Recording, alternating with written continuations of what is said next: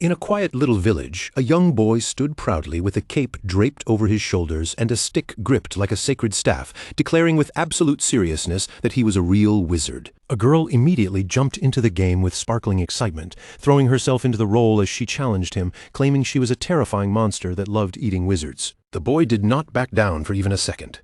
He planted his feet, raised his stick like it held true magical power, and slowly drew in a deep breath. With his little face tightened in concentration, he poured every bit of his imaginary magic into that wooden stick, then swung with full commitment and actually smacked the girl right on the head.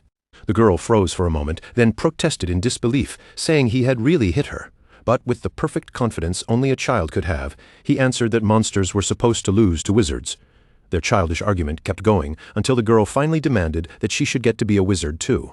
The boy refused at once, stubbornly clutching his stick as if the title belonged only to him.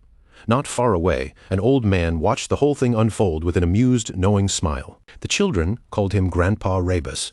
He came closer with 2 other villagers beside him, chuckling about how energetic the little ones were so early in the morning. Young Turan looked up at him with bright, eager eyes, bursting with excitement. Turan asked Rabus what someone had to do to become a wizard. Before Rabus could answer, his friend cut in, insisting it was not the kind of thing anyone could achieve just by wanting it. Rabus then explained that wizards stood at the very peak of humanity, above common nobles and knights. They were the ones who ruled over others, carrying power passed down through ancient bloodlines and inherited from ancestors long gone. Then, with a bluntness that crushed the children's hopes in an instant, Rebus told them that exactly because of that, neither of them would ever become a wizard. One of the nearby villagers quickly scolded him for speaking so harshly to children. But Rebus's smile faded, and his face turned grave as he confirmed the unsettling rumor spreading through the village. A monster had truly appeared, and the mood around them tightened at once. His voice lowered, carrying a heavy seriousness that made even the children go still. Rebus explained that a man named Rop had encountered it the night before. A dark beast as large as a house, shaped like a leopard and wrapped in deep shadowy darkness. Seeing the girl grow frightened, a woman quickly tried to soothe her, promising there was nothing to be afraid of, because the village chief had already gone to the city to request help from a wizard. She believed that once a wizard arrived, the monster would be defeated, and that confidence seemed to loosen some of the tension in the air. Even so, the mother sternly warned her daughter not to go anywhere near the forest for the time being. Rebus leaned his weight against his staff, his old eyes narrowing as he reminded everyone that they still had to stay cautious. Because without a wizard on their side, their chances were nearly hopeless. To ordinary villagers, killing a monster was practically impossible. When someone asked if everyone in the village already knew, Rebus confirmed that they did. Then another person brought up the shepherd who lived out on Israel Hill. The hill stood beyond the village in the distance, visible from where they gathered, quiet and separate from the rest of the settlement. The view shifted to that hillside where sheep wandered peacefully through wide green fields, grazing beneath the open sky as if no danger existed anywhere nearby. Right in the middle of that calm pasture, a young man lay stretched out in the grass, sleeping lazily among his flock. It was Turan, now grown, and after a while, his eyes slowly opened. A blade of grass hung from his mouth, and his face carried the flat, bored look of someone who had long stopped expecting anything interesting to happen. He stretched with careless laziness. All around him, the sheep bleated softly in the warm air, while Turan let out a complaint about just how painfully bored he was. To Turan, life had become one endless loop. The same open fields, the same sheep chewing grass without a single worry, and the same lonely little farm repeating the same dull day again and again. Nothing ever seemed to change around him. In fact, he even thought that if his days kept going like this, he might eventually forget how to speak altogether, simply because there was almost no one around to talk to. Then, without warning, a voice cut through his thoughts. The voice called him a pathetic brat, sharp enough to ruin the quiet afternoon. It was Rebus. The old man had climbed all the way up the hill just to scold him for lying around before sunset instead of doing proper work. Turan did not even bother turning his head. Without so much as looking at Rebus, Turan told him to move, because he was blocking the sunlight. The casual disrespect immediately offended the old man. Rebus grumbled about Turan's complete lack of manners and asked if he was still holding a grudge over what had happened in the past. Turan repeated the words back as if he barely remembered what Rebus was talking about, which only irritated him further. Rebus snapped and reminded him of the time after Turan's mother died. Back then, Rebus had tried to claim the sheep as something the village should share, as if Turan's inheritance could be treated like common property. Turan rose to his feet and made it clear that he was not generous enough to hand over what his mother had left behind. They were not close, he said coldly, so if Rebus had something to say, he should say it quickly and leave. Rebus flared up, calling him an insolent brat, but Turan's icy, defiant stare cut him off before he could go any further. Feeling the pressure, Rebus quickly shifted the subject and brought up the monster. Turan turned slightly in surprise, one hand gently stroking a nearby sheep, as Rebus explained that the creature was a leopard the size of a house. Rebus added that he had just finished going around to warn the rest of the villagers about the danger. Turan answered calmly that it sounded serious, though his voice carried almost no panic at all. Rebus noticed that immediately. Unsettled by Turan's lack of fear, Rebus asked if he was not worried, especially since this hill and his flock would likely be the closest target. He warned Turan to be careful and repeated that the village chief had already gone to bring back a wizard. Turan simply sat there with his back turned, giving Rebus almost nothing to work with. Rebus insisted that he had come up the hill because he was worried about him. But Turan immediately exposed him with a dry remark, asking why he would not just admit he was actually worried about the sheep instead. Rebus fell silent, unable to answer right away, while Turan's expression curved into a mocking little smile. Turan told the old man to leave if he was done talking, then added one last insult, saying Rebus's breath smelled so awful it was enough to rot his nose. Rebus stormed off in a fury, muttering curses under his breath, while Turan watched him go with a satisfied grin before turning back to his flock. Even so, the word monster stayed in his mind, a beast with strange powers, something tied to magic and mystery. Just as humans had wizards, beasts had monsters.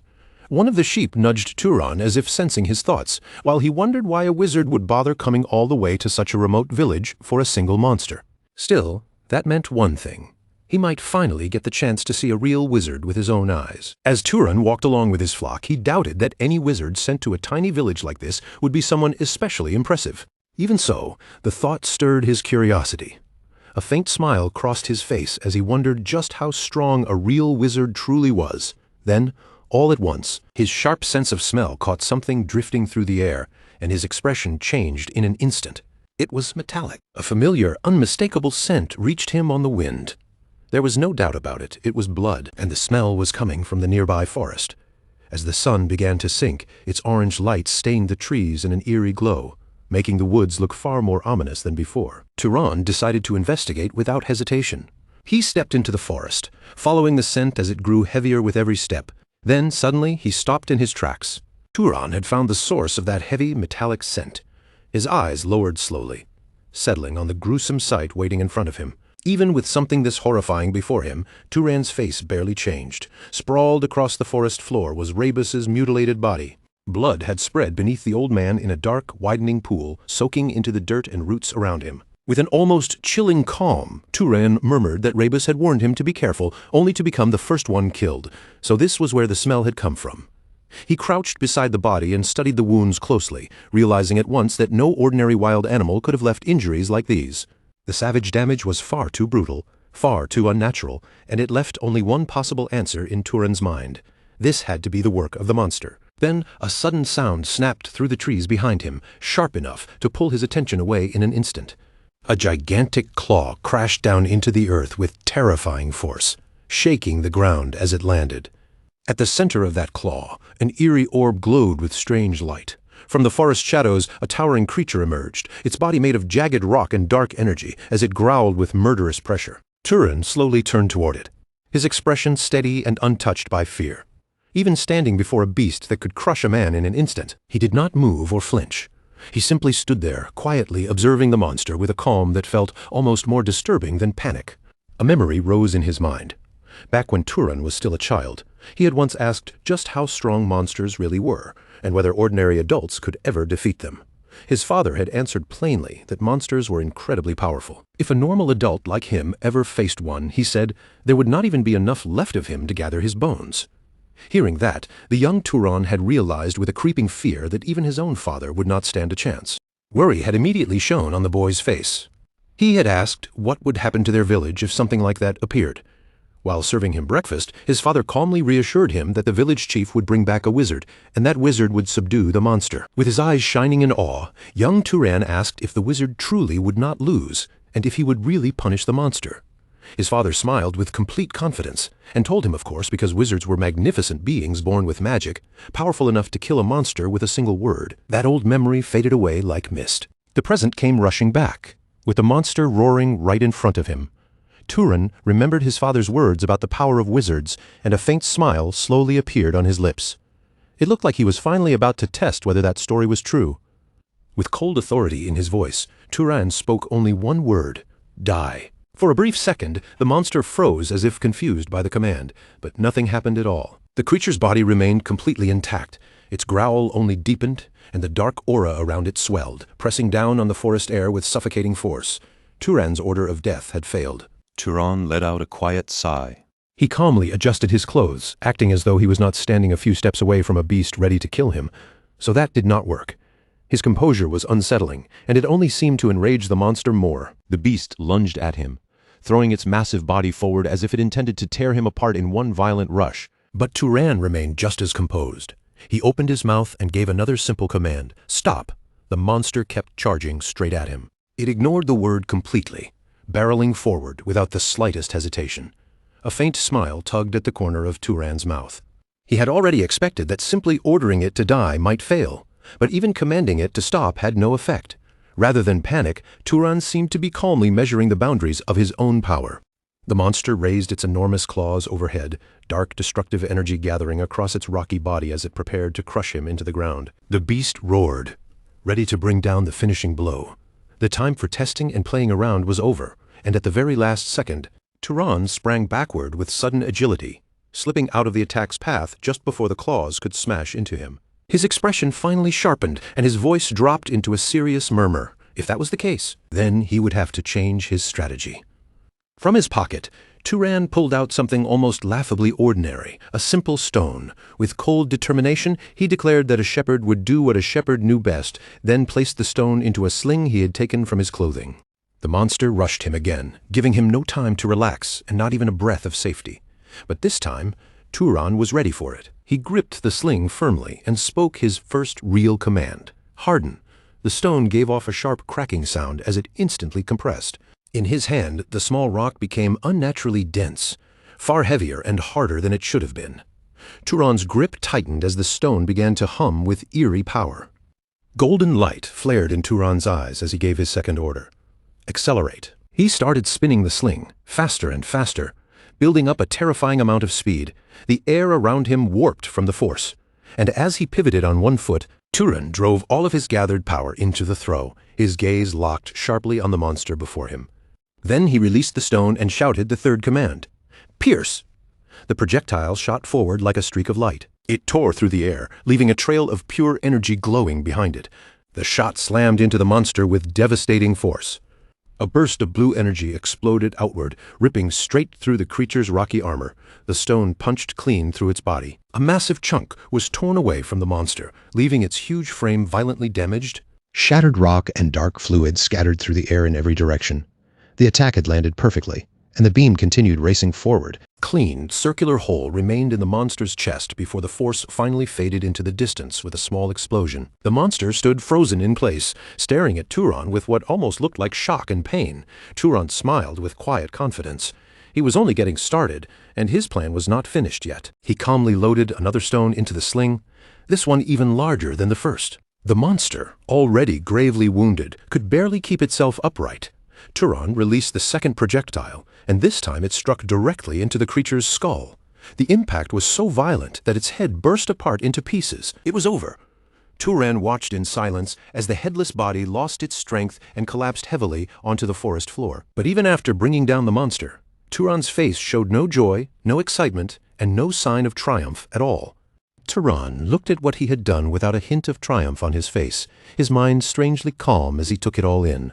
For the first time in his life, he had turned his power against a monster, and all he could do was quietly register that fact. His eyes lowered to the remains scattered before him. The ruined body, soaked in blood and thick, dark fluids that stained the ground around it. For a moment, Turan simply stood there, wondering what he was supposed to do with the corpse now. Maybe the easiest answer was to drag the thing away and toss it down into a ravine. With an annoyed sigh, he wiped the blood from his face instead of celebrating his victory. All he could think about was how those damn villagers had once again dumped more trouble onto him than he ever wanted. Turan, a silver-haired young man with sharp, refined features, looked far too composed for someone standing over a dead monster. The truth he had kept buried for years was simple, dangerous, and impossible to deny. Turan was a mage, and to understand why that secret mattered so much, his memories drifted back 8 years into the past. He could still remember the exact day he first understood that there was something different about him, something no ordinary child should have been able to do. Back then, Turan had only been 10 years old, still young enough to feel pure excitement before fear had taught him to hide. Inside his small home, young Turan laughed with bright-eyed delight as bluish energy swirled around him, lifting objects into the air as if they weighed nothing. Logs floated around the room, and he turned eagerly toward his mother, desperate to show her the amazing thing he could do and waiting for her praise. But the figure standing in the doorway did not smile back at him. His mother remained frozen in place, her face drained by what she was seeing, while Turan, still too innocent to notice her fear, kept beaming with excitement. He rushed toward her proudly, telling her that floating logs were not all he could do. He could make fire too, and even wind. Even years later, Turan remembered that instant with painful clarity right before everything changed. His mother suddenly shouted for him to stop, panic spreading across her face so clearly that it cut through his excitement at once. It was the first time she had ever raised her voice at him like that, and it would also be the last. Turan stood there, completely confused. The little boy could only stammer helplessly as she reached out, seized one of the objects still hovering in the air, and called his name with a seriousness he had never heard before. After forcing herself to steady her voice, she told him to sit down. Then, in a low but heavy tone, she asked whether he wanted to keep living together with her for a very long time, without even thinking about it. Turan nodded right away, because to him the answer was obvious. That was when his mother made him promise something that would follow him from that day onward. She told him he must never use that power again, and above all, he must never show it in front of other people. Her expression was twisted with deep anguish, and young Turan could only stare at her, unable to understand why something so wonderful made her look so afraid.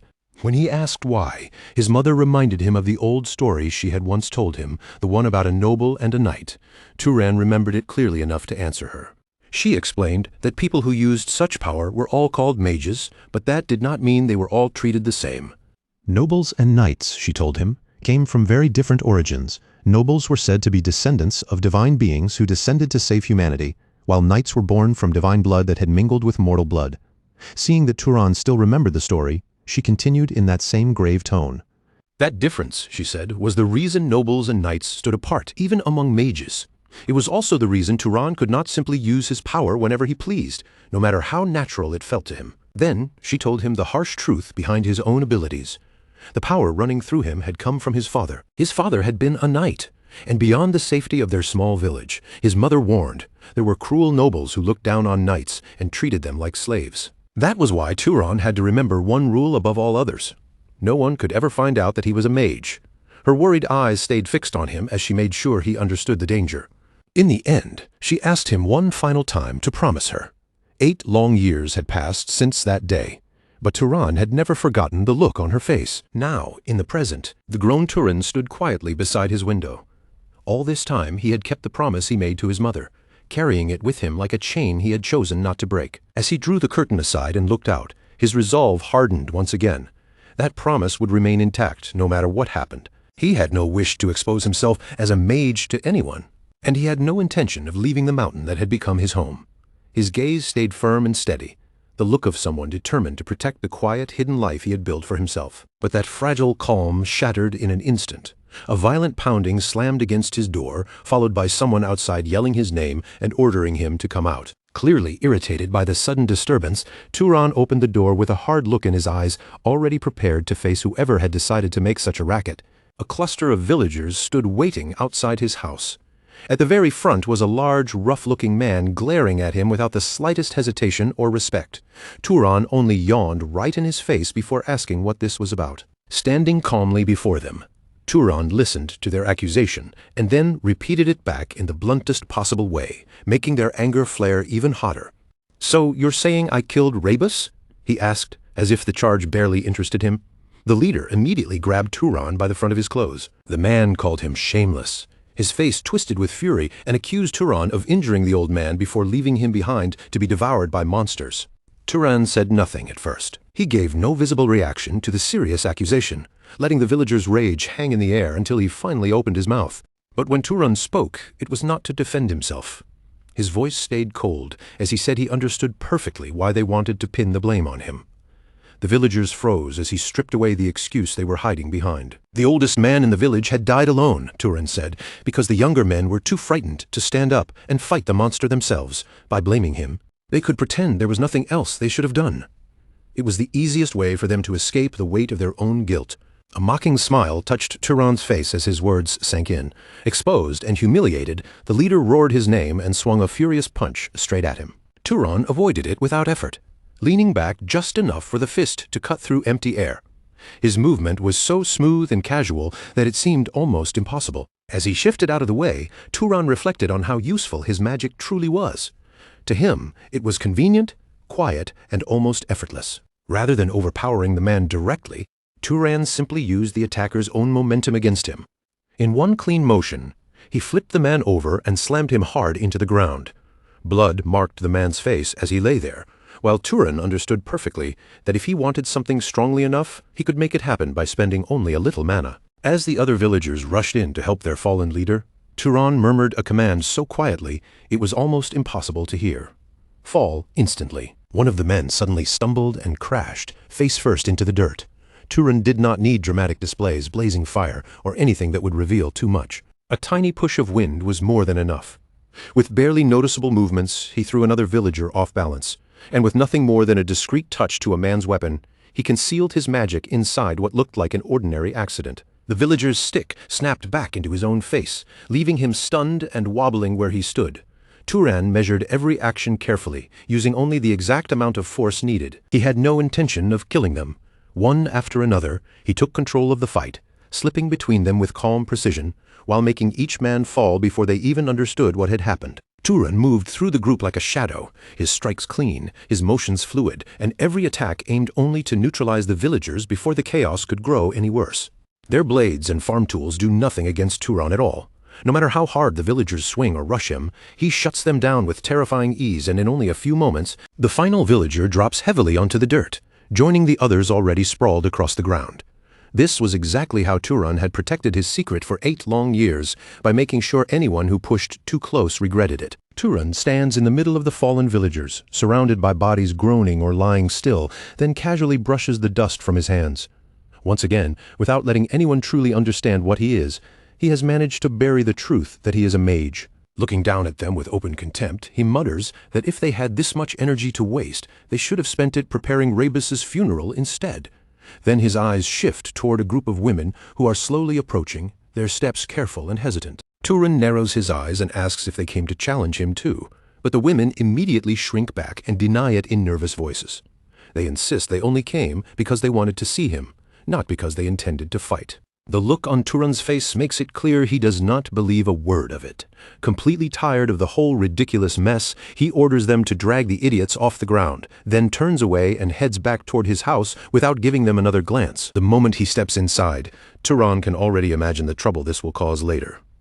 The village will definitely twist the incident into another excuse to cheat him the next time he comes down to trade, as if he is somehow the one at fault. But Turan does not let that thought bother him for long.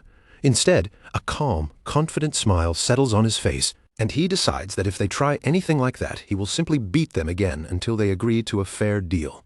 Just as he convinces himself that today's lesson should be enough to keep them from bothering him again, a loud knock suddenly echoes through the room, striking against his door once more. Turan slowly turns his head toward the sound, disbelief written across his face, wondering if those people are truly foolish enough to come crawling back this quickly.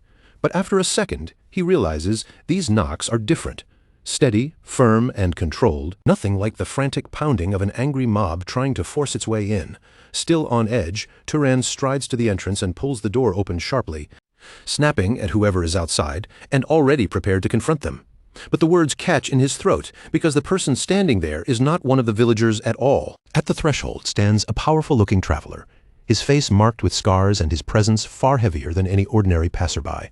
Gray hair frames his weathered features, a short beard covers his jaw, and despite the sword at his side, he offers a polite apology. The man explains that he only came to ask for a favor, and it seems he arrived at a very bad moment. For a brief second, Turan is left speechless by the unexpected visitor, wondering if this man is truly just a traveler. Then he quickly gathers himself again. Turan apologizes in return, saying he had just dealt with some unwanted guests. Inwardly, he remembers that his mother always taught him to be courteous, but because he never had any reason to treat the villagers kindly, speaking politely to someone like this feels strangely unfamiliar. Even so, Turan's guard rises immediately. In a quiet, isolated place like this, an armed traveler carrying a sword does not appear at someone's doorstep without raising suspicion. He starts to say that if the man is searching for an inn, he should go down to the village instead. But before he can finish, the traveler's stomach growls loudly enough to answer for him, and Turan lets out a resigned sigh. Despite all the doubts still turning in his mind, Turan finally invites the man inside. Before long, the two of them are seated at the table with a plain but generous meal spread between them. Turan tells him that there is not much here to offer, his tone modest as he sets the food out before his guest. But the traveler eats with obvious hunger, treating the simple meal as if it were a grand feast. Between bites, he looks at Turan with surprise and remarks that Turan seems like someone who has never really met anyone from beyond the village. Turan answers seriously, without any embarrassment, that he was born and raised on this very hill. As far back as he can remember, he has lived here as a shepherd, watching the same land and tending the same animals. He adds that a small village like this almost never receives outsiders, so meeting a traveler is rare. The man listens closely while drinking, taking in each detail without interrupting. As Turan speaks, the traveler's eyes sharpen, studying every word and every small movement as if he is searching for something hidden beneath them. Turan drinks as well, keeping his face calm and his posture steady despite the heavy tension gathering between them. Then the traveler says, almost casually, that he finds Turan rather interesting. Turan puts on an innocent expression and asks what he means, pretending not to notice the weight behind the man's words. The traveler points out that for an ordinary shepherd, Turan's manners are far too polished. He suggests that Turan's parents must have raised and educated him very well. Turan answers evenly that everything he knows came from his mother. He then adds, with a quiet heaviness, that she passed away from illness several years ago. The traveler responds with respect, saying that a woman who raised such a proud son must surely be resting peacefully in heaven. Turan simply says that he has lived the way his mother taught him to live.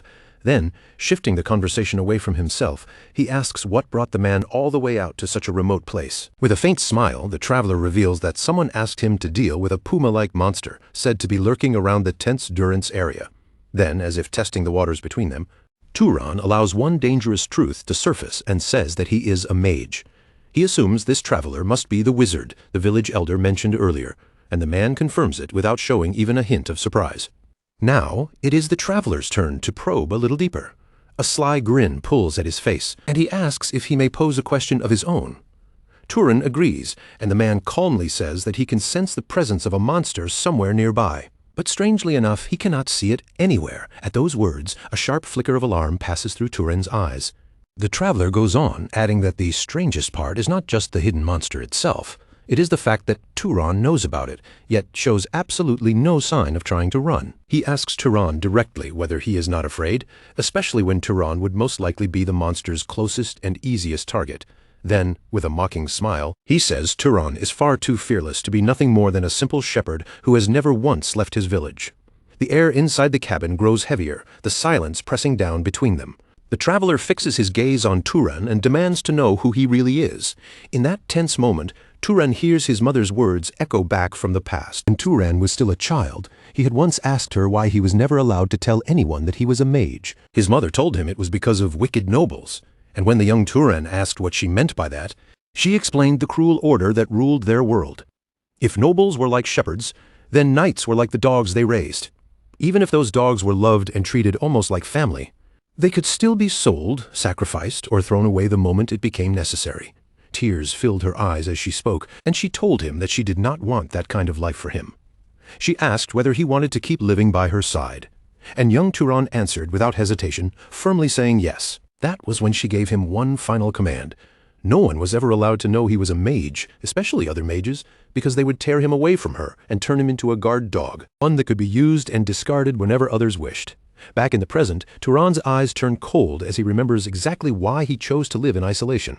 Across from him, the traveler slightly draws his sword from its sheath and gives one last warning. If someone wishes to avoid being exposed as a mage, then there may come a time when blood has to be spilled inside a small cabin like this.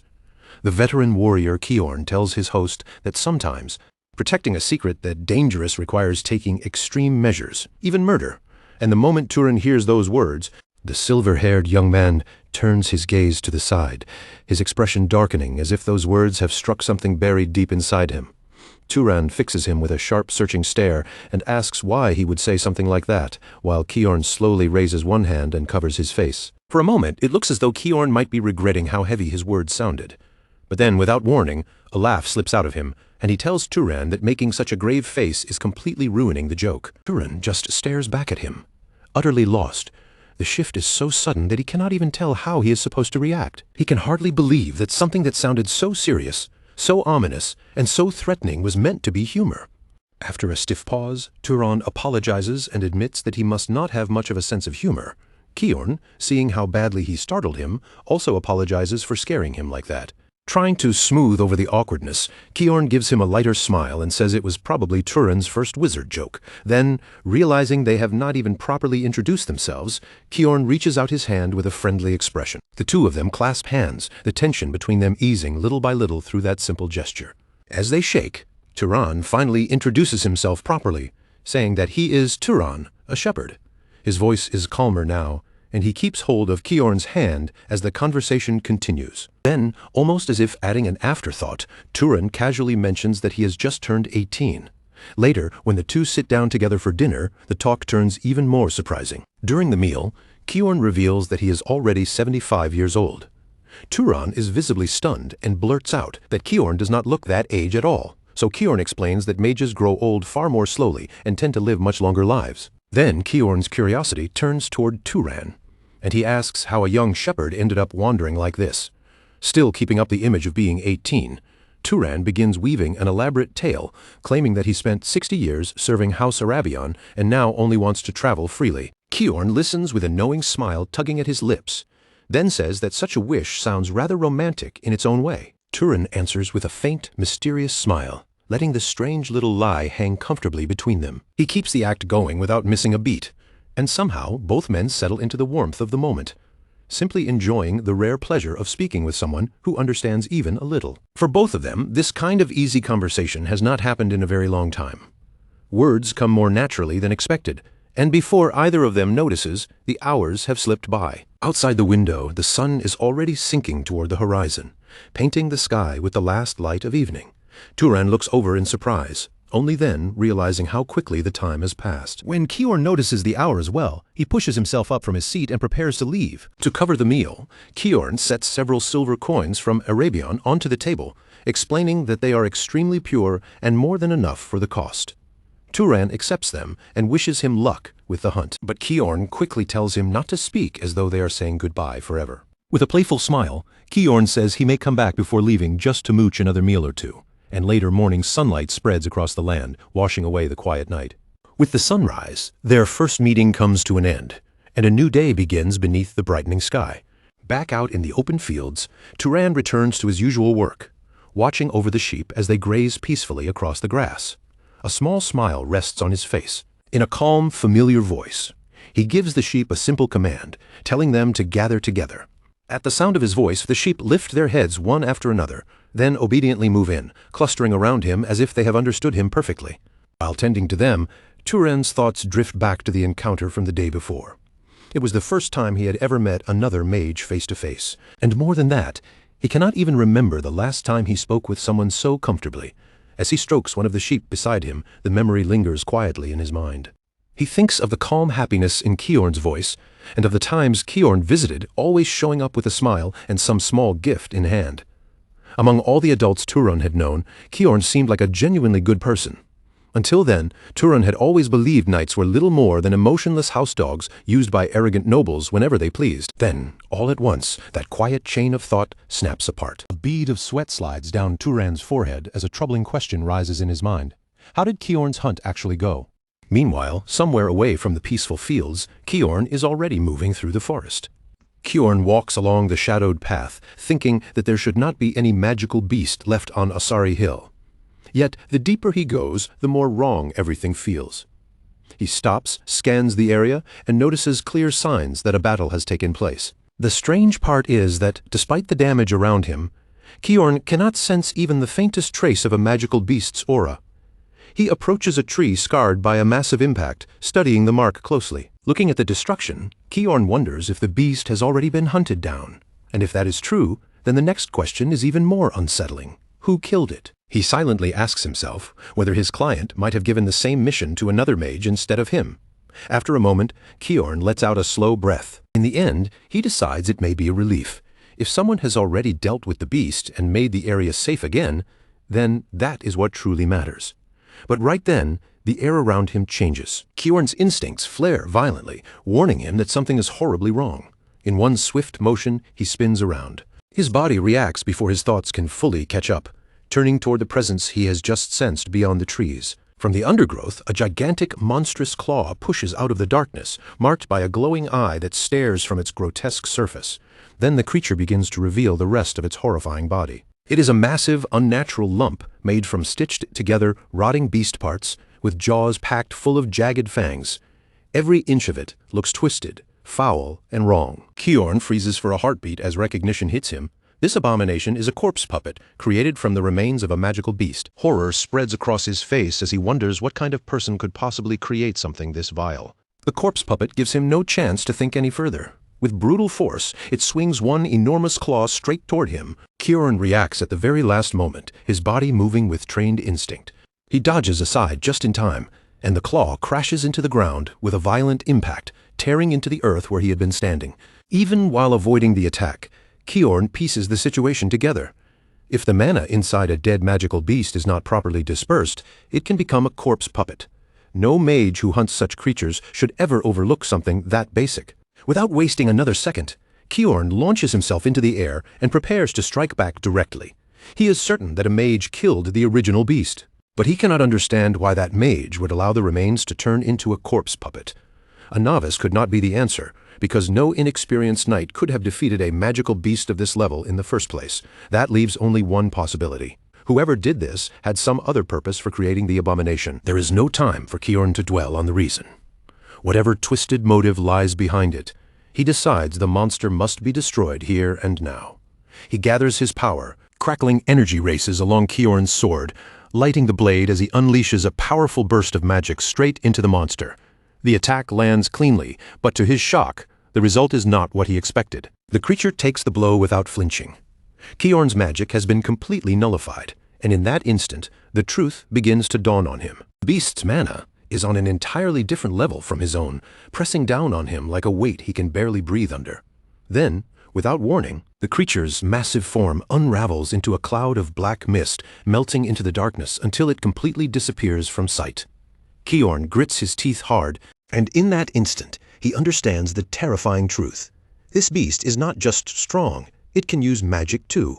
Driven into a corner, he shouts into the empty forest, demanding that it reveal itself. But the monster answers from the worst possible place, rising out of a pool of shadows directly behind him before striking with frightening speed. The attack lands cleanly against him, smashing into his body and sending him flying helplessly through the air. Blood rushes up into his mouth as the brutal reality finally sinks in. This is not an enemy a mere knight can handle.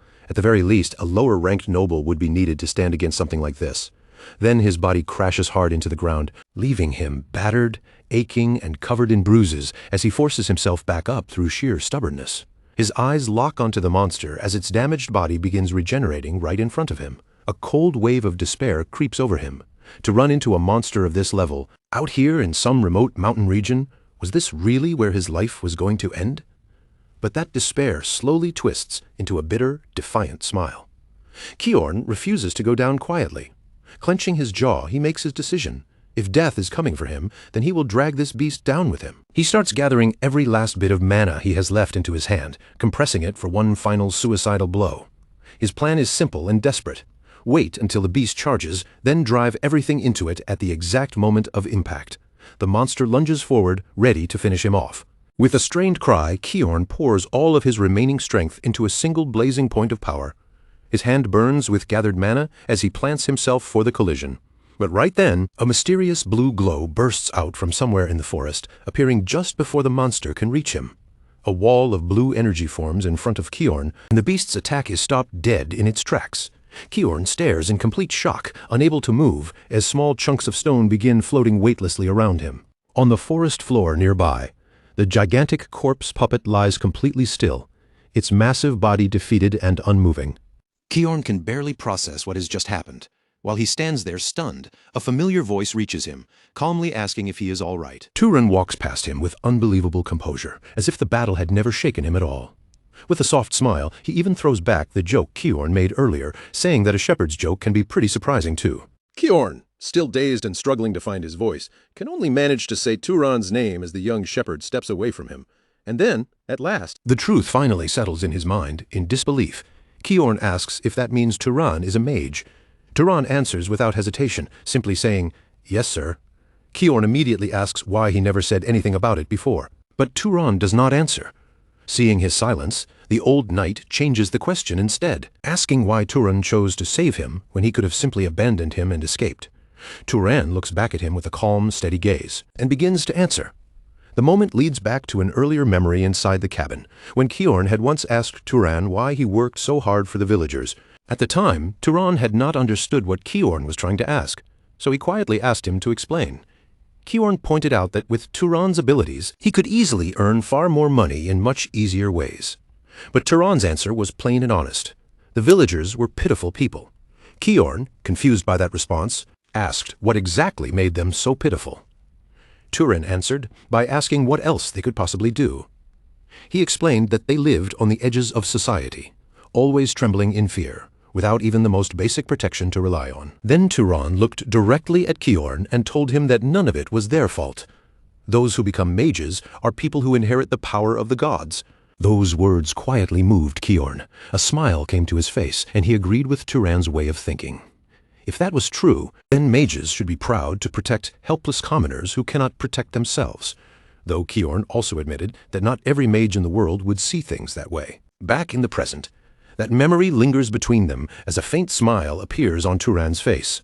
Sincerely, he tells Kiorn that every person in this world has their own way of thinking, their own way of living, and their own reason for acting. That is his answer. For a brief moment, Kiorn remembers the overwhelming power Turan displayed when he brought down that terrifying monster with almost effortless force. Kiorn stands there, shaken to his core, his eyes fixed on Turan as he tries to make sense of the young man in front of him. Still unable to grasp just how powerful Turan really is, Kiorn insists that the creature was far beyond his ability to handle. Something like that would normally require at least a noble to fight. He tells Turan to notify the village chief immediately so the villagers can evacuate, while offering to hold the defensive line himself. Kiorn still has no idea that Turan has already settled the danger completely. For a moment, the memory of his own earlier desperation flashes through his mind.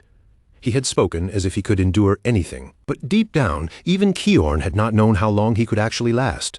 Turan only answers calmly, telling him it is fine. Kiorn looks at him in confusion, asking what he means by that. Nearby, a rock infused with magic rises into the air, hovering beside Turan as he adds that if that last attack worked, then they will be all right. Kiorn has no idea what Turan is talking about. Then the meaning hits him all at once. With his voice trembling, Kiorn asks if the attack Turan just used was not even his full power. He cannot process the idea that a young mage hidden away in the mountains could casually hunt down a corpse puppet. In that moment of clarity, the battle-hardened knight realizes this was never just a chance meeting with a country boy in a remote village. It was not the reckless confidence of some runaway noble youth either. No, this was something else entirely. Kiorn still does not fully understand what stands before him, but he can feel it. He may be witnessing the beginning of something enormous. The beginning of a mage who may one day turn the entire world upside down. Meanwhile, Turan wears a confident smile as he admits something to himself. He has been curious too, curious to discover exactly where his own limits truly lie, out in the forest. A gigantic, corrupted specter rises before him, its dreadful presence pressing into the air. The sheer force of its power throws the young shepherd backward. But even after being pushed back, Turan does not show fear. Instead, a calm smile spreads across his face. To him, this moment is the perfect chance to test himself and finally learn how far his real strength can go. From a distance, Kiorn shouts for him not to do it. Even with Turan's unbelievable talent, he warns that the monster is far too dangerous to face alone and insists that they should fight it together. But just as Kiorn prepares to step in and help, the specter suddenly launches an attack straight toward him. Before the strike can reach its target, Turan moves with incredible speed and releases a fierce burst of power, cutting in to intercept the attack. The impact rips through the forest with a heavy echo, but Turan quickly realizes something troubling. His strike did nothing. Kiorn shouts the harsh truth at him. Physical attacks cannot kill a specter. The monster keeps moving forward without hesitation, advancing as if the blow had never touched it. Seeing that his own approach is not enough, Turan calmly asks how he is supposed to kill it. Kiorn stretches out his hand and reveals the specter's weakness. The answer is simple: fire. Or if fire is not available, another elemental force with the same destructive nature, lightning. To prove his point, Kiorn casts a fireball, sending it straight into the monster's shoulder with a direct hit. Turan watches the result closely, then says, completely unfazed, that Kiorn's attack did not work either. Frustration rises immediately in Kiorn as he hears that response. Kiorn suddenly raises his voice, cutting straight through the tension as he snaps that Turan is completely missing the point. With his face tightening in disbelief, he starts explaining the most basic rule behind using magic on a living being. To affect something that lives and moves, a mage first has to establish causality. Kiorn can barely understand how Turan, after showing that much raw power, somehow does not even know a principle this fundamental. Then, in the middle of his explanation, a horrifying possibility flashes through Kiorn's mind. His expression stiffens, cold sweat forming on his skin as he realizes something that should have been impossible. If Turan truly has no understanding of even the most basic magical principles, then that can only mean Turan must have been the one who killed the original monster and, without realizing it, allowed the creature to become a specter. And if that frightening guess is correct, then Turan has never absorbed mana even once in his entire life. Kiorn quickly gives him a clear instruction, telling him not to simply ignite an existing flame. He has to create the fire himself first, then send it forward with purpose. Even as he says it, Kiorn is stunned by what this means. How could someone with no training, no proper foundation, and no real experience already possess this much strength? As Kiorn's words sink in, Turan steadies himself and prepares to try again. This time, he follows the veteran knight's guidance carefully, focusing on each step instead of relying only on instinct. He gathers his concentration, and a pure flame suddenly bursts to life in the center of his palm, crackling as if it had been born from empty air. Kiorn watches every movement with sharp, disbelieving eyes. For a mage, creating fire itself is not the hardest part. The true challenge lies in shaping it, sustaining it, and controlling its direction. But right before Kiorn's eyes, Turan masters it almost immediately. With one smooth motion, he bends the flame into a huge swirling vortex, showing the kind of control that should take years of harsh training to develop. Then Turan plants both feet firmly against the ground, bracing his body as he prepares to pour everything into one strike. In the next instant, he releases a furious torrent of fire from his hand, and the blazing stream tears through the forest straight toward the monster. The attack lands exactly where it needs to, swallowing the specter's glowing eye inside a raging sea of flames. Within only a few seconds, the creature is completely wrapped in fire, its twisted body thrashing and writhing as it starts to break apart. Seeing that victory is finally within reach, Kiorn shouts one last urgent warning, telling Turan to stay focused and keep feeding mana into the flames before they fade. "You have to burn every last bit of it," Kiorn yells, his voice strained with urgency. Turan keeps his concentration locked in place, continuing to pour his power into the inferno. His gaze stays calm and determined while the fire chews through every remaining trace of the specter. The roaring vortex blazes brighter and brighter, until the monster is reduced to nothing but ash. When the last flames finally die out, the forest falls silent once more. Kiorn slowly lifts his eyes toward the sky, still unable to believe what just happened. They had really done it. Against all odds, they had won. Yet even with the battle over, Kiorn is still struggling to process the unbelievable sight he just witnessed. In his mind, he knows that Spectre was absurdly powerful. It was the kind of monster that should normally require a noble-class mage to defeat safely. And yet Turan, a young man who had lived as nothing more than a shepherd in the mountains, had destroyed it with his own hands. Standing amid the scorched remains, Turan quietly wonders whether the fight is truly finished. Kiorn, still stunned from what he has seen, warns him that if he does not want the specter to regenerate, he has to absorb the mana left behind. Turan, unsure what that even means in practice, simply asks what he should do. Kiorn's instruction is surprisingly simple. He tells Turan to imagine draining something into himself, as if he is pulling the remaining power inward and making it part of his own body. Ready to try, Turan closes his eyes and focuses on that image. Almost immediately, The specter's leftover green energy begins rising from the corpse like mist being drawn by an unseen force. The mana streams toward Turan's hand, spinning tighter and tighter until it forms a glowing orb of concentrated power. Then Turan's eyes snap open, now shining with a fierce green light as the energy floods into him.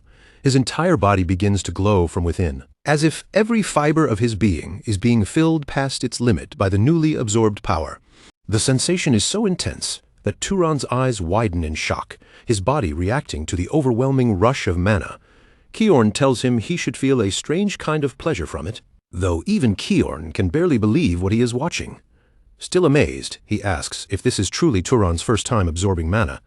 Turan answers calmly and confirms that it is. Kiorn falls into deep thought, his expression heavy as he begins to measure what this revelation really means. Normally, a mage's mana grows little by little after their first awakening, slowly increasing with age and experience.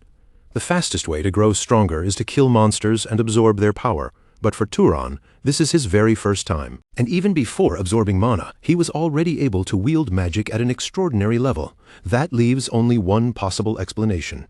Turan's natural potential is in a completely different league. Kiorn stares down at his own hand, slowly understanding the enormous meaning behind what he has just witnessed. This young man is no ordinary shepherd at all. At last, Kiorn calls Turan by name. Turan turns toward him and responds, waiting quietly, while the air between them carries a new sense of respect. Kiorn apologizes for the rudeness he showed earlier. Then he asks the question that changes the entire weight of the conversation. May he ask which house Turan belongs to? Turan, not fully understanding what Kiorn is getting at, simply says Kiorn's name in confusion. Instead of answering the question, he points toward the blood dripping from Kiorn's wounded arm, reminding him that he is still injured. The sight pulls Kiorn out of his racing thoughts, and he accepts Turan's help as they make their way back to the cabin. Once they are safely inside, Turan carefully bandages Kiorn's arm. Outside, the night remains still and quiet, while Kiorn sits there, lost in thought over the impossible power he has just seen. As Turan prepares and serves dinner, Kiorn apologizes again, saying it was rude of him to let someone so esteemed take care of him like this.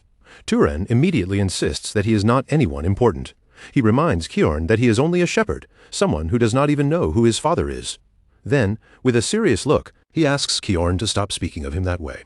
Seeing the firmness in Turan's expression, Kiorn agrees, though his curiosity clearly has not faded. He asks why a mage with such power would continue living as a simple shepherd, saying that kind of quiet mountain life does not seem suited to someone like him. Turan then reveals the reason. It was because of his mother's final request, a promise he made to her shortly before she died. She warned him that if the people of the lowlands ever learned he was a mage, they would use his power for their own purposes and then throw him away once he was no longer useful. Hearing that, Kiorn simply says that Turan's mother was a wise woman, which leaves Turan genuinely confused. Turan admits he is surprised because he thought Kiorn would call her overprotective, but Kiorn calmly tells him that she was not entirely wrong. Great power always draws conflict toward it, whether the person wants it or not. To make his point, he brings up a great war from the past. It was a brutal conflict between noble houses, one that took place a little over 20 years ago and left deep scars behind. The war was fought between House Arabian, the house Kiorn once served, and the great House Zahar. As he remembers it, sorrow settles over his face, because countless lives were lost in that terrible conflict. At the time, House Arabian had around 3,000 knights. Of those, more than 900 were killed, nearly one-third of their entire force wiped out. With a somber expression, Kiorn adds the most painful part. Everyone who had been close to him had belonged to that fallen third.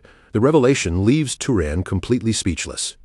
Kiorn's thoughts drift back to the people he had lost, beginning with his old friend Dror, the man who once dreamed of opening a simple laundry shop when the war was finally over, and then Denver Hartman, the stern companion who never missed a chance to scold him, always telling him that he still had far too much to learn, and worst of all, the wife and son he loved more than anything. House Zahar slaughtered them all. Kiorn was the only one left breathing, and that was why he tells Turan that his mother had been right. A knight's life, no matter how proud or disciplined it may look from the outside, can disappear even faster, and with even less meaning than the life of an ordinary commoner. But then, Kiorn quietly adds that there was one thing Turan's mother had been wrong about, and that was her son's true aptitude. Turan stares at him, unable to understand what he means.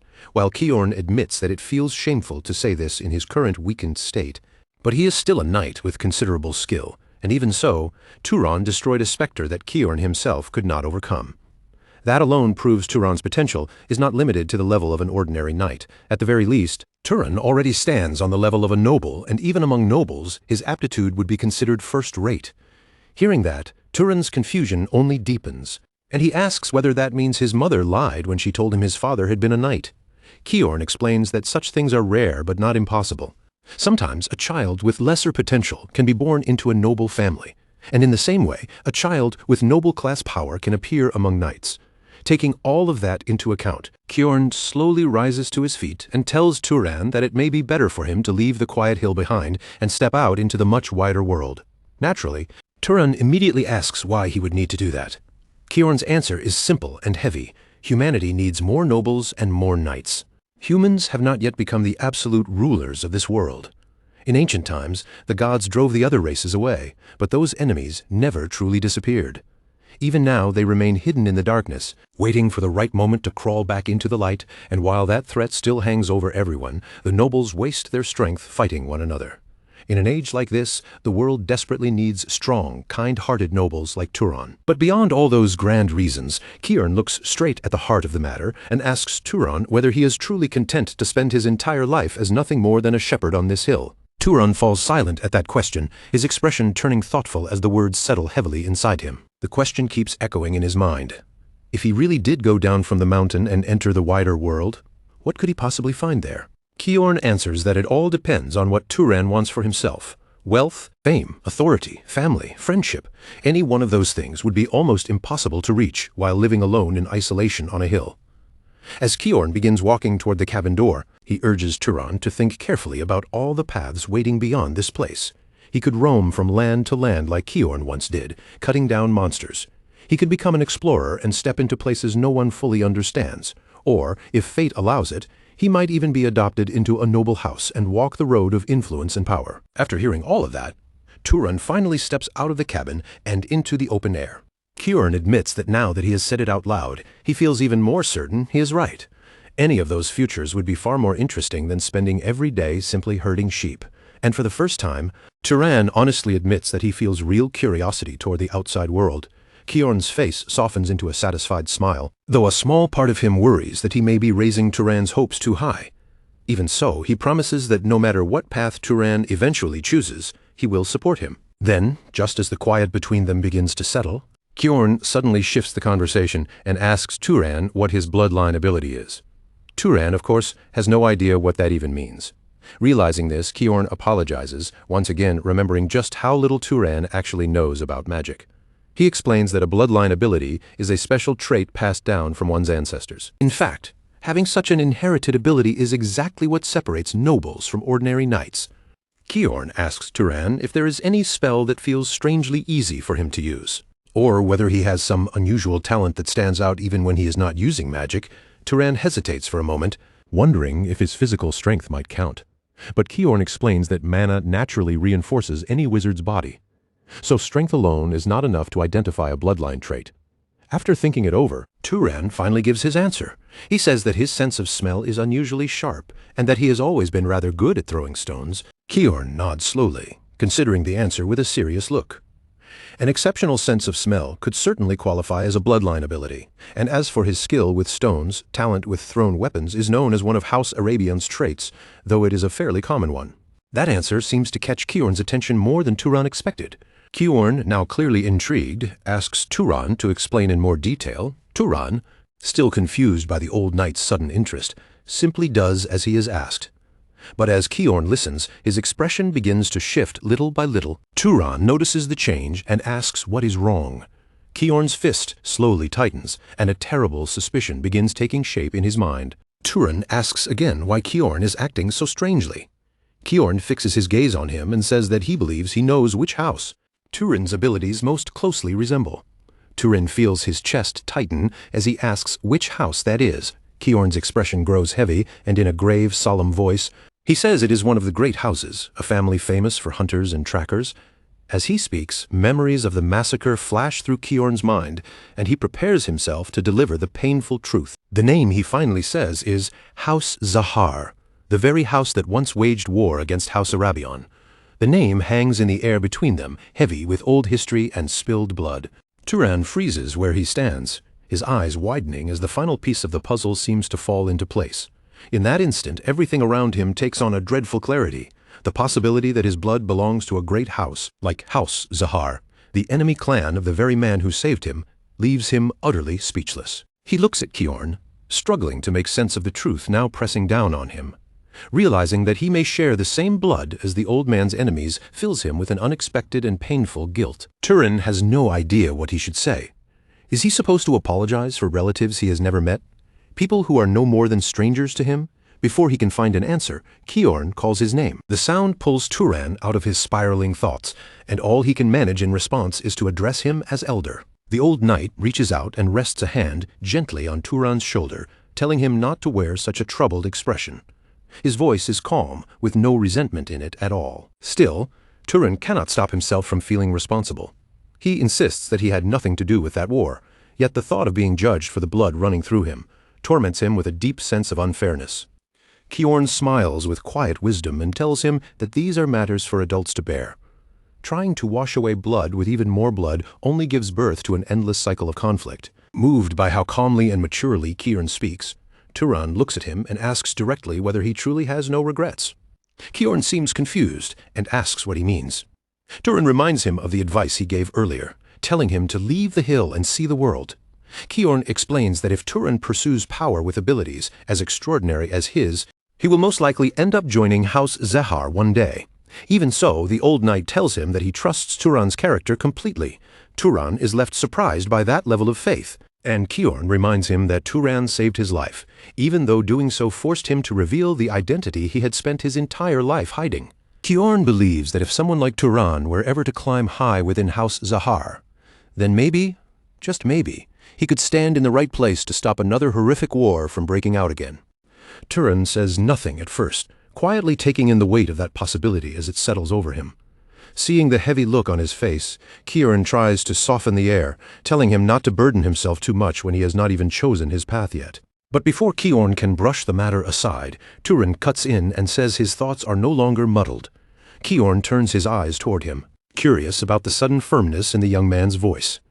For the first time, there is a clear, steady resolve shining in Turan's gaze, and Turan declares that he has made up his mind. He wants to try descending the mountain and seeing the world below for himself. Kjorn's face warms with a satisfied smile. He approves of the decision, but gently warns him not to rush forward too quickly, because the time is not right just yet. Turan, with a kindness that quietly touches the old knight's heart, says he will leave only after Kjorn's wound has properly healed. Kjorn insists that it is nothing more than a scratch, but even as he says it, his voice softens, as if he can see Turan's good nature even more clearly than before. Later, inside the small cabin, the two of them sit down as Kjorn begins teaching him the very foundation of magic. He explains that the one thing no spell can do without is mana, a force so important that people often call it the key to omnipotence. Turan repeats the idea back as he listens carefully. Kjorn then clarifies that mana is not truly absolute power, because using magic requires mana that matches the kind of magic one is trying to perform. Seated at the table, Turan asks what decides whether mana is compatible or not. Kjorn raises 3 fingers in front of him and explains that the difficulty of magic is mostly shaped by 3 major factors: bloodline, affinity, and causality. After naming them one by one, Kjorn chooses to begin with bloodline. Bloodline is inherited power, something decided by the blood a person is born with, and it is common among nobles who are not simply ordinary knights. To make the idea easier to grasp, Kjorn asks whether Turan could heal his wounds using magic. Turan admits that doing so would be extremely difficult for him, precisely because his bloodline does not naturally lean that way. As an example, Kjorn brings up the Ravista lineage from the south. For that family, certain types of magic come so naturally that they can use them even without proper training, as if the power flows straight out of their inherited blood. Turan absorbs the lesson and then asks about the second factor, affinity. Kjorn explains that affinity means familiarity. A mage can perform actions more easily when those actions feel familiar to the mind and body. Turan immediately connects this to his own experience, remembering how he formed a fireball by imagining it as if he were throwing a stone. Kjorn confirms that Turan has understood it correctly. If Turan had simply tried to create flames from nothing without relying on that familiar throwing motion, the spell would not have come out with the same speed or force. Finally, Kjorn arrives at the last and most important concept: causality. He admits that it is such a difficult subject that even he does not completely understand every part of it. To make it clearer, he gives Turan a simple situation to imagine. If Turan tried to kill Kjorn directly using mana alone, the result would probably be nothing more than a faint glow inside Kjorn's head and a spell too weak to matter. Kjorn then gathers mana into a cup sitting on the table, showing what happens when the proper cause is missing. The water inside the cup barely bubbles, and Kjorn explains that when there is no suitable cause leading to the desired result, the magic becomes unbelievably difficult to achieve. Turan thinks about it from his seat for a moment, then says he believes he understands. To prove it, he creates a small flame. If his goal were to kill Kjorn, then instead of wasting mana by simply wishing for Kjorn's death, he would need to create a proper cause, like forming fire and launching it at him, because that follows a more natural chain of action. Kjorn rises in amazement at how quickly Turan has grasped such an abstract principle. Half joking, he says Turan could have become a scholar instead of a mage. Still thinking deeply, Turan brings up another question. If he can control ordinary animals as he wishes, then why are magical beasts different? Kjorn answers that the difference comes from the mana inside them. Their lesson continues in that quiet cabin. While outside the window, one of the sheep stands still, almost as if it is silently listening to every word they say. Turan lets out a tired sigh and admits that magic is far more complicated than he expected.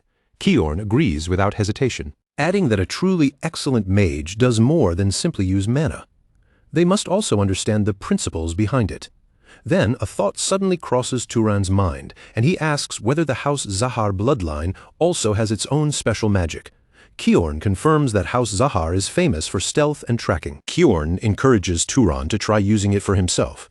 Turan rises from his chair, accepting the challenge with a serious look. He closes his eyes and concentrates.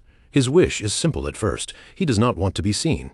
But then he pushes the thought even further, wishing that even his scent and the sound of his presence cannot be detected. For one brief instant, light wraps around his body as his mana responds to his will, awakening the power hidden in his bloodline. Kjorn turns toward him with expectation, wondering if the young man could truly succeed on his very first attempt. But then he sees, or rather, realizes, he cannot see anything at all. Turan has vanished completely, leaving behind only a faint shimmer of light on the floor where he had been standing. Even the seasoned knight cannot keep the shock from his face. A cold bead of sweat gathers on his brow as he admits aloud that Turan has succeeded. He cannot see Turan at all. The corner of Kjorn's face twitches as the truth sinks in, and despite all the battles he has survived, the perfection of the ability unnerves him. The cabin that held two people only a moment ago now feels strangely empty, as if Turan's entire presence has been erased. Turan's stealth is complete, leaving no clear trace for even Kjorn's trained senses to catch. Then, without warning, the air wavers slightly, and Turan reappears as silently as he disappeared. He clenches his fist, feeling the dormant strength in his blood with a new kind of awareness. Even Turan admits that it is a frightening ability, and he remembers that this was precisely the kind of power the Knights of House Arabion feared most during the war. Kjorn agrees that the ability is almost unfairly powerful, but he warns Turan not to mistake it for invincibility. There are methods to counter it. Once the demonstration ends, Kjorn offers to teach Turan several ways to train his magic. Still painfully aware of his lineage, Turan asks in a quiet voice whether Kjorn is not teaching far too much to a mage from the family that used to be his enemy. Kjorn turns his back slightly and reminds him that Turan not only saved his life, but also cared for him afterward. And besides, Kjorn has already told him the most important reason.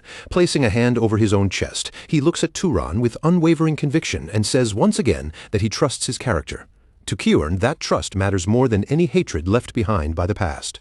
Sometime later, Turan descends to the village to announce that he is leaving, and when village chief Rebus hears it, he reacts with open disbelief and anger. Turan, already prepared for travel, stands calmly, while Rebus shouts at him. The chief scolds him for deciding to leave without consulting anyone, and demands to know who will look after the sheep once he is gone, with a coldness the villagers have never seen from him before. Turan tells them that finding a new shepherd is their problem, and what he chooses to do with his own property is none of their business. Then he gives them a clear ultimatum. Either they buy the sheep from him at a fair price, or he will release every last one of them and walk away, leaving the village to deal with whatever happens afterward. The villagers go stiff in stunned silence. One man tries to act brave, claiming they can just catch the sheep themselves if they need to. but his shaky voice gives him away as he glances toward Chief Rebus, hoping for support. Rebus shuts him down with a sharp glare. He knows the young shepherd is not bluffing. More than that, he understands that Turan is the kind of person who follows through on his words, and pushing him further would only make things worse. In the end, the chief has no choice but to yield. With a bitter mutter of agreement, he hands Turan a heavy pouch filled with coins. Soon after, Turan and Kiorn left the village behind, walking away from the small world that had been the only home Turan had ever known. With the matter finally settled, and the villagers fading into the distance behind them, the two continued down the road in silence for a while. As they traveled, Kiorn eventually asked Turan if he wanted him to go back and collect the compensation the villagers still owed after everything that had happened. But Turan quietly refused, making it clear that he had never planned on taking that reward from the beginning. Besides, the one who had actually captured the magical beast was Kiorn, not him. Kiorn listened to his answer without arguing. After a brief pause, his expression softened, and a faint, almost approving smile appeared on his face. Then Turan spoke up and said that this was where they should finally go their separate ways. Just ahead of them, the road split in two, each path leading toward a different future. Kiorn came to a stop at the fork, looking from one road to the other before confirming that their paths really did divide here. A small half-smile tugged at his mouth as he turned back toward Turan. He apologized for turning down Turan's offer to travel together, explaining that he had always been the kind of man who felt more at ease walking alone. Turan did not look hurt or disappointed at all. Instead, he accepted it with calm understanding. Turan assured him that there was nothing to apologize for, then sincerely thanked him for everything he had done up until now. His voice carried real gratitude because Kiorn had given him far more than just help on the road. With the warm, gentle smile of an elder sending off someone precious, Kiorn told Turan farewell and urged him to stay safe on his journey. Turan smiled back and said that when they met again, he hoped it would be under brighter, happier circumstances.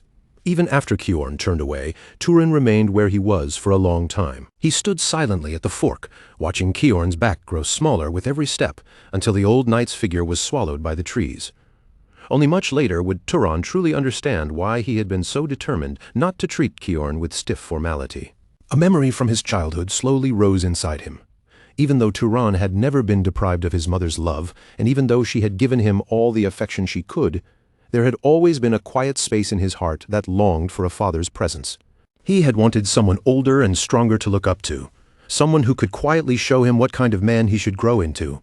Without either of them fully realizing it, Kiorn had stepped into that empty place and filled it, if only for a short time. And with that farewell, Turan's old life was left behind like footprints swept away by the desert wind. The boy who had once lived only as a shepherd was gone, and the real journey waiting for him had only just begun. That journey eventually carried him into a barren wasteland, a harsh and lonely stretch of land where the world seemed stripped down to stone, dust, and silence. He found himself moving through a cracked canyon, where the only sound keeping him company was the sharp whistle of the wind cutting between the rocks. Wearing a new cloak and carrying his pack firmly on his back, Turan pressed onward alone through the vast desert. Sand and dust rolled across the open ground, and the endless emptiness around him made every step feel heavier. The wind blew fiercely against him, tugging at his cloak and pushing at his hood. But Turan kept moving forward.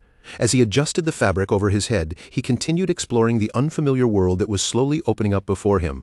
Then, all at once, he noticed movement far off in the distance. Something on the horizon had caught his eye. When he focused, he saw a group of hooded figures traveling together, and at first he assumed they might be merchants moving between villages. That seemed perfect to him. If they really were travelers, then this was a good chance to get information without wandering blindly any longer. So Turan decided to approach them, intending only to ask for directions to the nearest city.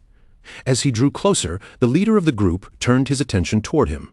The man leading them wore an eye patch, and with a guarded stare, he asked Turan who he was. Turan answered politely, explaining that he was just a lone traveler trying to find the closest city. The eye-patched man told him that if he followed the road they had come from, he would eventually reach a city called Murray. Hearing that, Turan seemed satisfied with the answer and relaxed slightly. He thanked them for the information and turned to continue on his way, walking past the side of their wagon. But right as he was about to leave them behind, a voice suddenly called out and stopped him in his tracks. One of the men stepped into Turan's path, blocking him with a crooked, threatening smile. His tone turned sharp as he asked Turan a simple but dangerous question.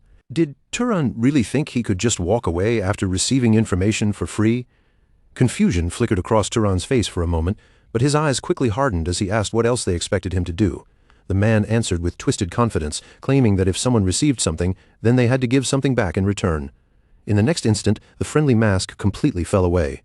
The men drew their swords and closed in around Turan, demanding that he hand over the heavy backpack he was carrying. Behind him, another bandit laughed cruelly and confirmed what they wanted.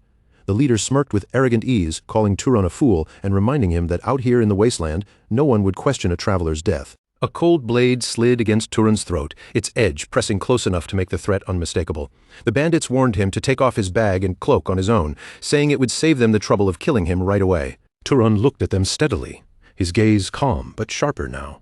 At last, he understood exactly what kind of people stood before him. These were not simple thieves hoping for an easy robbery. They were bandits who would kill without hesitation. In that tense moment, one of his lessons with Kyorn flashed through his mind. He remembered the quiet cabin, the stillness of that place, and the serious conversation they had shared about the principles behind magic. He remembered the demonstration as well, and the moment he began to grasp causality, the idea that power could be created by building from clear, logical foundations instead of relying on vague instinct. That memory reminded him of the strength now resting in his own hands, a power he had learned but not yet fully tested. This was a power Turan had never used in a real fight before, and now standing in the middle of the wasteland with blades pointed at him, the present came rushing back. His expression changed completely. The uncertainty vanished, replaced by a chilling, confident smile that slowly spread across his face. He looked at the surrounding bandits with calm eyes and said that he supposed he would have to use them for practice. The bandits mocked him at once, laughing as if his words were nothing more than desperate nonsense. But Turan did not react to their ridicule. Instead, he quietly measured the situation, taking in their positions and movements. One of the men scoffed and told the leader that Turan must have lost his mind, talking like he was some kind of mage. Without wasting another word, Turan began to channel his mana, and a swirl of green energy gathered around his hand. With one simple motion, he released a powerful gust of wind.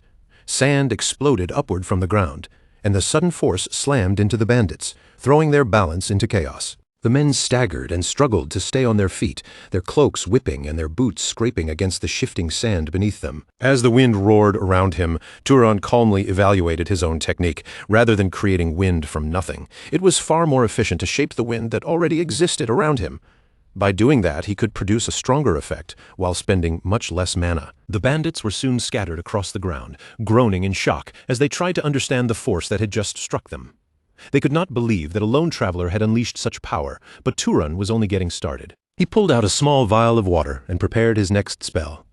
The liquid rose smoothly from the flask, hovering in the air before freezing instantly in midair. In the space of a breath, that floating water hardened into a sharp icicle, its tip gleaming coldly under the desert light. Soon, several more shards of ice formed around him, suspended in the air like deadly weapons waiting for his command.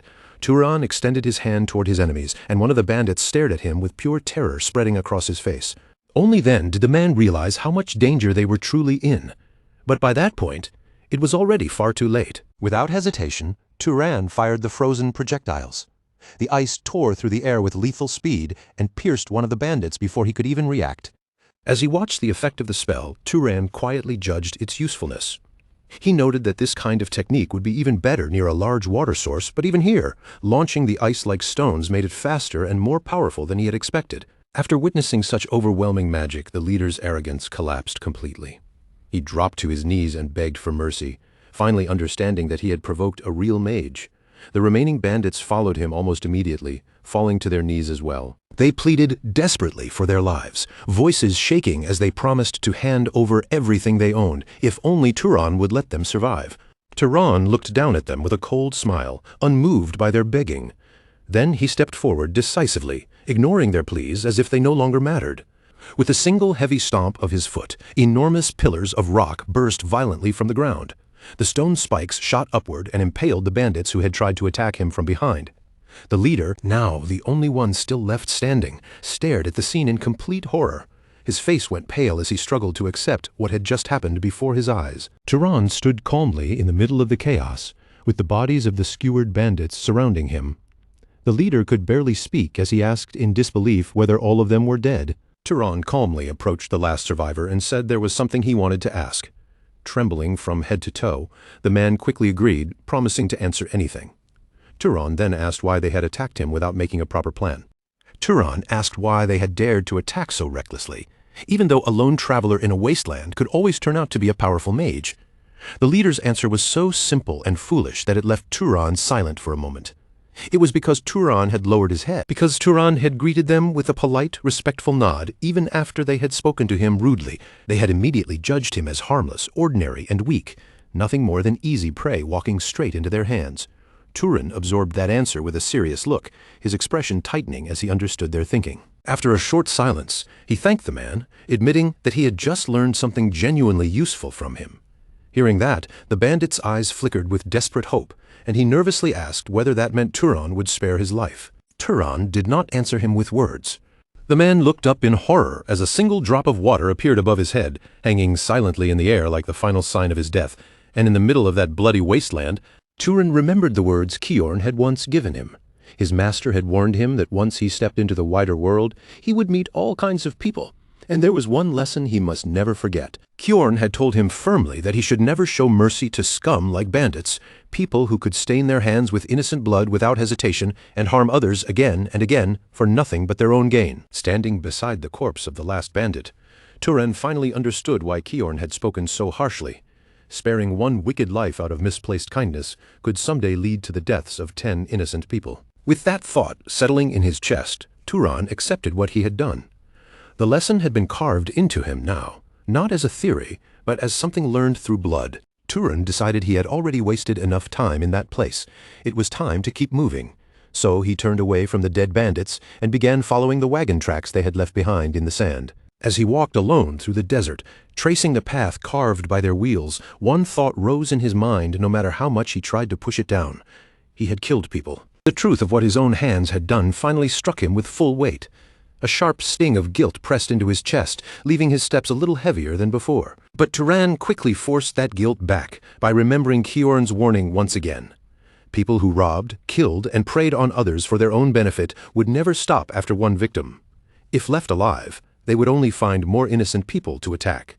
Holding tightly to his master's teaching, the storm inside Turan's heart slowly began to calm.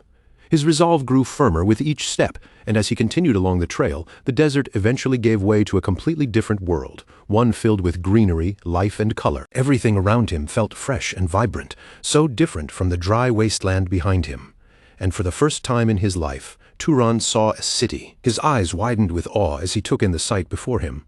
Far in the distance stood a great castle, surrounded by countless buildings packed together beneath its shadow. At last, Turan had arrived at the small city of Murray. The moment he stepped inside, he found himself surrounded by people in every direction, far more than he had seen in a very long time. The noise, the footsteps, the shouting, and the constant movement all pressed in around him at once.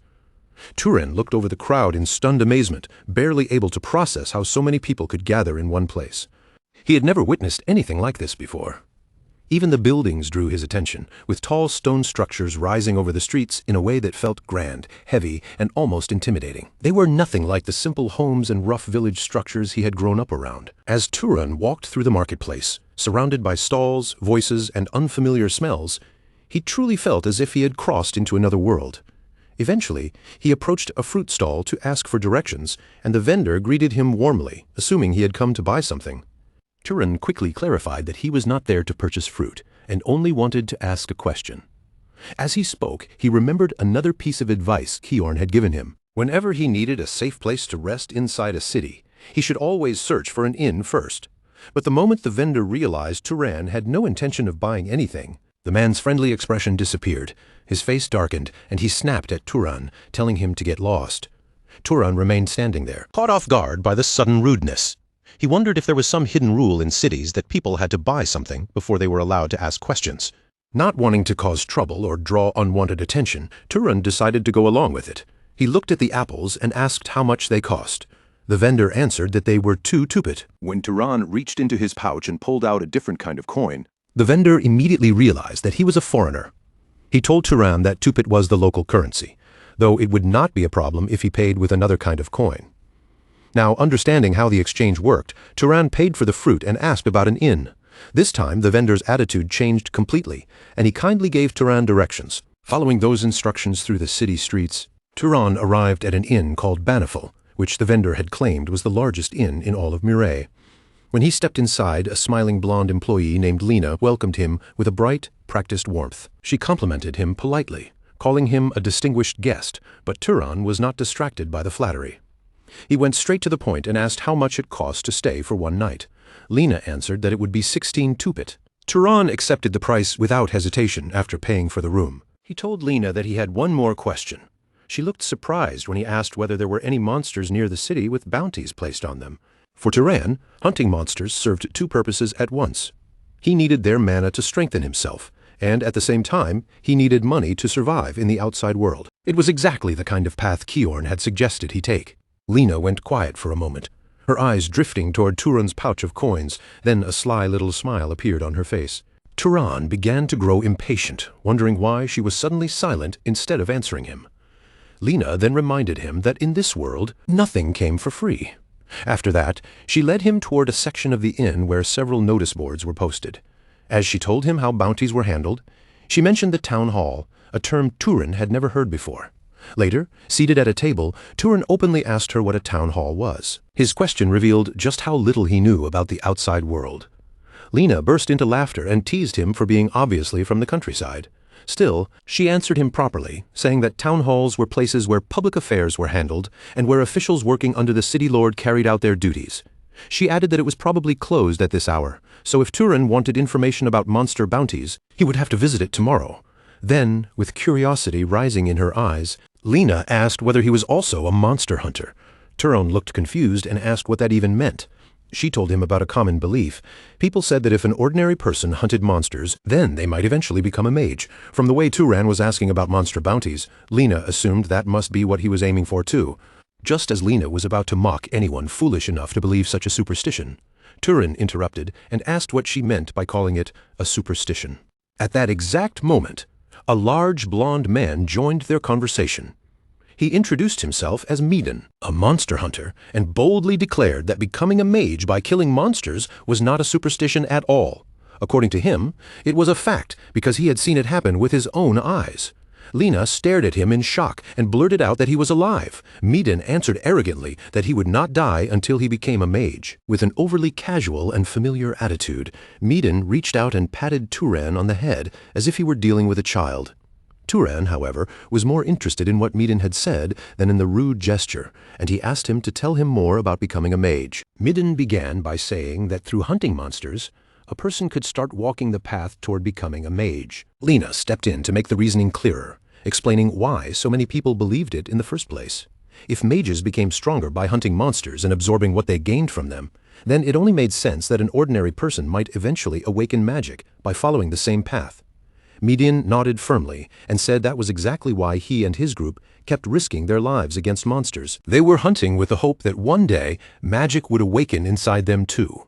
Around him, his companions raised their voices in agreement, cheering like men, clinging proudly to the same dream. Turan listened carefully, then asked the most direct question of all, whether any of them had actually succeeded yet. Midin burst into laughter and admitted that no, none of them had managed it so far. In fact, according to him, the entire city only had 4 mages, the city lord himself, and 3 others who served under him. After saying that, Midin gave Turan a more careful look, his eyes moving over the boy's plain clothes and simple belongings. With a skeptical expression, he told Turan that his equipment looked far too poor for someone planning to hunt monsters, then asked if he even had a proper weapon. Turan answered calmly that he did have one, and without making a big show of it, he brought out his sling. Midin recognized the weapon right away, his gaze sharpening with interest. When Midin noticed how worn the sling was, he quickly understood that Turan had not just carried it around for decoration. Turan explained that it was useful for firing egg-sized projectiles quickly, especially when he needed to strike from a distance. Midin looked genuinely impressed by that. With that kind of skill, he said, Turan would have no trouble hunting smaller monsters, at least the kind that could be taken down before they got too close. Seeing a chance in front of him, Midin revealed that his group had actually been looking for another ranged fighter and offered Turan a spot with them. Turan answered with a polite smile, but he refused the invitation. Later, when he was alone in his room, Turan thought back on the offer and decided he had no real reason to join Midin's group. Their goal and his were not the same. Lying on the bed, he replayed everything that had happened that day, feeling how suddenly and violently his life had changed. His eyes drifted toward his backpack resting nearby, and even now, he could hardly believe that he had truly left his village behind, along with every familiar road, face, and memory he had known. As he wondered what would happen to him next, mana began to flow visibly around his hand. That faint current of power served as a constant reminder of what he carried within him and of the strange destiny now pulling him forward. Then, without warning, a soft knock came from the door. Turan sat up at once, his body turning alert in an instant. He called out and asked who was there, but no answer came from the other side. In that moment, another important lesson from Kiorn rose sharply in his mind. Kiorn had warned him that even inside an inn, he should never completely lower his guard. A city might look orderly, but that did not mean it was safe. His master's final warning echoed clearly inside him. Never let your guard down. Holding that warning close, Turan prepared himself for the worst. As the door slowly began to open, a sphere of mana gathered in his hand, quiet and dangerous, ready to fire the moment an enemy appeared. He peered cautiously through the narrow gap in the doorway, and the moment he recognized the person outside, his expression tightened in surprise. To his astonishment, it was Lena. She slipped into the room with a playful smile and asked if he had been sleeping. Then she told him she thought his room might be cold, so she had come to keep him warm. Turan stared at her in complete confusion, not understanding the meaning behind her words at all. Lena loosened the ribbon at her collar, giving him a suggestive look while Turan simply asked what she meant, his voice filled with genuine confusion. Standing right in front of him, Lena repeated his question in disbelief, as if she could not believe he truly did not understand. Then she made the offer plainly, saying that for a little money, she would do whatever he wanted. Turan cut her off before she could go any further. He asked what would happen if there was nothing he wanted from her. Lena stepped closer without backing down, placing a hand against his chest with practiced confidence. She told him not to lie, insisting that she could see the desire on his face. But in response, Turan's expression changed into something almost unnervingly peaceful, like a calm statue with no trace of longing, embarrassment, or temptation. That strange, complete indifference struck Lena so hard that she froze in shock. She could not understand how anyone could be so unaffected. At that same moment, a vivid memory of Kiorn surged through Turan's mind, with his master's voice shouting a desperate warning. Do not do it. The memory continued with Kiorn cautioning the younger Turan to always be careful around inn servants and prostitutes. Kiorn had explained that even if such people had resistance to certain diseases themselves, they could still carry illness and pass it to others. It had been a blunt warning not to let desire drag him into something he would regret afterward. Back in the present, Lena walked back upstairs, clearly irritated and disappointed by how things had turned out. Turan lay down on his bed again and quietly reflected on just how difficult city life really was. After a long silence, he came to a rather gloomy conclusion. Cities were cold and soulless places where everything seemed to require payment, even something as simple as a conversation. Meanwhile, somewhere else inside the inn, one of the hunters turned toward his leader with a question. He asked Midan why he had tried so hard to recruit Turan. The man admitted that, from what he had seen, the boy did not look especially useful. Midan answered harshly at first, saying that Turan's arrogant attitude would have made him perfect bait for monsters. But after a moment, his expression softened, and he revealed the real reason. Turan had reminded him of himself when he was younger. And seeing a boy planning to hunt alone with such a crude weapon had made Midden worry more than he wanted to admit. With a faint smile, Midden confessed that he had thought Turan would have a much better chance of surviving if he stayed close to him. His subordinate could only sigh at that and tell Midden that he was too kind for his own good. From inside his room, Turan overheard their entire conversation. As Midden's real intentions became clear, a small smile appeared on his face. Maybe he had judged the city too quickly.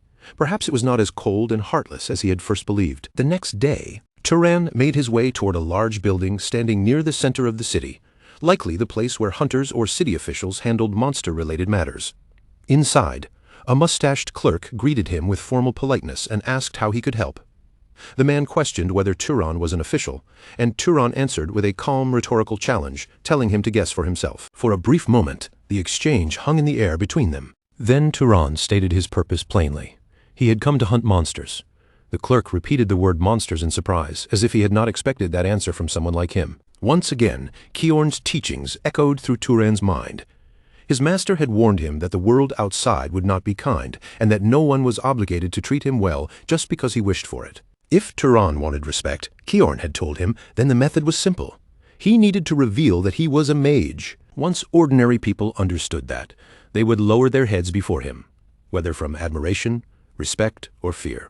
Following that lesson, Turan handed the clerk a document marked with a distinctive seal, letting the proof speak in his place. He was ready to see whether Kiorn's theory about the outside world was truly correct. The clerk handed him a bounty sheet and told him in a dismissive tone to look it over and bring it back when he was done.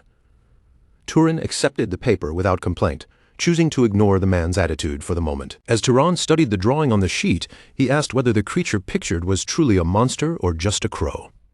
The clerk answered with sarcasm, asking if it looked like a cat before giving him an important warning. If Turan managed to kill a monster, he would have to bring the corpse all the way back to the city. The clerk warned him that if a mage did not disperse the mana left inside the body, the monster could turn into a dangerous specter. And under city law, abandoning a monster corpse was not treated lightly at all. It was a crime punishable by execution. Turan met the clerk's eyes without flinching and answered calmly that he already knew. For a brief instant, a painful memory flashed through his mind, the terrifying sight of a monstrous specter born from that exact mistake. He understood the danger better than most, and he had no intention of ever allowing it to happen again. Then Turan asked why the knights did not simply handle monster hunting themselves. The clerk scoffed at the question, as if it were obvious, and said knights had far more important duties. Their role was to protect order inside the city, not to wander beyond the walls, chasing monsters through forests, fields, and dangerous outskirts. As Turan turned to leave, the clerk added one last remark with open contempt, saying that filthy work like monster hunting was meant for thugs like him. Watching Turan walk away, the man let out a tired sigh. In his mind, Turan was just another reckless hunter who would soon die outside the city, his corpse ending up piled with all the other fools who had overestimated themselves. The view shifted deep into the forest, where the glowing eye of a monstrous crow stared out from the darkness.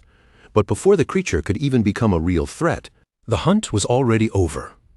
The monster collapsed lifelessly to the ground, its body ruined by a massive bloody hole torn straight through its chest. Back at the bounty office, the clerk and his assistant stared down in complete disbelief. Turan had returned far sooner than anyone had expected, and lying right in front of them was the corpse of the monster crow. Still stunned, the head clerk looked from the body to Turan and asked if he had really killed it all by himself. Turan answered with a single calm word, yes. Without acting proud or making any dramatic show of it, Turan simply asked how he was supposed to receive the reward. The clerk's attitude changed immediately. Now nervous and stammering, he quickly assured Turan that of course he would be paid. He hurriedly handed over a pouch of coins and even suggested that Turan must have worked hard, so he should go rest. Turan accepted the pouch with a simple word of thanks, as if the whole thing were nothing unusual. As he started to walk away, the employees began whispering among themselves in amazement. The crow's razor-sharp wings were still perfectly intact, which made them valuable materials. They wondered under their breath how it was even possible for someone to bring the creature back in such clean condition. Then the chief clerk noticed Turan still standing near the exit and asked why he had not left yet, clearly assuming he had already finished his business. The arrogance he had shown earlier had completely vanished. Turan turned back toward them and asked a question that left the room silent. Were there any other monsters worth hunting?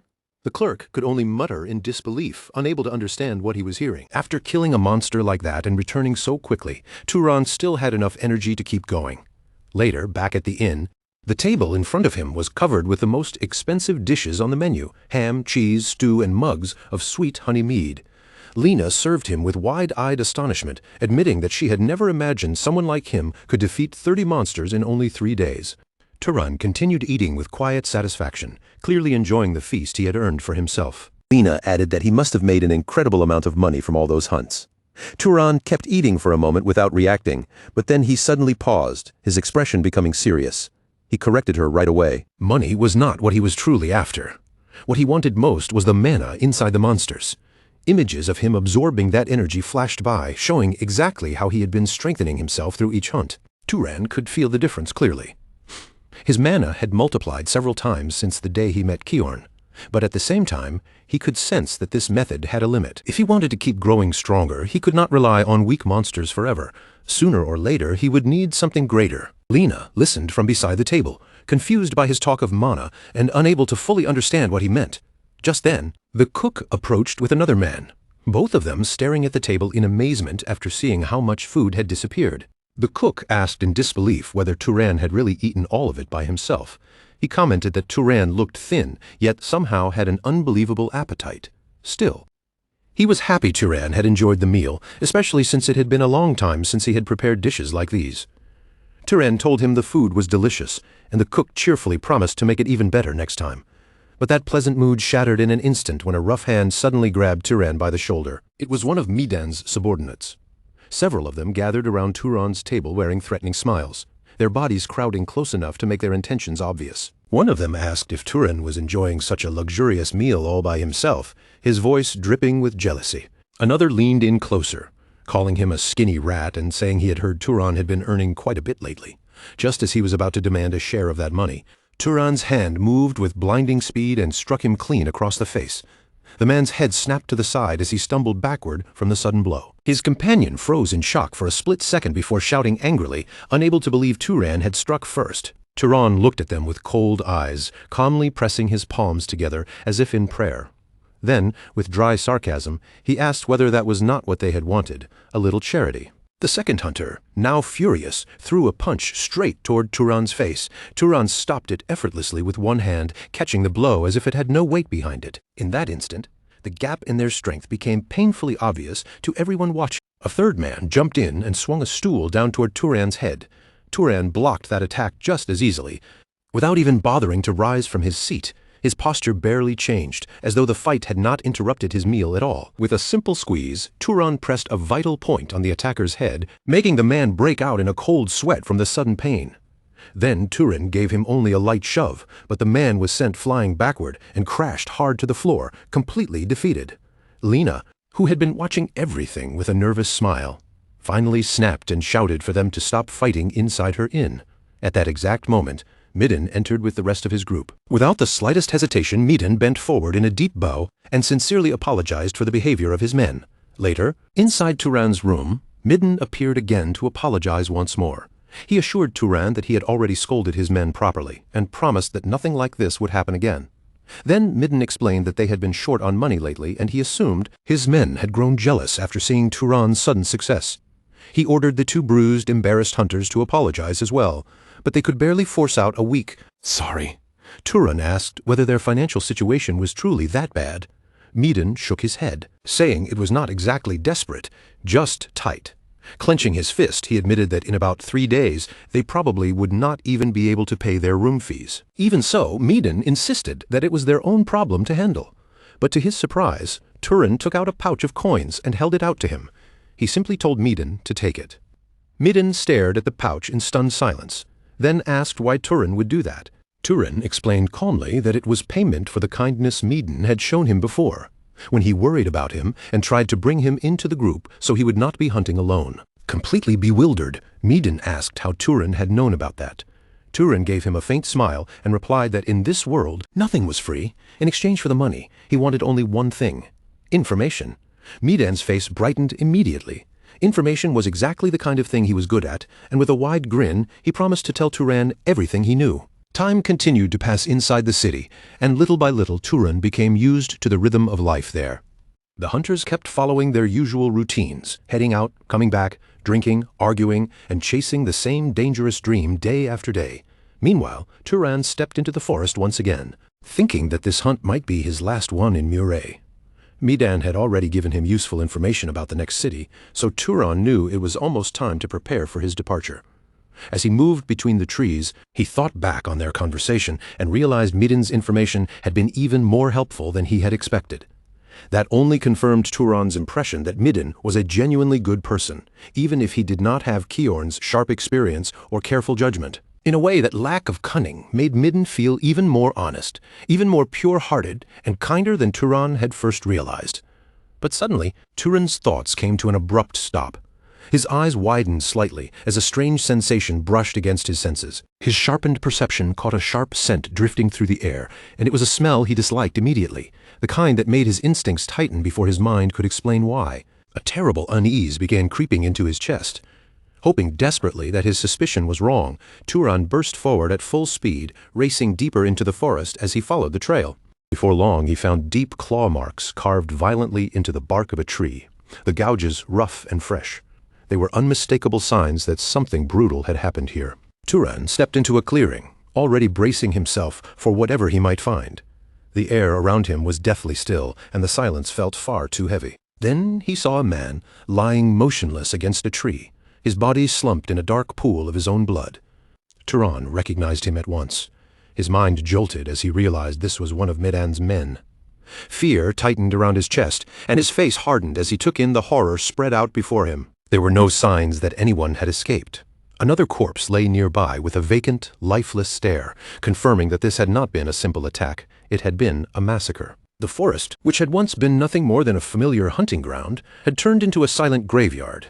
Scattered among the bodies were a few silver coins, stained red with blood, and Turan could not help but think they were likely part of the very money he had given Midden. At last, he found Midan himself. The man who had shown him kindness was lying there without life, his warmth and loud confidence completely gone. Turan dropped to his knees in front of him, stunned by disbelief as anger began rising beneath the shock.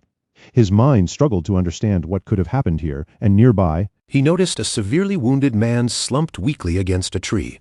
With the last of his strength, the man tried to warn Turan about a danger close by, repeating the same broken sound over and over.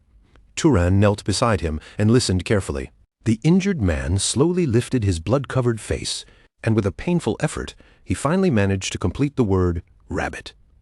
Turan frowned, unable to understand what he meant at first. Rabbit. Then, all of a sudden, a wet and sickening sound reached his ears. Turan turned toward it and saw the creature chewing on something, its mouth soaked in blood. The dying man's warning had been true. This was no ordinary animal. It was a monster. The clearing revealed its full horror with torn bodies scattered across the ground, and Turan immediately understood the scale of the threat standing before him. The cause of all this destruction was a giant, demonic-looking rabbit. Its white fur was stained deep red with blood, and its crimson eyes glowed with vicious malice.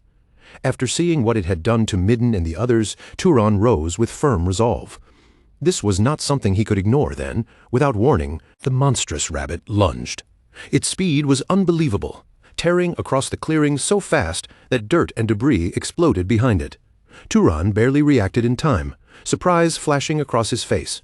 It was fast. That thought crossed his mind as he dodged at the very last possible second.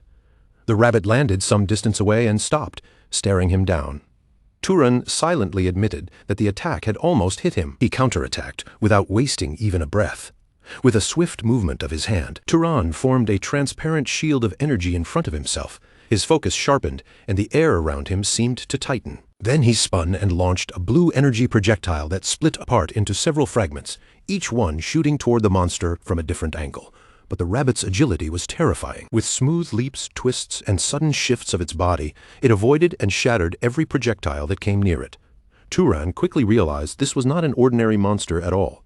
It was already used to dealing with ranged attacks. The creature slammed its feet into the ground with a threatening force, then launched itself high into the air. Its massive shadow spread over Turan from above, and its glowing red eyes locked onto him with murderous intent as it prepared to crush him beneath its weight. But when it came crashing down, Turan was no longer there. The confused monster immediately dashed again, searching for the prey that had vanished from beneath it. Then, all at once, Turan appeared above the creature, descending from the air with a dagger gripped in one hand and gathered energy burning in the other. He drove the dagger deep into the rabbit's neck. The monster let out a piercing shriek as blood burst from the wound. Turan landed lightly on the ground and watched as the creature staggered from the blow.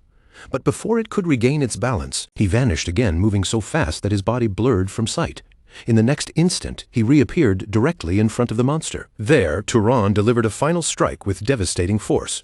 The rabbit's head smashed into the ground, and the shockwave sent its massive body tearing across the clearing, ripping through the forest floor and nearby growth.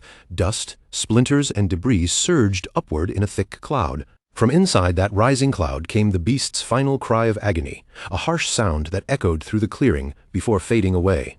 When the dust finally settled, the rabbit lay motionless on the ground, blood spreading beneath its broken body. Its claws trembled one final time before going still. Its tongue hung from its mouth, its eyes remained wide and lifeless, and the battle was finally over. Turan approached the corpse slowly, his steps careful as he came to a stop in front of the fallen monster. For a moment, he simply stood there in silence. Then he extended his hand. He began absorbing the monster's mana, and a powerful green aura surged out from the body, flowing directly into him. The energy wrapped around Turan completely, engulfing him in a dense wave of power as it poured into his body. As he absorbed it, he noticed something strange. The amount of mana was far greater than he had expected, even surpassing the leopard monster he had once fought. His eyes widened in genuine disbelief. He could hardly believe that a single creature had given him this much power, and the sheer increase left him momentarily stunned. When the absorption ended, Turan turned toward the wounded man who had witnessed the entire fight. Filled with awe, the man whispered that Turan was a mage. Turan confirmed it with a simple nod. Still confused, the man asked why someone with that kind of power would hide his identity. Turan did not answer the question. Instead, he asked whether any of the fallen hunters had families to whom he could deliver their belongings. With tears gathering in his eyes, the wounded man quietly said no. In the very last moments before everything faded, his thoughts drifted back to the one person who still lingered in his heart, his leader, Midan. The world around him seemed to blur, and a memory from the past slowly rose to the surface. In that memory, Midden stood there with his usual easy smile, talking to Turan about a magnificent city nearby called Orem, a place famous for its grand library. Turan, who had been acting uninterested until then, suddenly lifted his eyes and asked more about it. Midden explained that, if the rumors were true, the library held thousands upon thousands of books. He quickly noticed how Turan's expression changed the moment books were mentioned. Even though Turan tried to look calm and pretend it did not matter to him, Midden then added one important detail that changed everything. Not just anyone was allowed to walk inside that library. Hearing that, Turan's curiosity became even harder to hide. Turan immediately asked what someone had to do in order to gain permission to enter. Midden's answer came without any hesitation, and it was far simpler than Turan expected. Only mages were granted entry into that place. As those words echoed in his mind, the memory slowly dissolved, pulling everything back into the present once more. Turan now stood silently before the newly dug graves of the fallen hunters, the fresh earth still heavy and uneven beneath his feet. As he looked over the resting place of those who had died, determination began to harden in his eyes. At that moment, he finally made his decision clear. He would head for the great city of Orem, the city Midden had once spoken of. But before taking even a single step away, Turan stopped in front of Midden's grave and lowered his voice, speaking to him as if his friend could still hear him.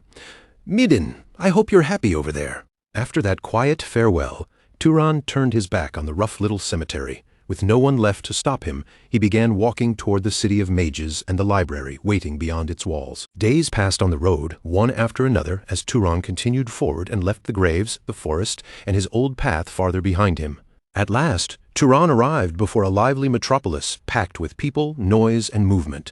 As he slipped into the stream of travelers and citizens, he tried to blend in with the crowd. While taking in everything around him, Turan became painfully aware of his own rough traveler's clothes. Dust clung to him from the journey, and compared to everyone else, he looked completely out of place. The small city of Murray, which had once seemed impressive to him, now felt tiny and almost insignificant beside the scale of Orem. Right in the heart of the city rose an enormous castle, majestic enough to dominate the entire skyline. Around that castle stretched a prosperous, orderly city that looked carefully built and tightly controlled. Turan joined the long line of people waiting to pass through the heavily guarded gates, but he had not expected the security to be this strict. He watched the guards examine every person who approached, checking them one by one with sharp eyes. Turan wondered if they were looking for criminals or dangerous outsiders.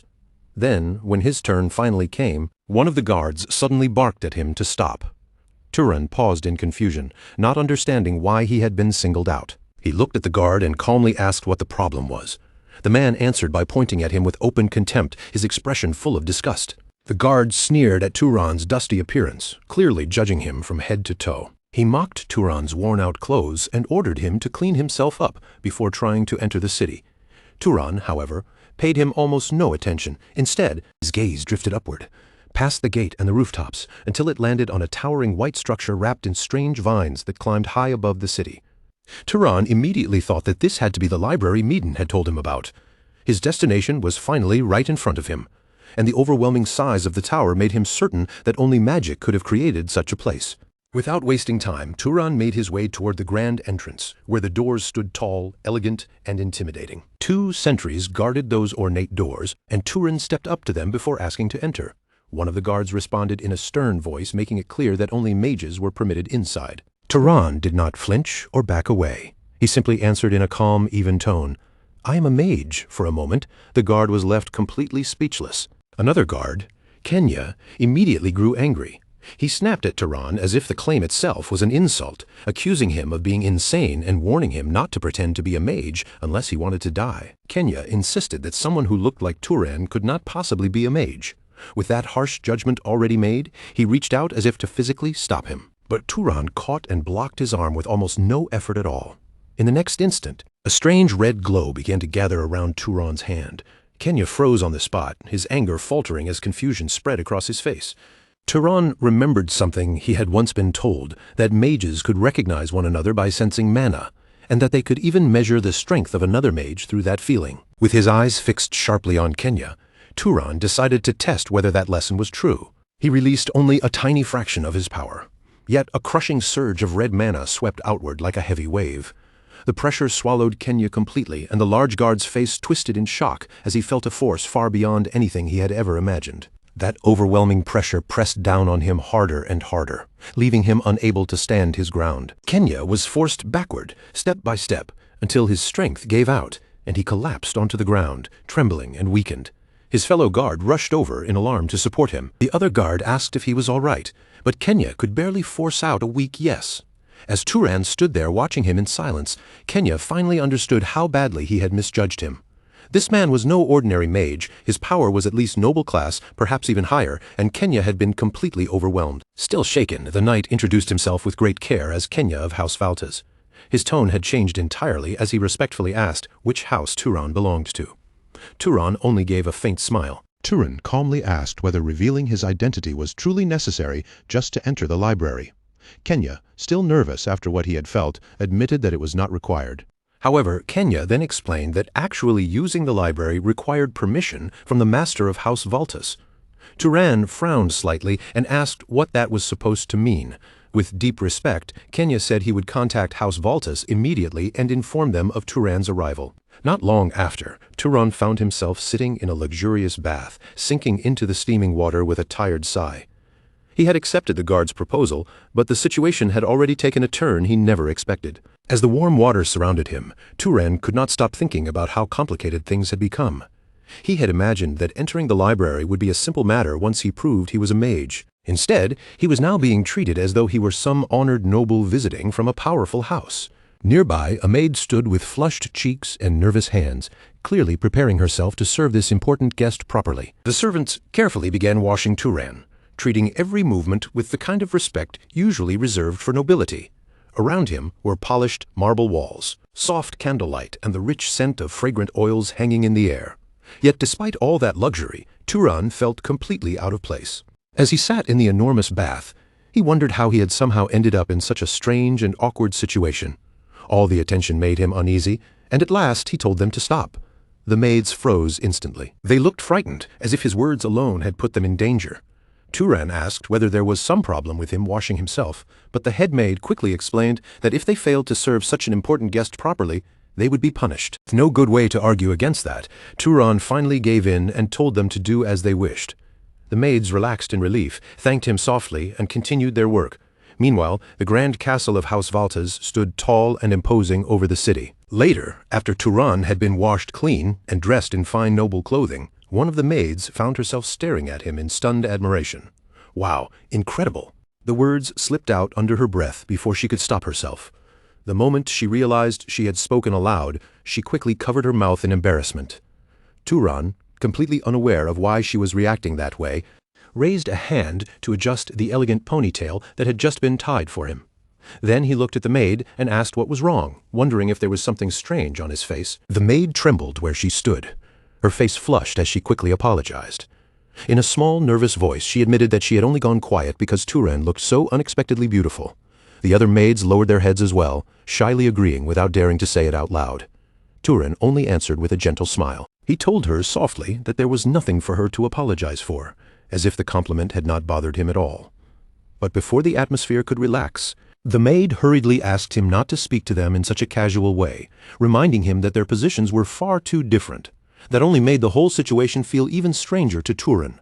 With his refined new clothing and the small mole beneath his eye standing out more clearly than before, he quietly wondered what all of this was supposed to mean. He was still trying to make sense of the strange treatment, when all of a sudden, the door opened and a new figure stepped into the room. A young woman with pink hair walked toward him with calm, confident steps, her eyes moving over him from head to toe as a teasing smile curved across her face. "So you are the guest who came here looking like a beggar," she said bluntly, without the slightest hesitation. A nearby butler immediately tried to scold her for speaking so rudely, but she paid him no mind at all. Instead, she simply continued, saying that after a proper bath and a change into decent clothes, Turan looked almost like a prince. From there, the two finally exchanged names. He introduced himself as Turan, and she answered with her own name in return. Even though the air between them carried a subtle tension, Azella kept that playful smile on her face.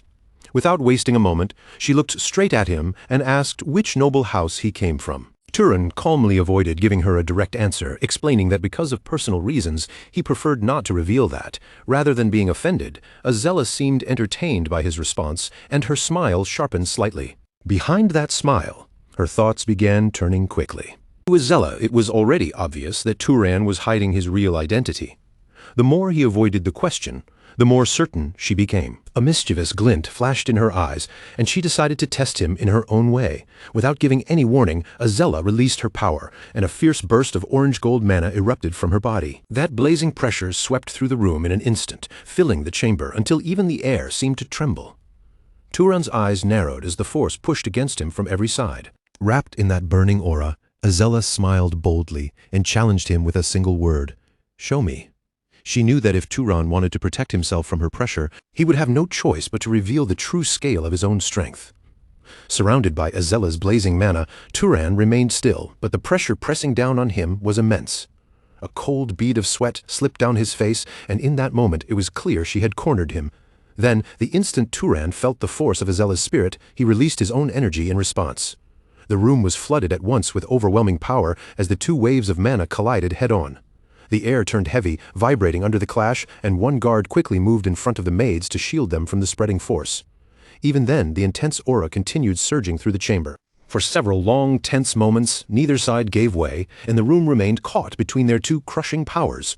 Then, Turan finally pulled his energy back, allowing the pressure around him to fade. Azella withdrew her own mana as well, having already sensed enough to understand just how strong he was, but instead of looking frightened or guarded, she seemed strangely delighted by what she had discovered. Her eyes dropped to her own hands, and she stared at them with quiet fascination, as if she had just confirmed something important for herself. Then, with that same playful smile returning to her face, Azella suddenly asked, "Hey, want to marry me?" The question landed so unexpectedly that Turan was left completely stunned. For a moment, his thoughts simply stopped. He could not even begin to process what had just come out of her mouth. Seeing him frozen in place, Azella tilted her head slightly and asked what kind of reaction that was supposed to be. Then, with an easy smile, she added that it had only been a joke. Still, she told him to think about it, casually mentioning that the seat beside her was currently empty. After leaving him with that teasing remark, Azella turned and walked out of the room with her guard following close behind. Even after she was gone, her presence seemed to linger in the air, while Turan remained standing there, utterly confused by her words and whatever she had truly meant. Turan lowered his gaze to his hand, still sensing the faint tremor left behind from their clash of mana. A quiet doubt began to creep into his mind, and he muttered to himself, "Her mana is on par with mine." At the very least, that much was clear to him. Then another uneasy thought followed. Was this kind of power considered normal in this place? As that question weighed on him, the focus shifted to another room. Inside, a composed nobleman sat calmly, carrying the dignity of the Lord of Aurum Rug-Valtus. When Turan entered the room, the nobleman welcomed him in an even, measured voice, calling him a young noble. Rug-Valtus said that Turan already knew his name, and Turan answered respectfully by giving his own, Turan. Rug-Valtus repeated the name thoughtfully, as if turning it over in his mind. Then he asked if Turan wished to use the library, adding that many people came after hearing strange rumors. Because of that, Rug-Valtus warned him in advance. There was no incredible ancient magic hidden inside that library, and there was no secret method there that could suddenly increase someone's mana by a dramatic amount. Turan listened closely, then answered without the slightest hesitation that he was fine with that. From the very beginning, that had never been what he came there hoping to find. Rug-Valtus studied him quietly for a moment before responding in the same calm tone. If Turan still wished to enter, then he would not stop him. In any case, there was nothing inside the library that counted as confidential information belonging to House Valtas. However, since it was already late, Rug Valtas told him to rest for the night and return the next day, then asked if that arrangement was acceptable. Truly grateful, Turan bowed his head slightly and said he would not forget this kindness. The following day, Turan made his way toward the Grand Magic Library Tower, finally standing before the place he had come so far to see. The tower stretched high into the sky, so tall that it seemed to pierce the clouds above the city. As Turan approached the entrance, the guards bowed respectfully and announced that his entry pass had been confirmed. They welcomed him to the Sky Library, and Turan stepped forward, pushed open the doors, and crossed into the tower. The instant he saw what waited inside, he froze in place. Shelves packed with countless books rose all around him, stacked so high they seemed almost endless. The entire interior formed a magnificent circular structure, spiraling upward in layers, as if the library itself continued forever. The atmosphere carried an ancient, dignified weight, filled with the faint scent of old parchment and knowledge preserved across generations. Until that day, Turan had never once seen a place so vast or so overwhelming. His voice slipped out quietly, almost swallowed by the enormous space around him. "So, this is the library." Just then, a voice called to him from nearby, greeting him by name. Turan turned toward the sound and saw a young girl standing there. She introduced herself calmly as the librarian, the one appointed by the Lord to manage the library. Following the Lord's orders, she told Turan that she would explain how he was allowed to use the place, then said the rules were simple. Turan stared at her in disbelief, quietly wondering how such a little kid could possibly be the librarian. Unbothered by his reaction, she raised one finger and began listing the rules. The first rule was that if he damaged anything, he would have to pay compensation for it. The second rule was that he was not allowed to leave with any of the books. Then she added that while he used the library, she would be watching him the entire time. Turan nodded after hearing everything, but after a brief hesitation, he spoke up. He told her that when he was reading, he would feel more comfortable if she stood a little farther away. Then, growing curious, he asked if she had also read the books in the library since she was the librarian. She answered with complete confidence, saying, "Of course. If you need help finding anything, you can count on me. I'm better at that than anyone here." The librarian tilted her head with a sly little smile, then casually asked what kind of book Turan wanted. Romance? History? Or maybe, since you're still young, something a little erotic? Her question came out so bluntly that Turan was caught completely off guard for a moment. Still, he quickly steadied himself and pushed the surprise from his face. Turan answered clearly that he wanted to learn the basic common knowledge of the world. This time, it was the librarian's turn to look surprised, as if that was the last request she had expected from him. But she recovered almost instantly, and moved with startling speed, gathering several books from different shelves before placing the heavy stack neatly in front of him. She explained that most of the books in the library were already hundreds of years old, so they would not be very useful for learning about current events or recent changes in the world.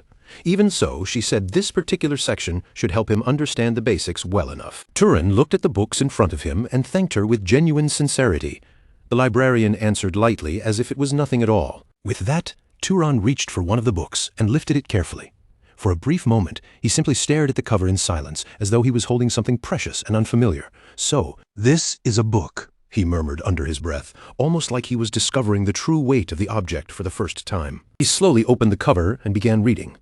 As his eyes moved across the lines on the page, his expression gradually changed, and a quiet spark of amazement appeared within him. The more Turan read, the more astonished he became.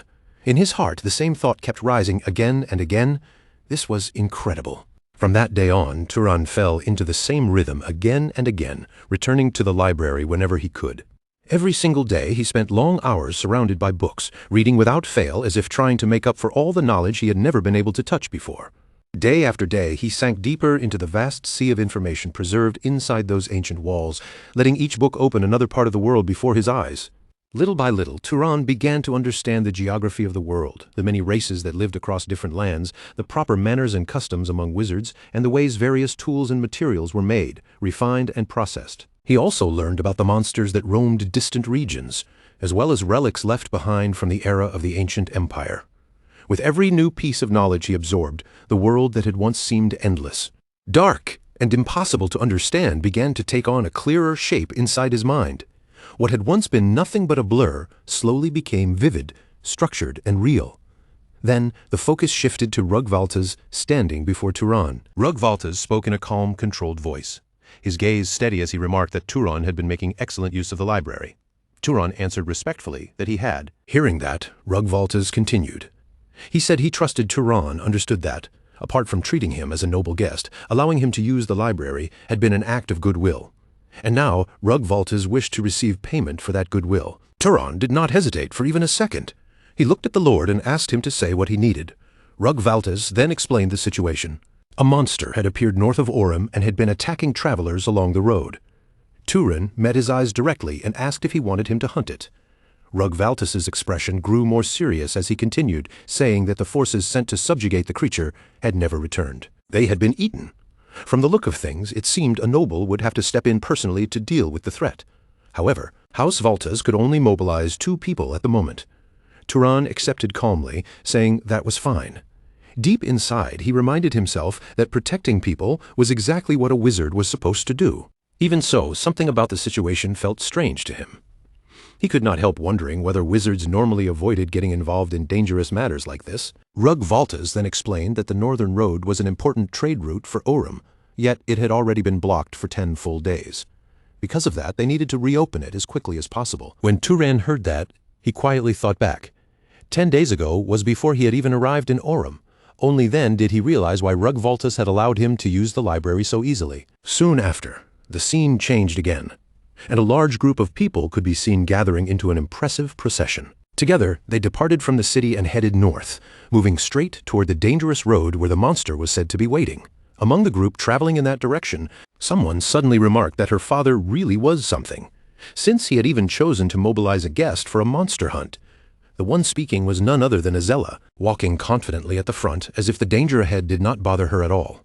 In a tone that sounded half teasing and half critical, she asked whether they were really considered that unreliable. Then she quickly added that she was not blaming anyone. She was only saying that her father had turned the whole matter into a huge mess. The man walking beside her gave an awkward chuckle and answered carefully, asking whether calling the Lord a messmaker was not going a little too far, young lady.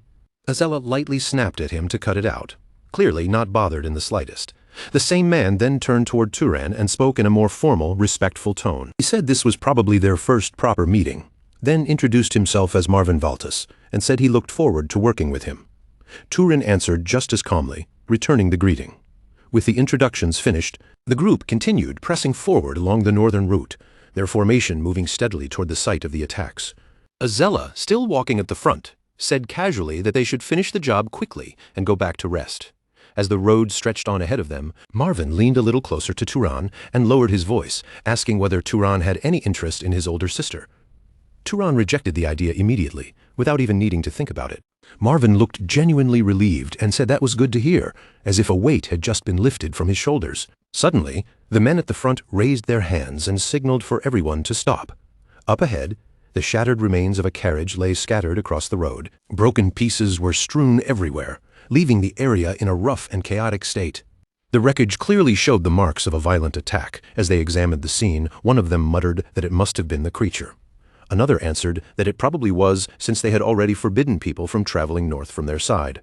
That meant the victims must have come from the south and been attacked here. As the others reached that conclusion, Turan quietly studied the surroundings with careful eyes. He looked over the damaged carriage, the disturbed ground, and the marks left behind nearby. The longer he observed, the sharper his gaze became. Then Turan spoke in a calm voice and said the creature was a monkey. Everyone immediately turned toward him in surprise. A monkey?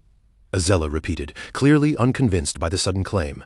Turan crouched slightly and pointed to a large imprint pressed into the dirt. He told them to look closely at the palm print there. From what he could tell, the monster had attacked the merchants and then retreated back into the forest. If they found the trail and followed it carefully, they should be able to track the creature down. Azella frowned slightly at that idea. Pursuing it with tracking magic was not something she could use very well. She turned to Marvin and asked whether he could do it, but Marvin admitted he could not either. He said there was a knight who could, but before he could finish explaining, Turan stepped forward and calmly said he would try searching for it. Azella looked at him with fresh curiosity and asked if he came from that particular lineage. Turan answered evenly, saying that he used this kind of ability often, so he was already used to it. Then he focused his senses and began the search. The moment Turan concentrated, he started following the scent, lingering in the air. As he drew in a deep breath, the faint traces of the monster's presence began to sharpen inside his perception, becoming clearer with every passing second. To Turan, those faint traces spread out, almost like invisible paths only he could see. Thin lines of presence revealing where the creature had gone. After following that hidden trail for a short distance, he suddenly lifted his hand and pointed firmly toward one side, his voice calm but certain. Over there? The others followed Turan's lead until the trail brought them near a riverbank. There, he stopped walking, lowered his gaze, and carefully studied the ground, the water, and the lingering traces around him before speaking again. "The scent ends here," Turan said after a moment. "It looks like the monster washed itself in the river." Azella's brows tightened as disbelief crossed her face. "Are you saying a mere monster actually did that, just to keep us from tracking it?" Turan considered it quietly, then answered in a thoughtful voice that it might not have been that deliberate. Perhaps the creature had simply washed itself because it wanted to. But at that exact moment, the same scent suddenly struck him again. Only this time, it was much stronger, much clearer, and far too close. Turan's eyes widened slightly, and he turned at once, his warning cutting sharply through the air. "It's behind you!" Everyone spun around in a rush. Behind them stood an enormous monkey-like monster, far larger and more intimidating than any of them had expected. It roared again and again, its voice shaking the air around them, while several massive stones rested in its huge hands, already raised and ready to be hurled. The knights and soldiers immediately shouted in alarm, their formation breaking as panic spread through the group. But before they could properly organize themselves, the monster launched its attack. Chaos exploded across the riverbank as the stones came crashing down with terrifying force, striking soldiers with brutal impact. Some were thrown violently aside, while others were crushed beneath the heavy blows. In only a few short moments, many of the soldiers were left gravely wounded or dead on the ground. Turan barely escaped the attack himself, dodging at the final instant, and as he steadied his footing again, his gaze fell across the lifeless bodies of fallen soldiers scattered over the battlefield. Azella, meanwhile, had barely managed to protect herself by using the bodies of two soldiers as shields against the attack. From behind them, her voice rang out sharply as she screamed for everyone to attack. In Turan's mind, one grim thought surfaced: his mother had been wrong. The surviving soldiers tried to pull themselves together and charge forward for a counterattack, but the monster suddenly shifted its body and began retreating, turning as if it planned to flee back into the forest. At that very instant, Turan reached for his weapon and drew it in one smooth motion. Without the slightest hesitation, he unleashed a single decisive strike. The force packed into that one attack was overwhelming, far beyond what anyone nearby had expected to witness. A brilliant surge of blue energy burst forward like a focused beam, tearing through the air with frightening speed and clean precision. Its sheer power left the entire group stunned, and with only that one blow, the enormous monster was completely destroyed before it could escape.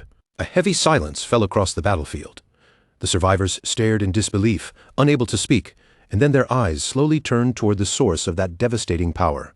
Turan walked forward calmly, with his weapon still in hand, spinning it lightly as the last traces of released energy radiated from his body. A faint blue aura continued to ripple around him, making it clear that the battle had ended in a single, overwhelming strike. Afterward, Azella and her brother looked toward the monster below, its ruined body already collapsed against the ground. With a cold expression, Azella quietly spoke one merciless word: "Die," and in that same instant, a blazing fire python erupted from her body and shot forward.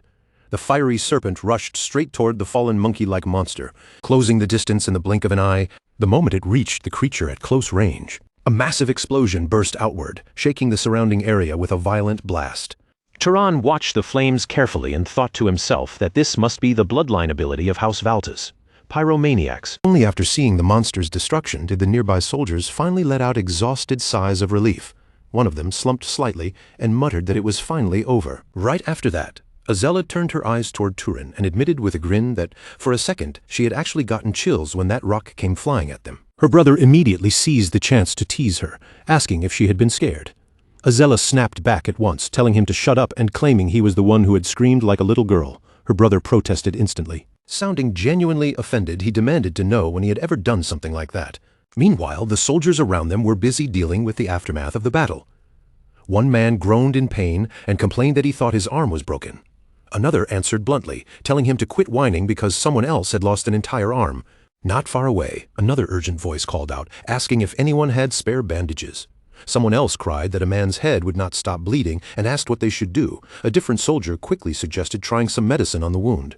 Watching the injured men, the frantic shouting, and the ruined battlefield all around him, Turan quietly took in the disorder unfolding before his eyes and muttered under his breath, "What a mess!" After looking around a little longer and judging the situation more carefully, Turan felt a faint sense of relief and thought that, in a way, they were lucky there were no casualties among those still standing. Then his expression grew more serious as he reflected on what had just happened. Yes, he thought calmly, it was a surprise attack by a monster. Even so, this should have been a fight where they avoided such severe injuries.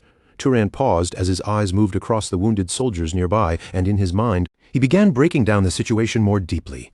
A person's body naturally grew stronger depending on the amount of mana they possessed, which meant these people should have been several times tougher than ordinary knights. And yet, despite having that advantage, they had not hesitated to push those weaker than themselves forward and use them like shields.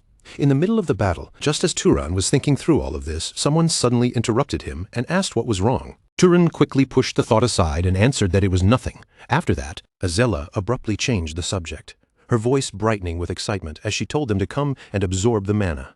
The person beside her nodded in agreement and answered, "All right."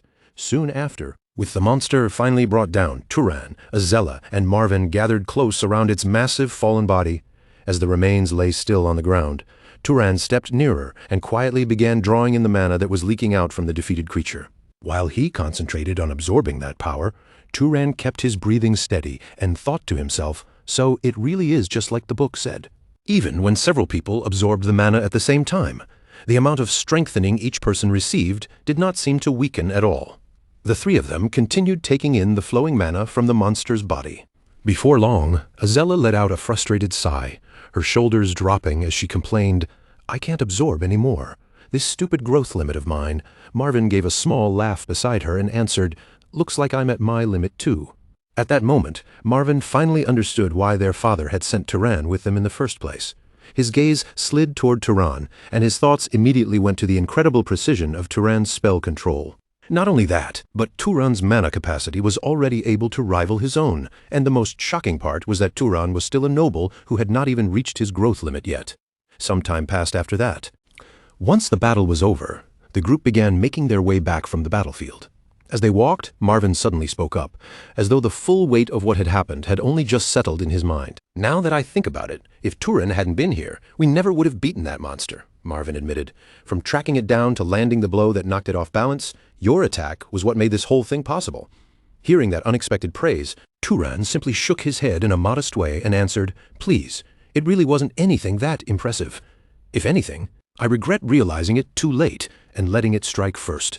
I didn't expect that thing to have a search ability too." Marvin looked genuinely startled by that and immediately asked, "It had a search ability?" Turan gave a slight nod and explained, "Yes, it seems monsters awaken different abilities depending on the traits that appear on their bodies.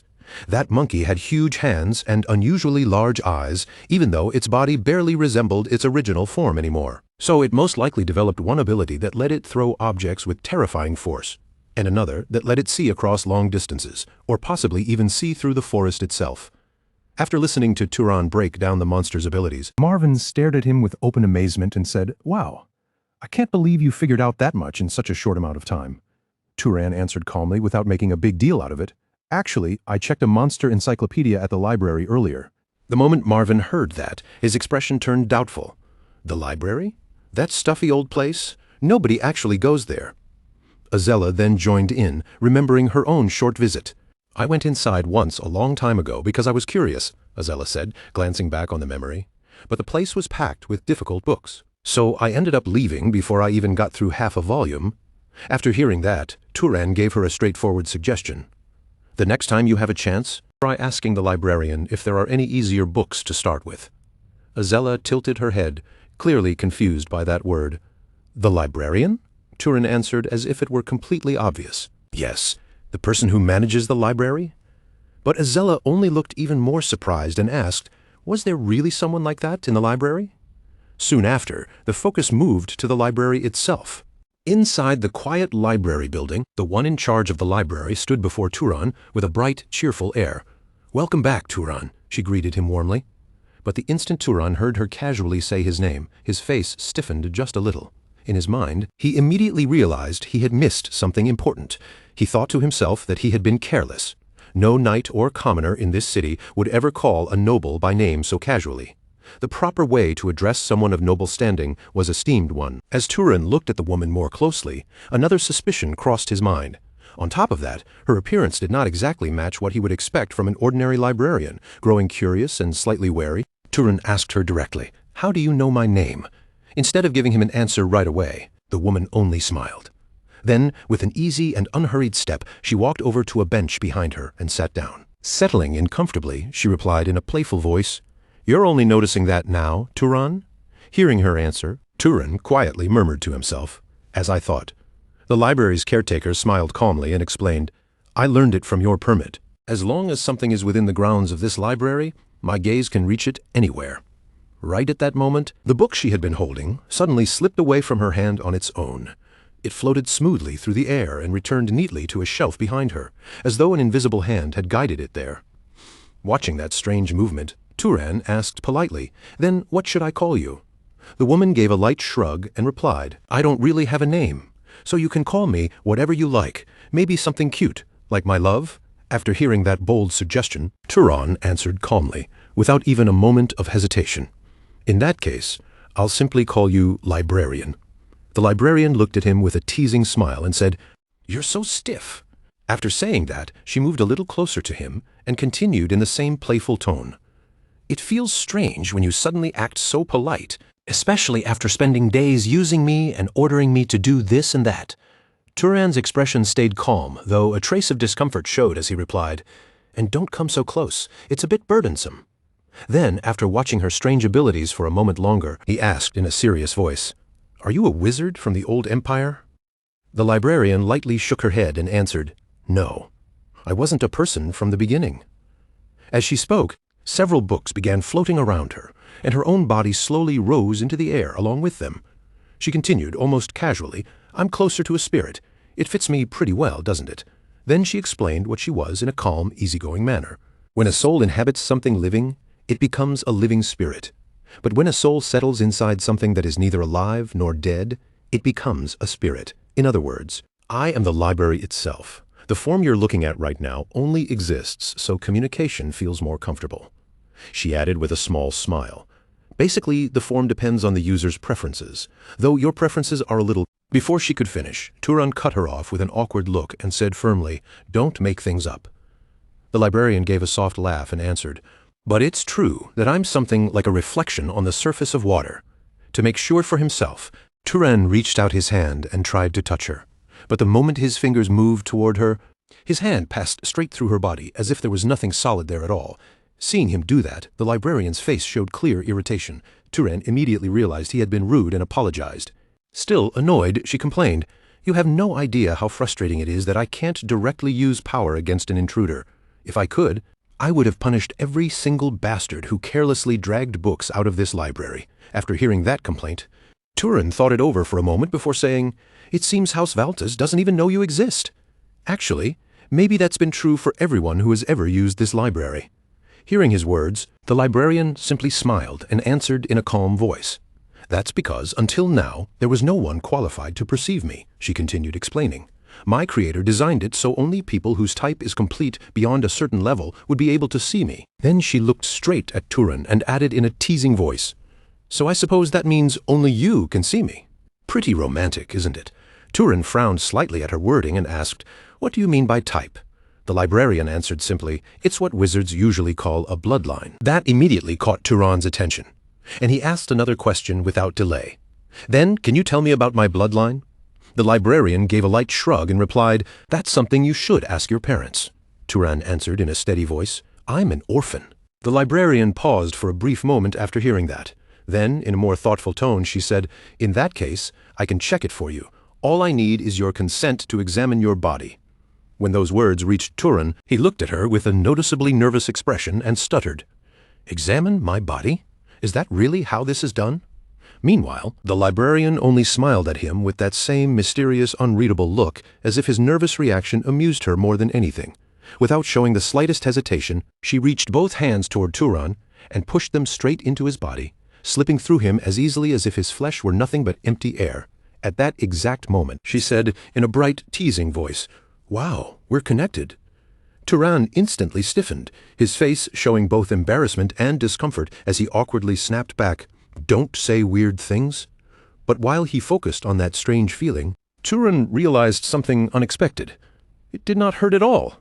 After examining him for a short while, the librarian began calmly telling him what she had found. "There are a few small fragments," she said, "but the largest parts are the pursuer and hunter bloodlines." Turan's eyes sharpened at once, and he quickly asked, "Was that a trait of House Zahar?" The librarian gave a small nod and answered plainly, "Yes." Then she continued, as if noticing something deeper inside him, "But there's one more. It was mixed."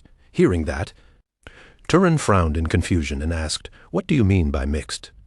The librarian explained without making it complicated.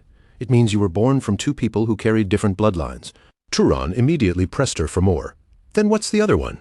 The librarian slowly withdrew her hand from his body and answered honestly, "I don't know either.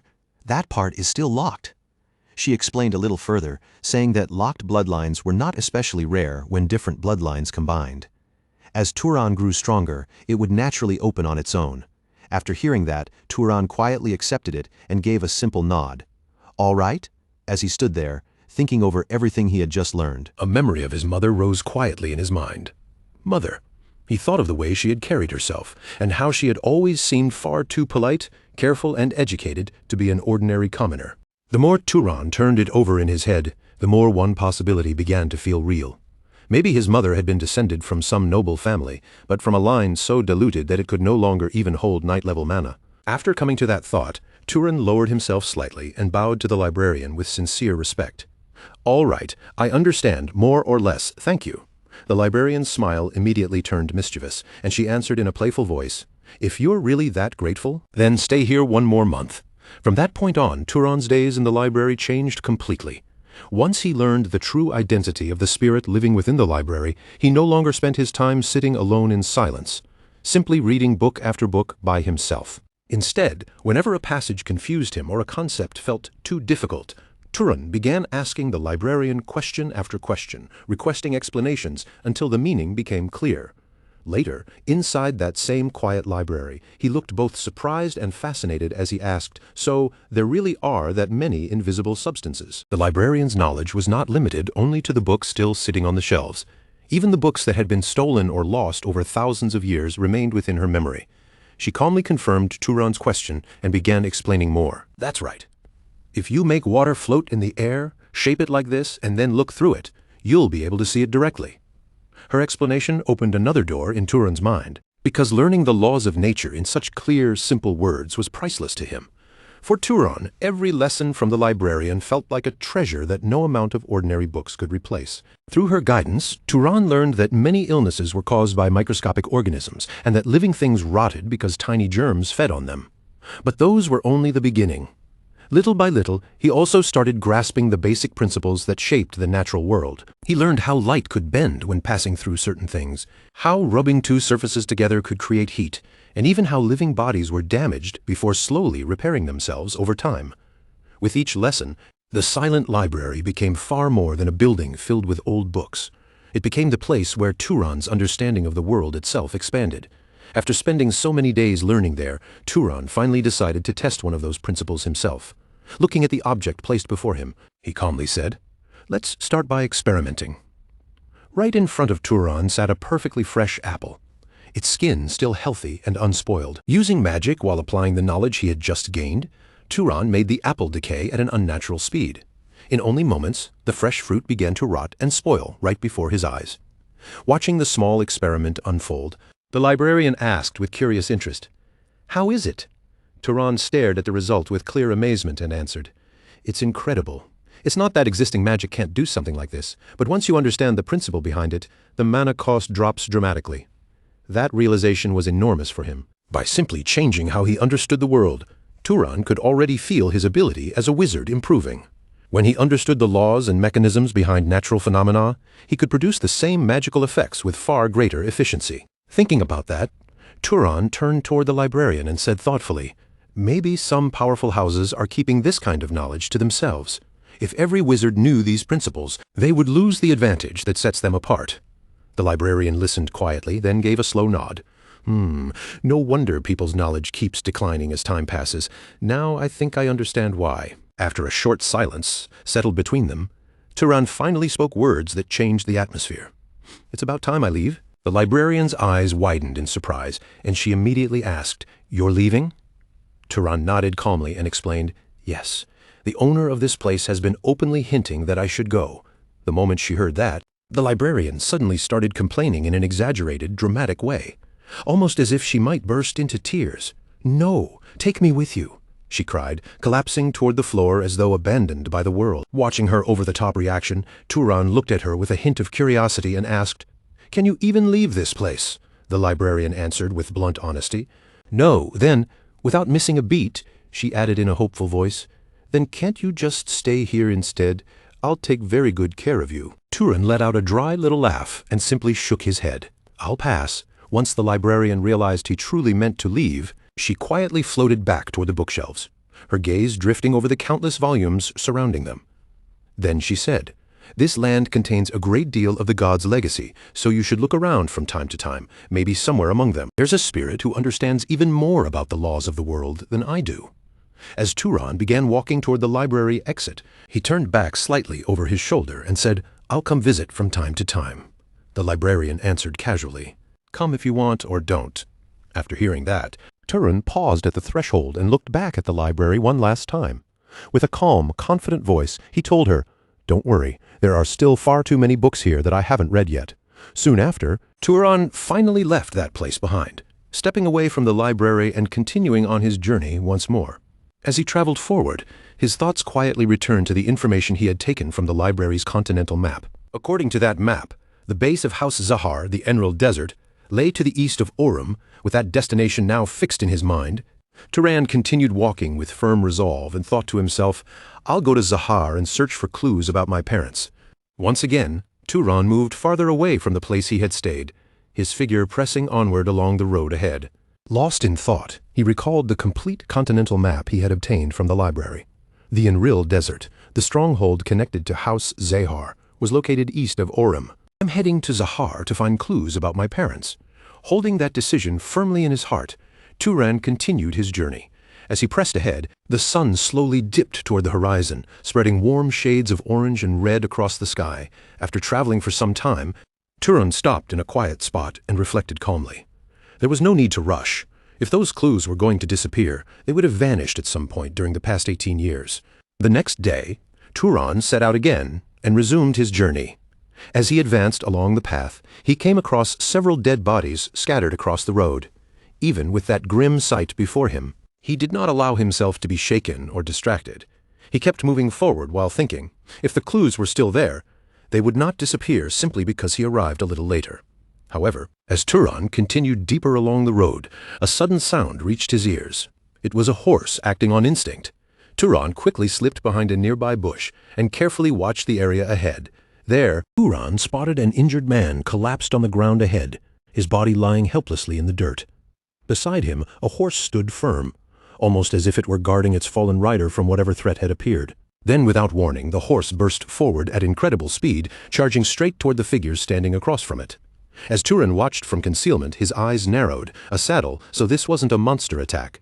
Then that horse is protecting him? His gaze grew sharper as he tried to read the situation from the traces left around the scene. Did the attack come from that direction? Just then, the two attackers came clearly into view. They looked like demonic humans, and one of them cursed in frustration, "Damn it! How can a mere beast be this strong?" The other snapped back in annoyance. "Try to find an opening," but the first one immediately barked, "Easy for you to say." As Turan observed them more carefully, their true nature became clear. They were dark elves. Then the dark elves began gathering power in front of them. Sinister, shadowy energy started to coil around their hands, spreading out with an eerie chill.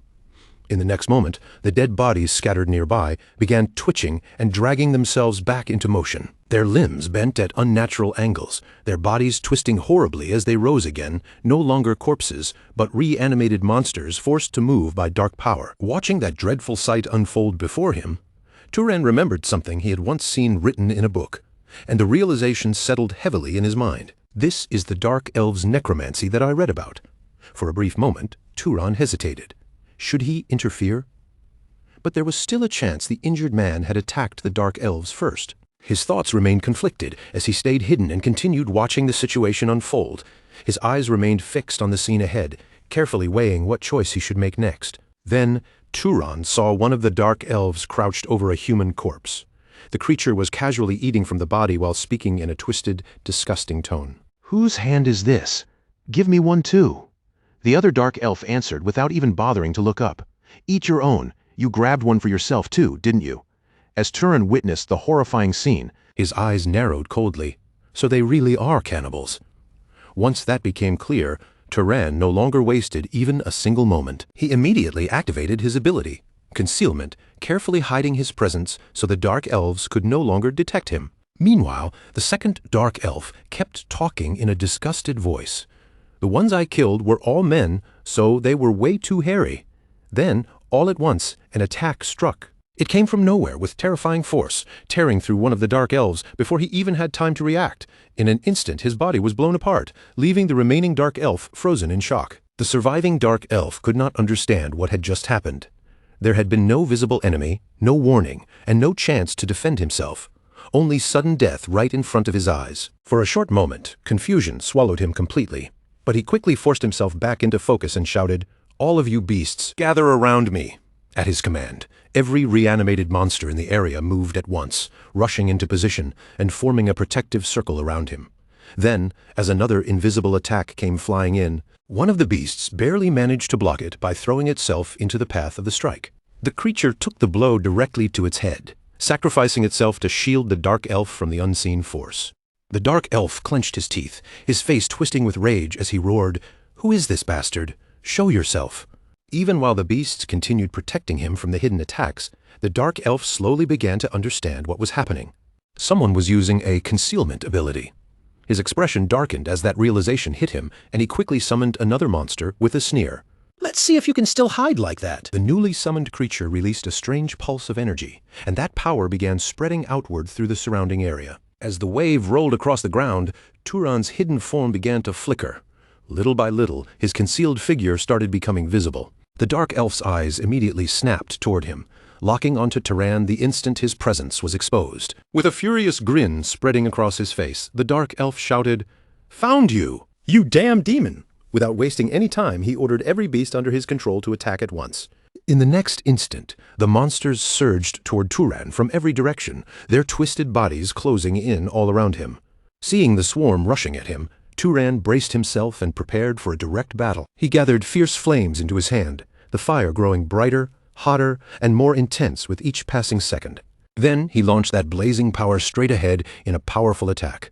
But from the front, two monstrous creatures suddenly came rushing toward him. One was a bull-like beast, and the other was a fox-like monster, both charging with terrifying force.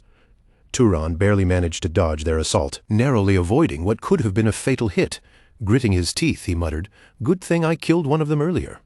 But the moment he glanced behind him, he realized the situation was worse than he had expected.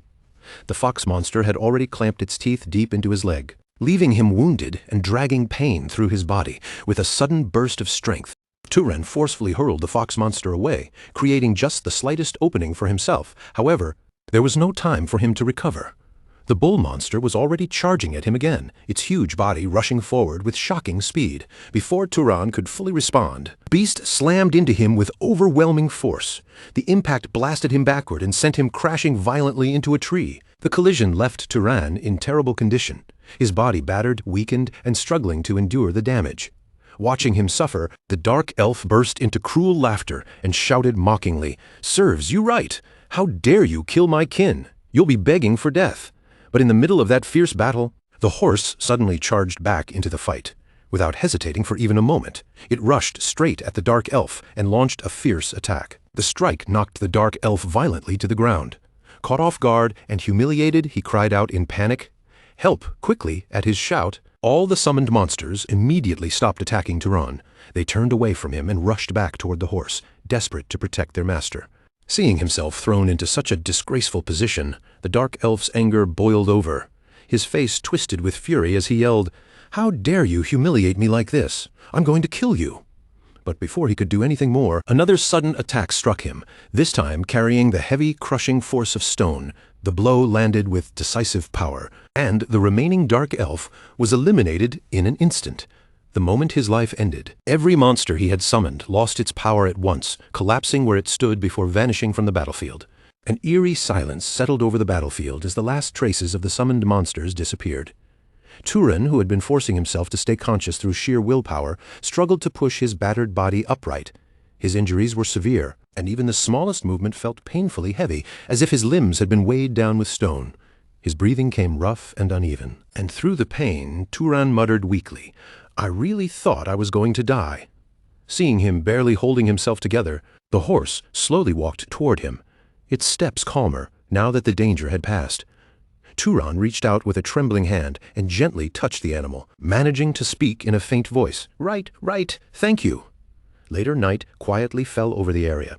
A calm, heavy stillness surrounded them beneath the dark sky, replacing the violence of the battlefield with the quiet crackle of a safer resting place. Turan sat across from the person he had saved, watching as the young man finally began to regain consciousness.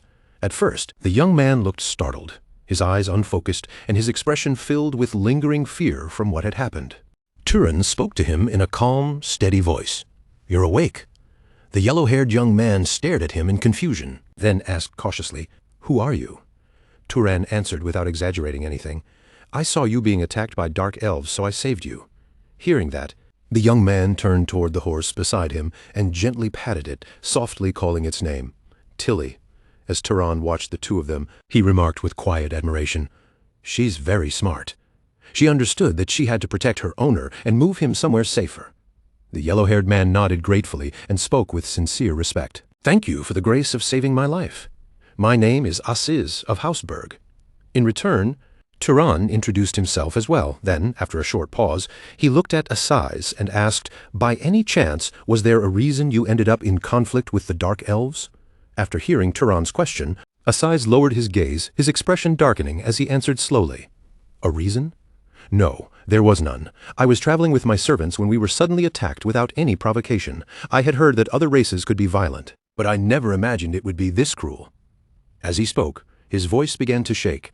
The full weight of the tragedy finally pressed down on him all at once, and Aziz broke down, crying deeply as he could no longer keep his emotions buried. With tears running down his face, he said in a strained voice, "I'm sorry. The people I lost today were very precious to me." Seeing the depth of his grief, Turan gently asked, "Were they your family?"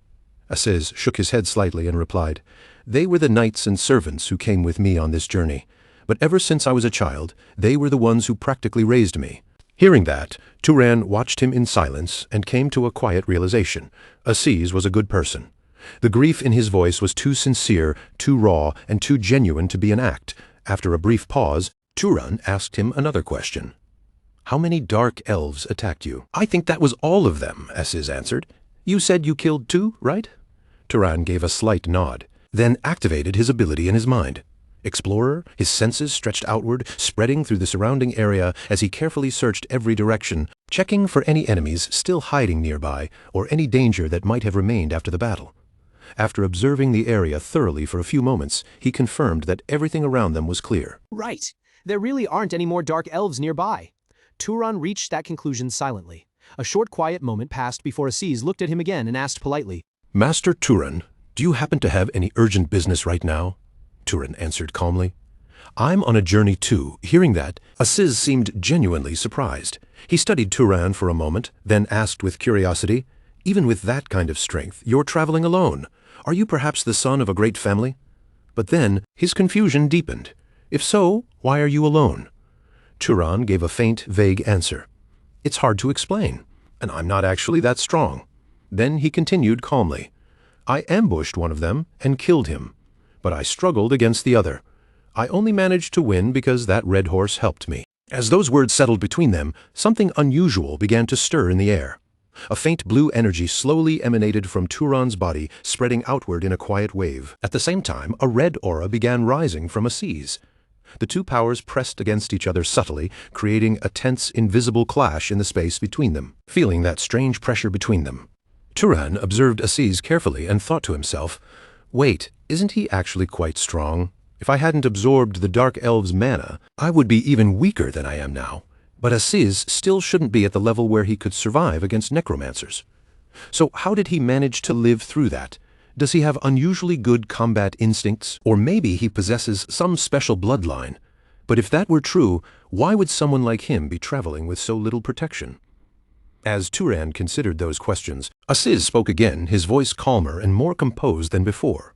"If you don't have a fixed destination, may I invite you to our houseburg?" He paused briefly, then continued with sincere gratitude. "I would like to repay the debt of you saving my life, and I would also ask you to escort me safely back to my family." Turan looked at him and asked simply, "Payment?" Aziz smiled warmly and explained, "We of Houseburg are vassals of the great House Arabian in the north. Our lineage belongs to enchantment artisans, and for generations we have created magical artifacts." Quiet pride appeared in his eyes as he added, "We will craft a magic artifact perfectly suited for you." As Aziz made that offer, Turan remained seated in silence, listening carefully to every word and weighing the value of what had just been placed before him. The offer clearly caught Turan's interest, and he listened to Aziz with much more attention than before. Not long after, Turan and Aziz stopped in the forest to bury the fallen soldiers and servants. Once the rough graves were finished, Aziz stood before them with a heavy gaze. Looking at the improvised graves, Aziz quietly admitted that he wished he could have sent them back home properly, but in their current situation, that was almost impossible. Then the blond young man thanked Turan, not for anything grand, but simply for not laughing at him after seeing how deeply the loss had broken him. In Aziz's eyes, a noble who cried over his subordinates would usually be considered pitiful. At least, that was what he had been taught throughout his life. Ever since childhood, he had been raised to believe that grief was a weakness, and that a true leader had to keep moving forward, stepping over sacrifices without hesitation. But now, Aziz was certain of one thing.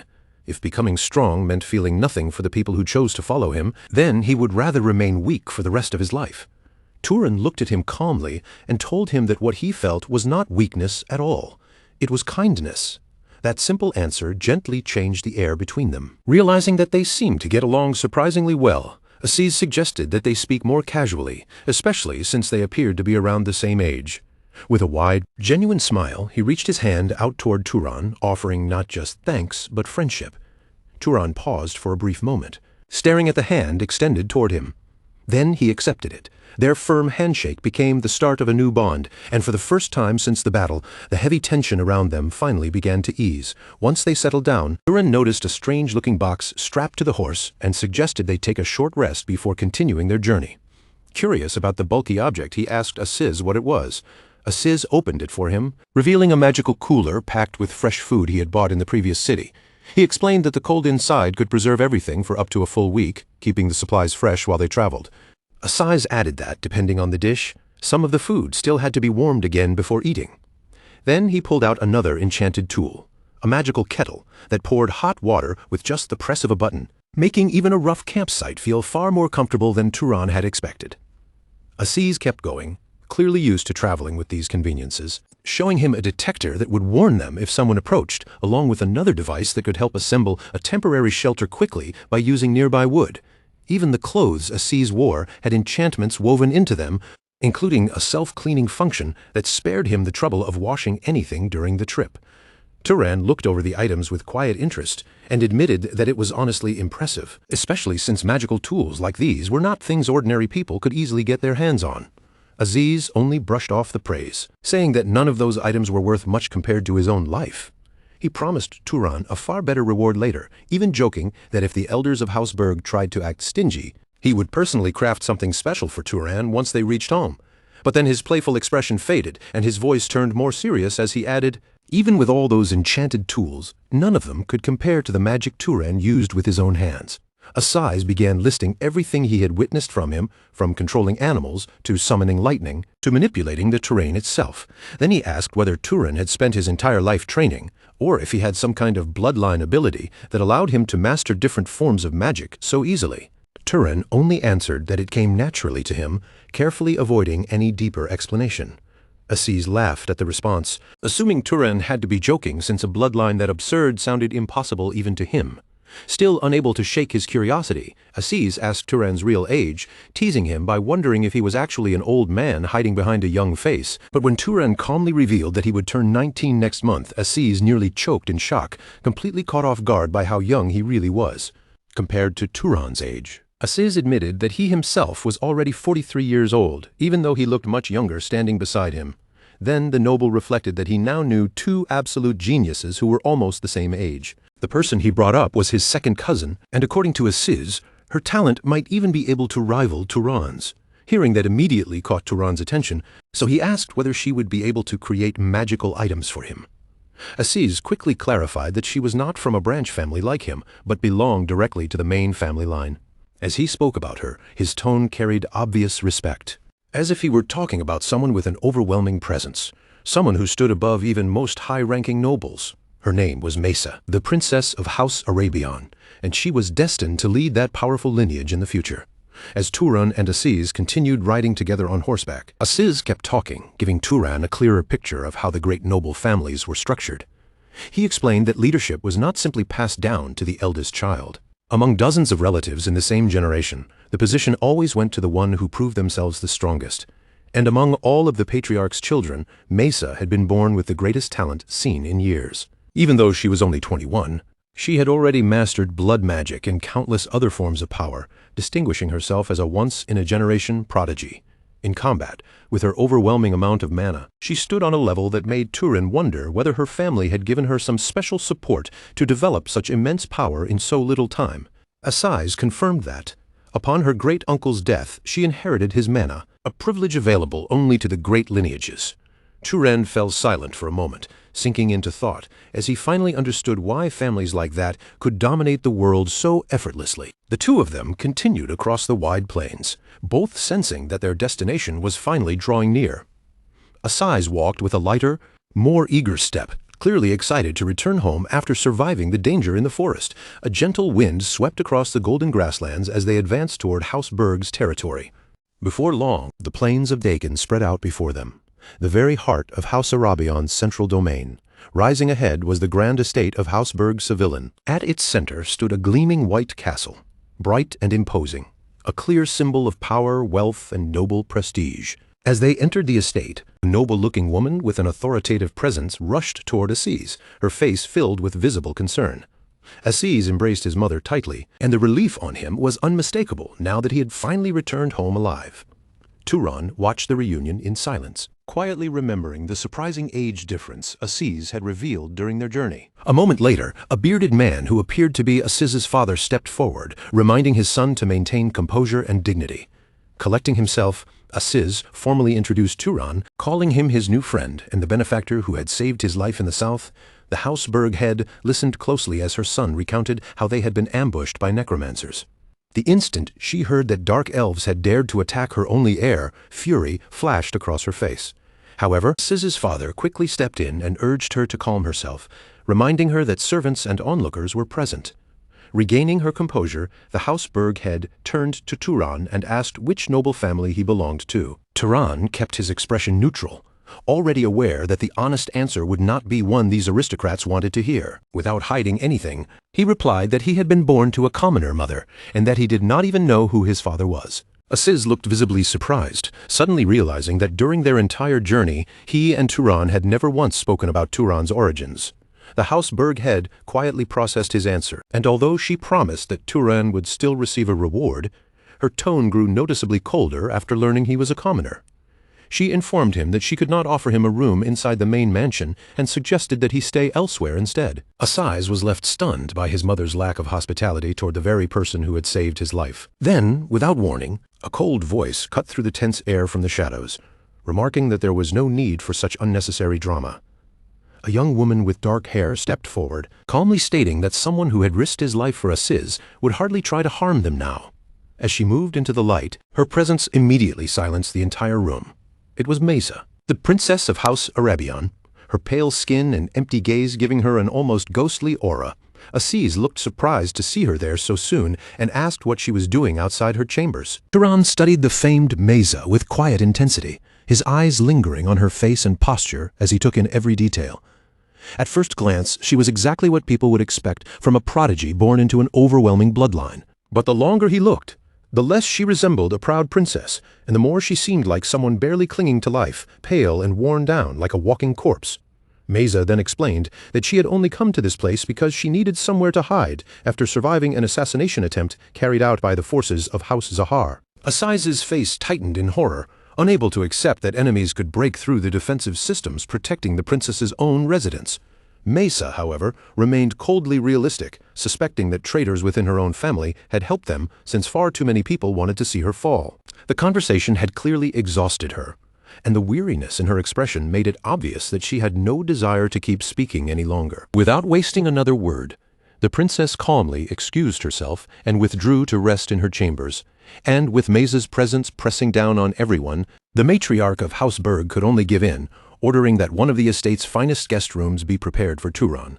Before long, night settled quietly over the Hausberg estate, draping the mansion in darkness and hiding, at least for the moment, the dangerous political tension that had just revealed itself within those elegant walls. By the time the next morning arrived, Turan slowly opened his eyes in a bed far softer and more luxurious than anything he had ever been used to. For a moment, he simply lay there, then stretched in silence while enjoying the rare comfort of the guest room. Warm sunlight streamed through the mansion's tall windows, spilling across the refined decorations and delicate furnishings, as if welcoming a new day filled with uncertainty and secrets. After getting up, Turan stepped out into the hallway to take a look around the mansion, moving down the corridor with his usual calm, unreadable air, as if nothing in this grand estate could truly shake him. Then, from behind him, a familiar voice suddenly called his name. He stopped and turned, only to see Aziz already awake, greeting him brightly and asking what he was doing wandering around by himself so early in the morning. Turan casually raised a hand toward a lamp fixed to the wall, explaining that its unusual magical mechanism had caught his interest. Aziz let out a light laugh, clearly amused by how seriously Turan was studying it, and told him that those lamps were not anything impressive. To the nobles of the estate, they were only simple practice pieces made by children learning the basics of enchantment. But before their casual morning talk could continue, the peaceful atmosphere shattered without warning. A sudden burst of energy erupted nearby, and flashes of yellow light exploded past one of the windows. The blinding glow immediately pulled Turan's attention toward it, and he stepped closer to the window, peering outside with open curiosity. Aziz, on the other hand, looked completely unfazed. He calmly explained that it was probably Misa training her magic again, just as she often did. The blonde noble recognized the phenomenon at once, because that dazzling power belonged to the House Arabian bloodline, the famous storm lineage. Turan watched the flashes in silence for a while, before quietly admitting that although he had never hated his own blood, seeing such almost divine power with his own eyes stirred a small, uncomfortable feeling of envy deep inside him. He found himself wondering just how overwhelming the future heir of the royal family truly was. Seeing Turan's interest, Aziz suggested that they go outside and take a closer look. Turan hesitated, unsure whether it was wise for someone as suspicious as himself to approach the princess so openly. But Aziz quickly brushed aside his concern, assuring him with an easy smile that if anything troublesome happened, he would take responsibility for it. Even so, Turan could not shake the feeling that his friend was hiding another reason for wanting to bring him in front of the princess. Seeing that suspicion, Aziz finally grinned and admitted the truth. Years ago he had trained together with Mesa, and ever since then a certain unresolved rivalry had remained between them. Somewhere in his heart, he still wanted to know who truly stood above the other. With a mischievous smile spreading across his face, he confessed that at least once in his life he wanted to see Mesa taste the frustration of defeat. And so the two of them headed for the training courtyard, where Aziz loudly called out to the princess to draw her attention. Mesa stopped in the middle of her training and turned her cold gaze toward them, asking in an icy voice who the young man standing beside him was. Turan stepped forward calmly and gave her a proper, formal introduction. The moment his name reached her ears, Mesa's expression sharpened ever so slightly, and in a distant, emotionless tone, she asked what they suddenly wanted from her. Aziz scratched the back of his head awkwardly and claimed they had only seen her training and thought it might be interesting to join in for a bit. Then, unable to hold himself back, he began teasing her about the past, reminding her of the time she cried as a child because he mastered a spell before she did. Turan quietly watched the tense exchange, while Aziz laughed to himself, clearly enjoying the moment, even as the irritation on the princess's face grew sharper and harder to ignore. Sensing the shift in mood, Aziz finally changed his tone and presented Turan as an extraordinary talent, a true monster among mages, and one of the most gifted people he had ever encountered. Then, without the slightest hesitation, he dropped the real reason he had brought Turan there. He suggested that the two of them spar right then and there. Fight? Mesa repeated, her gaze slowly settling on Turan with a blend of disdain and faint curiosity. Turan said nothing in response, carefully measuring the situation as the air between them grew heavier, the tension rising with each passing second. Then, without warning, one of Mesa's eyes flared with a fierce blue light, and a crushing wave of magical pressure surged through the entire area. The atmosphere changed in an instant, turning so heavy it almost felt suffocating. Turan instinctively lifted his gaze toward the sky, shock spreading across his face. Above the mansion, the once clear sky darkened in a heartbeat, and enormous bolts of yellow lightning began crashing down around the training grounds with terrifying force. Mesa had unleashed the true might of the storm lineage, and her entire body became wrapped in a spiraling vortex of lightning and raw magical energy. Her figure seemed to vanish into the center of a raging storm, a violent tempest that she controlled with effortless precision. The sheer force of that power pushed Turan back and forced him to shield himself, his body straining under the oppressive weight pressing down on him. His eyes widened as the truth struck him all at once. The distance between them was far greater than he had ever imagined, and then, just as abruptly as it had begun, the raging storm disappeared. The sky cleared again, but the courtyard remained wrapped in a tense silence that felt even heavier than before. Mesa walked toward them with calm, measured steps, her movements graceful and her expression as cold and unreadable as ever. Turan, meanwhile, was breathing hard, sweat gathering on his skin from the strain of enduring that overwhelming presence. He stood there completely speechless, unable to understand how she could unleash such terrifying power and still show no trace of exhaustion. At last, breaking the silence, the princess spoke. Her words came as an apology, but her tone carried the weight of a quiet verdict rather than simple courtesy, and her steady gaze remained fixed firmly on Turan as she told him without hesitation. She told him plainly that as he was now, he simply had not reached the level needed to stand against her in a real fight. In that instant, Mesa looked straight at Turan, her expression cold and unshaken, and said that she hated admitting it, but she did not believe he was capable of matching her. Turan could feel it immediately from where he stood. The tension between them was starting to tighten, and the air around the courtyard seemed to grow heavier with every silent second. Trying to keep the situation from turning too sharp, Aziz quickly stepped between them and raised his voice. He admitted that if they were only comparing raw mana, then yes, Turan was clearly below her. But what made Turan frightening was not his mana supply. It was the way he learned magic. Then Aziz turned toward Mesa and spoke in a much more serious tone, making it clear he was not simply joking around anymore. Turan, he said, was a magical genius unlike anyone he had ever seen, and when it came to talent alone, even Mesa might not stand above him. Mesa, however, did not look impressed in the slightest. With a calm but challenging look in her eyes, she replied that since Aziz was praising him so much, Turan should prove it with his own hands. Hearing that, Turan remained surprisingly composed and stepped forward without hesitation. He suggested that they each show a spell the other person did not know. Whoever could successfully understand and reproduce the other's magic first would be the winner. Aziz immediately nodded, clearly liking the idea, and said it sounded like a fair method before turning to Mesa for her answer. Mesa, carrying herself with quiet confidence, accepted without showing the slightest trace of doubt. She agreed, then added that from what she had heard, Turan did not even know the nature of his own bloodline magic yet. Because of that, it would not be fair for her to use her unique inherited power, so she proposed leaving bloodline magic out of the match. Turan stepped forward at once, his face steady and his voice calm, declaring that he would take the first turn. In the very next moment, both Turan and Aziz looked ahead as the ground suddenly split with movement. Countless roots burst up from below, whipping through the air like living ropes, wrapping tightly around Aziz before lifting him straight off the ground. "Whoa, hold on!" Aziz shouted in panic, his body dangling helplessly in midair as the roots held him fast. Mesa watched the display with a calm, evaluating gaze and said it was plant creation and manipulation magic, then asked whether Turan could perform it. Aziz kept squirming above them, shouting for someone to let him down while complaining that the swaying was making him dizzy. But Mesa did not look bothered at all. Without even glancing away from the magic itself, she answered in a cool voice that he should stay up there a little longer, because this was actually amusing. After that, Turan stared ahead in silence, then slowly lifted his gaze toward the sky before lowering himself and pressing one hand against the ground. As he focused, his thoughts became clear. Magic that ignites fire does not create fire from nothing, but brings out the phenomenon of burning. And magic that forms water does not truly make water out of emptiness either. It pulls unseen moisture from the surrounding air, gathering what is already there into a visible shape. Then, in a calm and steady voice, Turan spoke a single command: "Grow."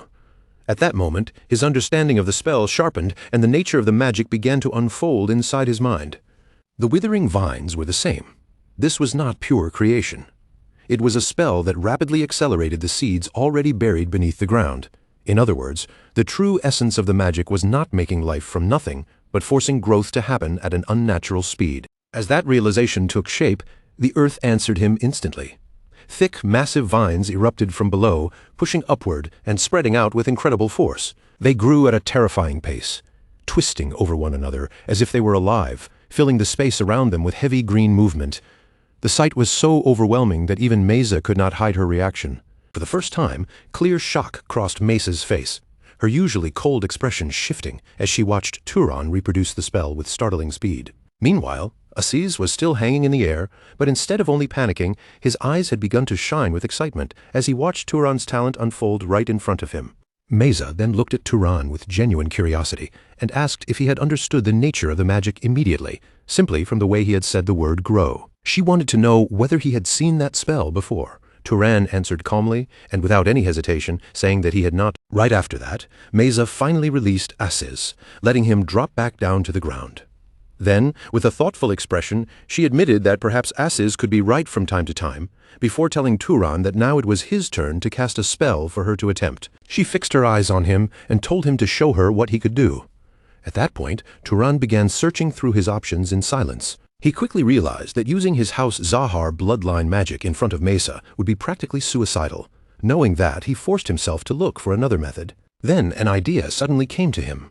Turan shifted his hand slightly to the side, and from that small motion, a tiny rat appeared before them, standing there as the focus of his next spell. Mesa looked at the creature with faint disappointment, and asked if animal manipulation was all he had chosen to show her. Turan looked back at her and calmly replied that of course it was not that simple. The creature, he explained, was only the material. Then he lifted the rat into his hand. At that very moment, an unusual energy began to seep out from Turan's body, quiet but unmistakable, gathering around him like an invisible pressure. That strange energy slowly flowed into the rat, sinking into its tiny body until it had entered completely. The process itself was difficult to see clearly, but the result unfolded in only a few moments. The rat grew weaker and weaker in Turan's hand until its body finally went limp, and the surrounding air fell into an uneasy stillness. Mesa watched everything happen with visible shock and a trace of confusion in her eyes, unable to immediately understand what kind of magic Turan had just performed. Turan, on the other hand, remained perfectly calm and simply said that he was finished. Mesa's expression turned strange, but she quickly answered that it was perfect, because now it was her turn. She lifted her hand and pointed toward the space beside her. In that spot, another rat appeared, just like the one Turan had used. Mesa immediately grabbed it, and just as before, energy began to flow outward from her body. At the same time, her thoughts started racing as she tried to grasp the exact nature of what Turan had done. Inside her mind, she questioned it again and again. What on earth had he actually done to the creature? Whatever it was, she could tell one thing clearly. This was not ordinary magic. Aziz, watching the whole thing from nearby, reacted with open shock and blurted out that using magic in such a way was honestly pretty creepy. Hearing him, Turan answered with the same calm expression, saying the idea had simply come to him in that moment.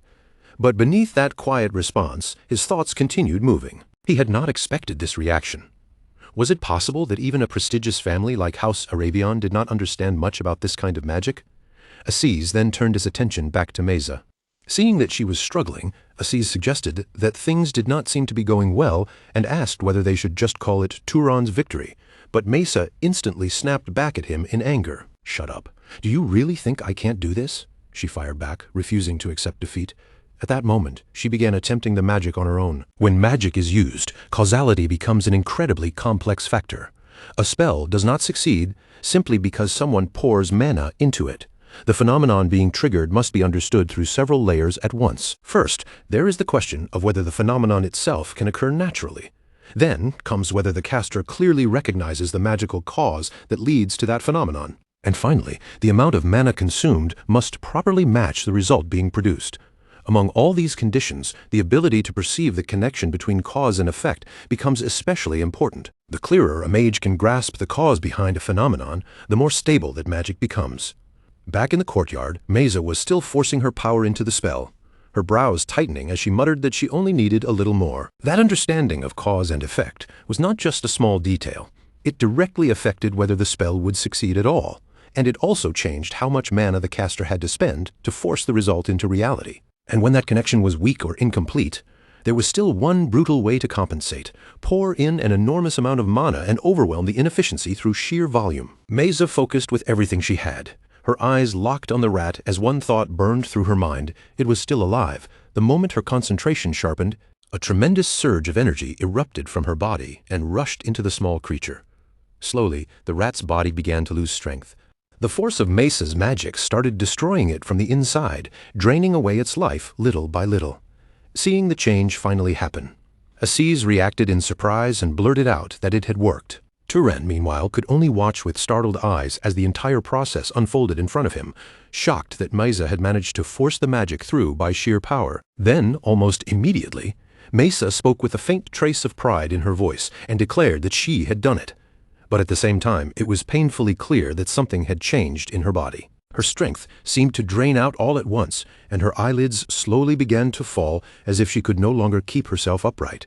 In the very next moment, Mesa's body gave out completely, and she collapsed straight toward the ground.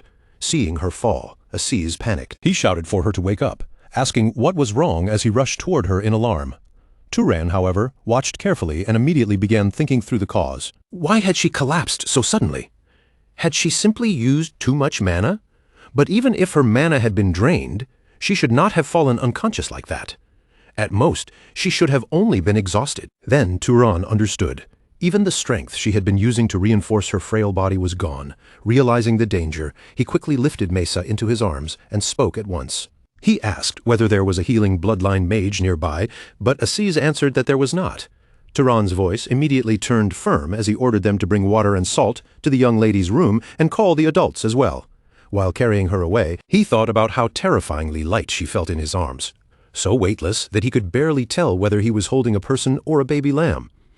From the very beginning, Mesa had been forcing herself to maintain a body that could hardly support itself, and now even the mana holding her together had been spent. After that, the setting moved to the palace, where the quiet air around Mesa's bed felt heavy with worry. Mesa slowly opened her eyes, still weak and disoriented, and found her aunt already sitting by her side. Her aunt looked down at her with visible concern, asking whether she was all right and if she had fully regained consciousness. Mesa turned her tired eyes toward her, then weakly asked why she was there. Her aunt explained that, according to Aziz, Mesa had suddenly collapsed while doing magic training with a guest. As those words reached her, Mesa began to remember what had happened in the courtyard. Her aunt continued speaking with worry in her voice. She asked whether that person had done something to Mesa. For the time being, she said, they were keeping him under observation in the temple. Mesa immediately denied it, making it clear that none of this was Turan's fault. She said she had simply made a mistake for a moment. Then, overwhelmed by the pain in her head, she asked everyone to leave because her skull was pounding. Her aunt answered gently, saying that she had made some soup for her. She understood that Mesa avoided eating because of her magic, but she still wanted her to think about her health. She said she would leave the soup there and asked Mesa to try eating at least a little. Her aunt remained nearby for a moment, her face filled with deep concern, and seeing that expression, Mesa softly thanked her. After that, her aunt quietly left the room, and Mesa was left alone in the stillness. For a while, she simply lay there before slowly turning her gaze toward the bowl of soup her aunt had prepared for her. A faint hesitation crossed her face as she stared at it, but after a moment she finally reached out and took it into her hands. Then Mesa raised the bowl and began to drink, letting the warm soup touch her lips. But the instant it entered her mouth, something felt terribly wrong. Her vision suddenly warped and twisted, and in the next moment, strange images began appearing before her eyes. Mesa visibly trembled as desperate voices echoed around her. They cried out to her, begging for help, calling her name, saying they knew she could save them, and one voice sobbed that it hurt so much while calling her sister. Who those people were remained unclear, but their voices felt painfully real, as if they were reaching out from somewhere distant while still being deeply tied to her. Fear and confusion crashed over Mesa all at once. Her hands lost their strength, and the bowl slipped from her grasp, spilling soup across the floor. Mesa clutched both ears tightly and screamed in distress, her face twisting in panic as the terrifying visions continued to tear through her mind. Elsewhere, a silent statue stood in the dimness, watching over a place hidden beneath the estate. This underground chamber belonged to Hausberg and was known as the Temple of the Limping Goddess. Inside that solemn space, Turan stood quietly with the guard who had brought him there. The guard kept one hand firm on his sword and spoke in a serious tone, warning Turan that the doors and walls had been solidified like muscles trained for centuries.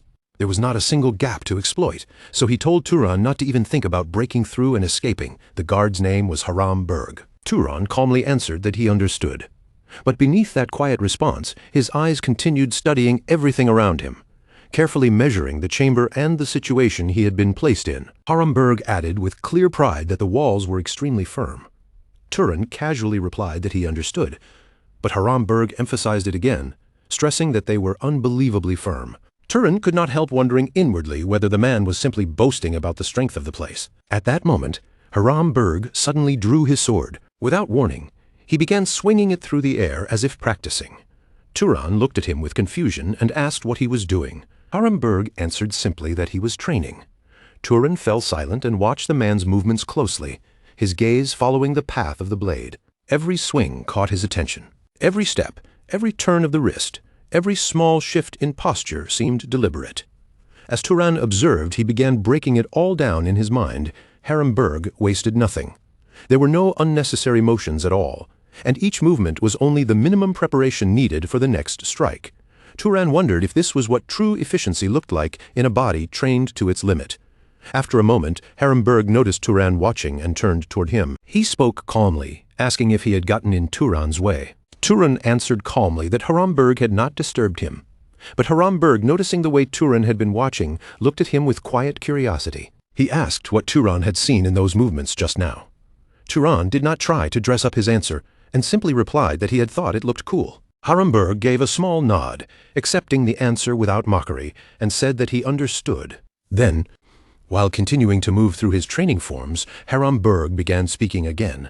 He explained that most nobles treated weapon arts as something insignificant because it was much easier for them to strike enemies from a distance with magic. But in his view, that only happened because their bodies were weak.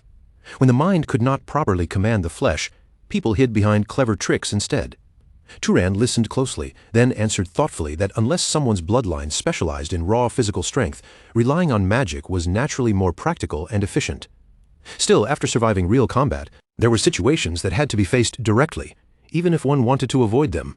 The moment Haram Berg heard that, he stopped moving and tossed a sword toward Turan. "Take this," he said. Turan caught the weapon, but his eyes narrowed with a little doubt as he looked back at Haram Berg. He asked if Haram Berg was not supposed to be keeping him there. After all, Turan was still being treated as a suspicious person, so he wondered whether it was really fine to hand him a weapon so casually. Haram Berg showed no concern at all. He said it did not matter. In his hands, that object was only an iron bar, because what truly made it a sword was the body of the person wielding it. With Turan's current body, Haram Berg stated bluntly that he could not possibly cut him. After hearing that, Turan accepted it with a calm expression and admitted that even if he tried something, it likely would not work. Haram Berg continued watching him closely, and at that very moment, the air around Turan began to change. As Turan tightened his grip on the sword, a fierce and powerful energy started rising from his body. The relaxed mood of the chamber suddenly sharpened, and the pressure around him grew heavier by the second. Haram Berg moved in and began correcting Turan's posture with steady hands, calmly explaining the principle behind the stance. He guided him to place his center of gravity firmly over his front leg, raise his arm with control, and learn how to overcome the blade's weight instead of simply struggling against it. Turan listened with full attention and answered respectfully, showing that he understood each point. Satisfied, Haram Berg gave a slight nod and told him to repeat the movement 10 times without stopping. He also stressed that breathing was just as important as the motion itself. He told Turan not to hold his breath, but to let it flow through his muscles, as though every swing was drawing strength from deep inside his body. Then, in a more thoughtful tone, Haram Berg admitted that Turan's body was naturally suited for training. If he ever took the time to refine it properly, the results would be impressive. Magic was certainly the strongest tool a wizard could possess, but Haram Berg made it clear that the body was still the foundation beneath everything. A body forged through repeated trials could dominate even without relying on magic. That difference, Haram Berg insisted, was something Turan needed to understand with his whole being, not just with his mind. Just as Turan steadied himself and prepared to continue the training, while recalling Haram Berg's words, the doors of the goddess temple slowly opened.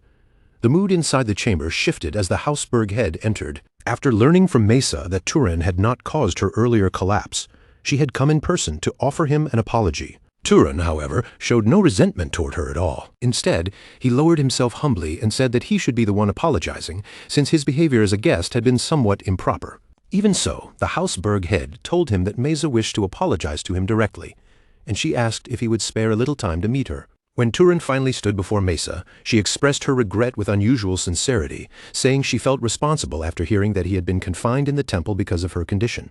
Turan gently dismissed her concern. He told her that it had only been a necessary precaution, and that what mattered most was that she was safe.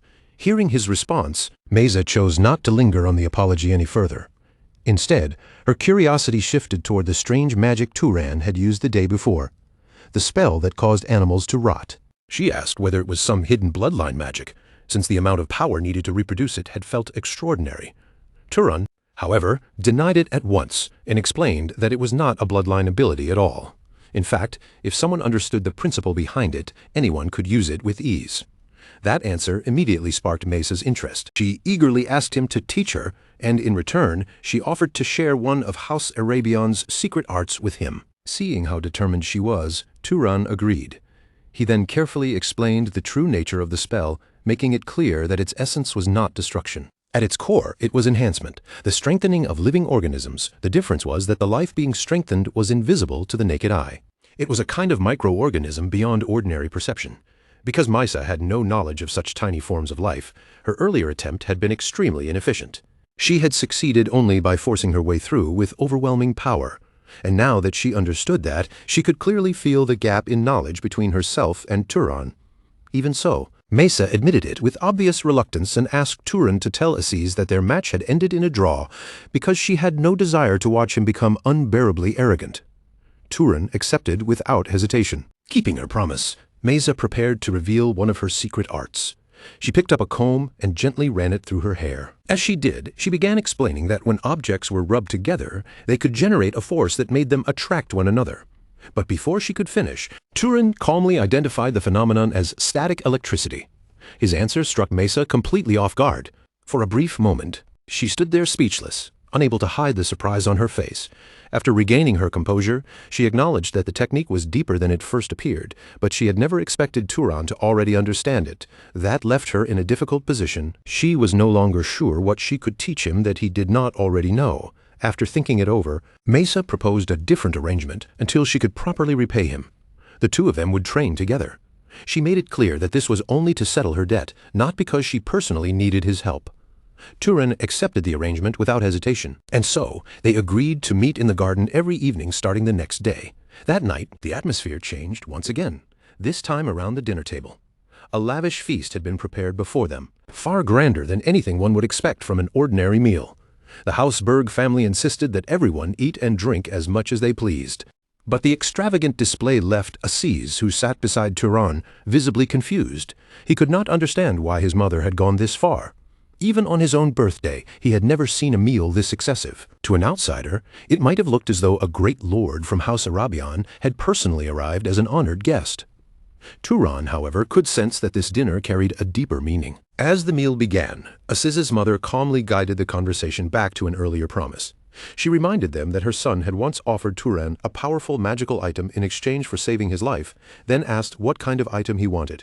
After taking a moment to think, Turan answered honestly. He said that while using magic to harm others was relatively easy, protecting himself was much harder than simply striking back. So Turan asked for something that could shield him in those sudden, dangerous moments when there was no time to think.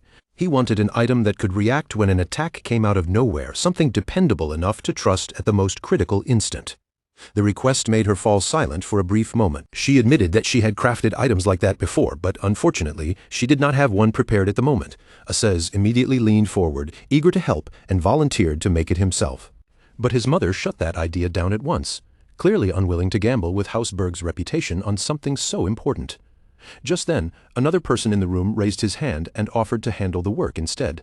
He explained that he had recently finished a commission for the main house, so he had enough time available to take on a new task. When they asked how he intended to make it, he proposed turning the item into something Turan could keep on his body at all times, like a ring, an earring, or a necklace, so its protection could be triggered the instant danger appeared. The only problem was that such careful work could not be rushed. It would require an entire month to complete. Even so, the Hausberg head looked pleased and praised his willingness to step forward. She even spoke with a faint trace of pride, as if admitting that praising one's own child too openly might sound excessive. Still, Mello truly was a talented wizard, and his skill in crafting magical items was close enough to her own that her confidence in him was not empty boasting. In other words, the protective item would be made over the span of a month by someone with exceptional ability, born from a family line famous for producing magical artifacts. Hearing all of this, Turan thanked them sincerely, but a worried look still crossed his face. He could not help wondering whether such a valuable effort was far too much to spend on him. But she brushed aside his hesitation immediately, making it clear that compared to the life of her son, this was not an excessive repayment at all. Then, with calm authority in her voice, she instructed Turan to stay with Hausberg as their guest for the next month. He was to remain there comfortably and accept their hospitality without carrying any needless concern. Aziz watched the whole exchange with a growing smile. Then he leaned a little closer to Turan and remarked that his mother seemed to have taken quite a liking to him. He even let slip that the night before she had spent quite some time talking about Turan. She had praised his magical talent, saying it could stand beside Mesa's, but what impressed her even more was not just his strength, it was the deeper qualities he showed beyond raw power. Aziz leaned back with a knowing grin, his voice carrying that half-joking, half-serious tone of someone who understood his mother very well. He said her real aim was probably obvious by now. In his eyes, Turan had clearly been neglecting proper training. And because of that, his mother had likely begun thinking about drawing him into Hausberg. According to Aziz, her methods usually began with kindness that was almost impossible to refuse. First came generous gifts, then thoughtful favors, and before the person even realized what was happening, they were already tied down by gratitude. After that, at just the right moment, she would introduce them to a charming young lady. Aziz mentioned it casually, as though it were one of his mother's most reliable tricks. In fact, more than a few wizards had apparently joined Hausberg through that very same path. When Turan heard that, he immediately felt that accepting too much kindness could make things unnecessarily complicated, but Aziz quickly waved away that worry, telling him there was no need to overthink it. The magical item was only a thank you gift, nothing more. Even if Turan accepted it, no one would try to force him into marriage. His mother, Aziz insisted, was not someone with such poor taste. Then he changed the subject and asked Turan what he planned to do for the rest of the day. Turan answered that he had already promised to train with Lady Mesa later that evening. The moment Aziz realized the training would not begin until night, his eyes brightened with opportunity. He threw an arm around Turan's shoulders and declared that they still had plenty of daylight left to enjoy. With a wide, excited grin, Aziz insisted that Turan come with him on patrol. Zavalin might not be the capital, he said, but it still had more than enough interesting places to see. Turan tried to explain that he had planned to spend the day quietly practicing magic by himself, but Aziz refused to listen. Without giving him any real chance to argue, he caught Turan by the collar. Laughing the whole time, Aziz dragged him along and said that life was short, so it had to be enjoyed while there was still time. Before long, the two of them ended up standing in front of a casino. Turan's lack of interest was so obvious that it showed plainly on his face. Aziz noticed right away, but he was not discouraged in the slightest. Instead, he quickly shifted gears and began pointing out other places nearby with lively enthusiasm. He introduced one attraction after another, trying anything he could think of to catch Turan's curiosity. But while Aziz was still talking excitedly, Turan's attention suddenly drifted somewhere else. His eyes locked onto a large illustrated poster fastened to a nearby wall, and for a moment, everything around him seemed to fade behind that image. The person drawn on the poster looked strangely similar to Cagnet, close enough that Turan could not simply ignore it. And yet, something about the face felt different. The expression was completely unlike what he expected, and that unsettling difference stayed in Turan's mind even after they moved away. Soon after, Aziz brought him to a theater, where a stage play was already being performed. The play carried the audience into the brutal, unforgiving expanse of the Demon Desert, where warriors of House Arabian stood against enemies that seemed far too numerous to overcome. At the heart of the story was a knight named Cain. After surviving an unimaginably fierce battle, Cain drove back every invading enemy with a power so overwhelming that it could only be called divine. When the performance finally ended, Aziz clapped with open excitement, clearly swept up by what he had just watched. He turned toward Turan, eager to hear his reaction. Turan answered honestly, saying the story was truly remarkable. But what impressed him most was not only Kane's strength, it was the humility behind it. The very same man had once claimed that he was nothing more than an ordinary knight. That sharp contrast between the legend on the stage and Kane's own modest words only made Turan look forward to meeting him again even more. The next time they crossed paths, Turan silently decided that he would ask Kane himself whether the incredible tale was really true. Then, the following morning, as the first light of dawn crept in, Turan opened his eyes and found himself facing a strangely familiar sight. Haramberg was already there. He was crouched beside Turan's bed, staring at him with that same unwavering gaze as always. The sudden sight of him so close was enough to leave Turan frozen and speechless for a moment. In a calm voice, Haramberg asked whether Turan had slept well. Then he explained that he had been thinking carefully about Turan's potential. Ever since the previous day, he had become convinced that Turan had promise, and because of that, he had decided to train him personally. A body, he said firmly, did not become strong by resting. It had to be tempered again and again through constant effort. Turan understood that this kind of training would help him far more than wandering around aimlessly, so he accepted the offer without hesitation. But at that exact moment, Asais burst into the room, full of energy and ready to tell Turan about an exciting performance happening that day. His excitement disappeared instantly the moment his eyes landed on Haramberg. Haramberg's quiet, solid presence alone seemed enough to send a shiver down Asis's back. Then Haramberg turned toward him and suggested that he join the training as well. He added that it might be good for Asis's weak body. Asis refused immediately, stumbling over his words as he claimed he still had not recovered from all the walking they had done the day before. And without waiting for Haramberg to say anything else, Asis quickly backed out and fled the room in near panic. Turan watched him leave, puzzled by how strongly he reacted, but that confusion did not last for long. The moment Turan experienced Haramberg's training for himself, he understood exactly why Asis had run away so fast. His entire body shook under the pressure, and every muscle felt as if it were screaming for him to stop. Haramberg watched him closely, then spoke in a steady, unmoved voice, asking whether Turan could not hear his own body crying out. If he could not endure even this amount of pain, then weakness would eventually take control of his will. Haramberg ordered him to keep going, telling him that the current exercise would be the last one. But by the time Turan finally completed that final repetition, his strength gave out completely, and he collapsed onto the ground, drained from head to toe. When Haramberg asked if he was tired, Turan could only admit that he was exhausted. Haramberg, however, merely gave a faint smile and told him he should be grateful. For a wizard, this level of training was barely enough. Still breathing hard, Turan asked in confusion whether things would be different if he were not a wizard. Haramberg explained that ordinary people, no matter how fiercely they trained, would eventually decline with age. For them, constant effort was not even about growing stronger forever. It was necessary just to preserve the condition they already had. Wizards, however, were a different matter entirely. Because mana constantly supported and reinforced their bodies from within, their physical condition could be preserved in its best possible state. Once they managed to improve, that hard-earned progress would not disappear so easily. Hearing Haramberg explain it that way, Turan finally began to understand the deeper purpose behind this brutal training. But before he could even catch his breath properly, Haramberg decided that his short rest was already enough. In that same firm, unshakable voice, he ordered Turan to stand up and begin learning weapon techniques. Turan wanted to complain, or at least ask for a little more time, but Haramberg's words left no space for argument. His battered body was pushed past its limit again, and sharp pain flared through him as his muscles tightened under the strain. The relentless exercises tore into him again and again, leaving his body aching as though every part of him had been dragged through punishment.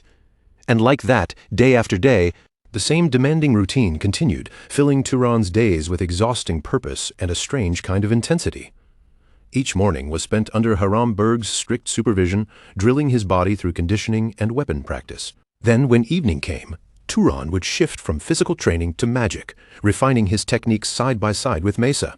Before he even realized how much time had slipped by, 3 full weeks had passed in that harsh but rewarding cycle.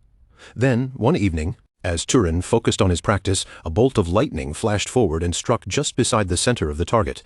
Seeing the mark land slightly off, he let out a quiet sigh, unable to hide his frustration. It was another miss. Mesa, who had been watching his attempt closely, remarked that he seemed to be having a harder time with it than she expected.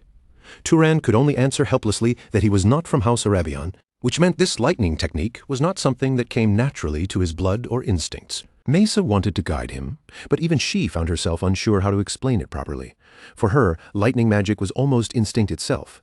The moment she released it, the attack simply reached its target, so teaching something that natural turned out to be unexpectedly difficult. Right at that moment, a voice called out to Mesa, cutting through the steady rhythm of their training. The man who approached carried himself with quiet authority, and after his eyes briefly moved over Turan, he asked who this unfamiliar person was. Mesa immediately stepped forward, placing herself in front of Turan as if to block the man's attention from reaching him. Her voice turned cold as she told him that Turan's identity was none of his concern, then demanded to know why he had come. She reminded him that she had already told the main house not to disturb her while she was resting. The man, however, remained calm and delivered his message without wavering.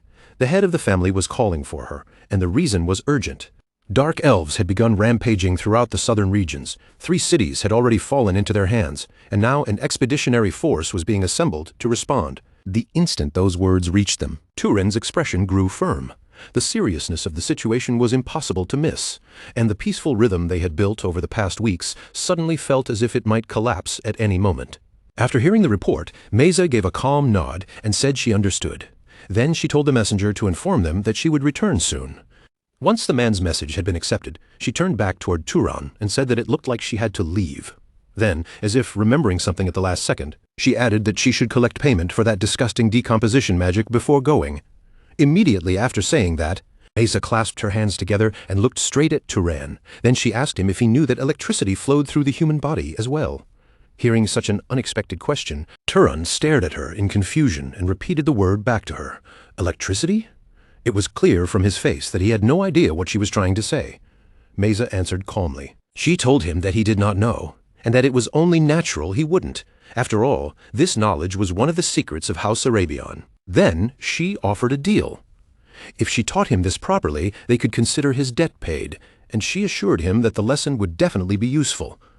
Turan thought about it for a moment before agreeing that it made sense. With that settled, Mesa began to explain. Her voice stayed steady as she shared what she knew. When a person sees something or feels something, that part of the body sends a tiny electrical signal to the brain. If the information comes through the eyes, the signal travels from the eyes to the brain. If it comes from a smell, then the signal moves from the nose to the brain. Mesa continued explaining the process in careful detail, revealing knowledge that sounded both mysterious and incredibly profound. Turan listened without missing a word, his attention fixed completely on her every explanation. Then, as though he wanted to reach deeper into the idea himself, Turan slowly closed his eyes. Focusing inward, he repeated the concept in his mind again and again, a tiny electrical signal. If that electricity truly flowed throughout the entire body, then what would happen if he accelerated the electrical signals moving through those hidden pathways? As that thought settled in his mind, the change became visible almost immediately. Faint traces of electricity began crawling across Turan's face, weak at first, but growing brighter and stronger with startling speed. Then, in the very next instant, his eyes lit up with a sharp glow, crackling with power like contained thunder. The air around him seemed to fall strangely still, as if the sudden surge had silenced everything nearby. Standing there in that charged quiet, Turan found himself facing Mesa. She looked at him calmly, studying his reaction, and asked how he felt now. Turan stood there in a daze, as though he had been thrown into a state completely unlike anything he had ever experienced. A single confused thought echoed through his mind. What was this, then? Without warning, a sharp pain tore through his head. Turan immediately grabbed at it, struggling to endure the intense headache that followed the overwhelming rush of sensation. Mesa, however, spoke in an almost casual tone as if this reaction was exactly what she expected. She said it looked like he had managed to do it, but because he had poured out his mana so recklessly, adjusting to the state would be difficult for now because of the headache. Still, once he grew used to it, she said, he would be able to maintain it for quite a while. Turan could barely process everything happening inside his own body, but even through the confusion, he muttered that no matter how he thought about it, this technique seemed far more valuable than what he had given her in return. At that, Mesa gave a faint, amused smile as her body began to rise into the air. She told him this was simply an investment, because he appeared to have some talent. Turan looked up at her from below as she continued. If he learned an even more incredible spell in the future, she said, then she would collect everything back from him, including what he owed her for this lesson. With those words, Mesa flew off at high speed, cutting through the air and disappearing from sight in an instant. Elsewhere, a clear sky stretched wide overhead, peaceful and vast, creating a sharp contrast against the heavy events that had just unfolded. Beneath that open sky, a huge crowd had gathered in one place, packed closely together and filling the area with a tense feeling of unrest and expectation. As the moment unfolded, the place was revealed to be Morgan City, the center of the Daykind Plains. An enormous number of people had assembled there, and all of them were shouting slogans together, their united voices rolling loudly through the air.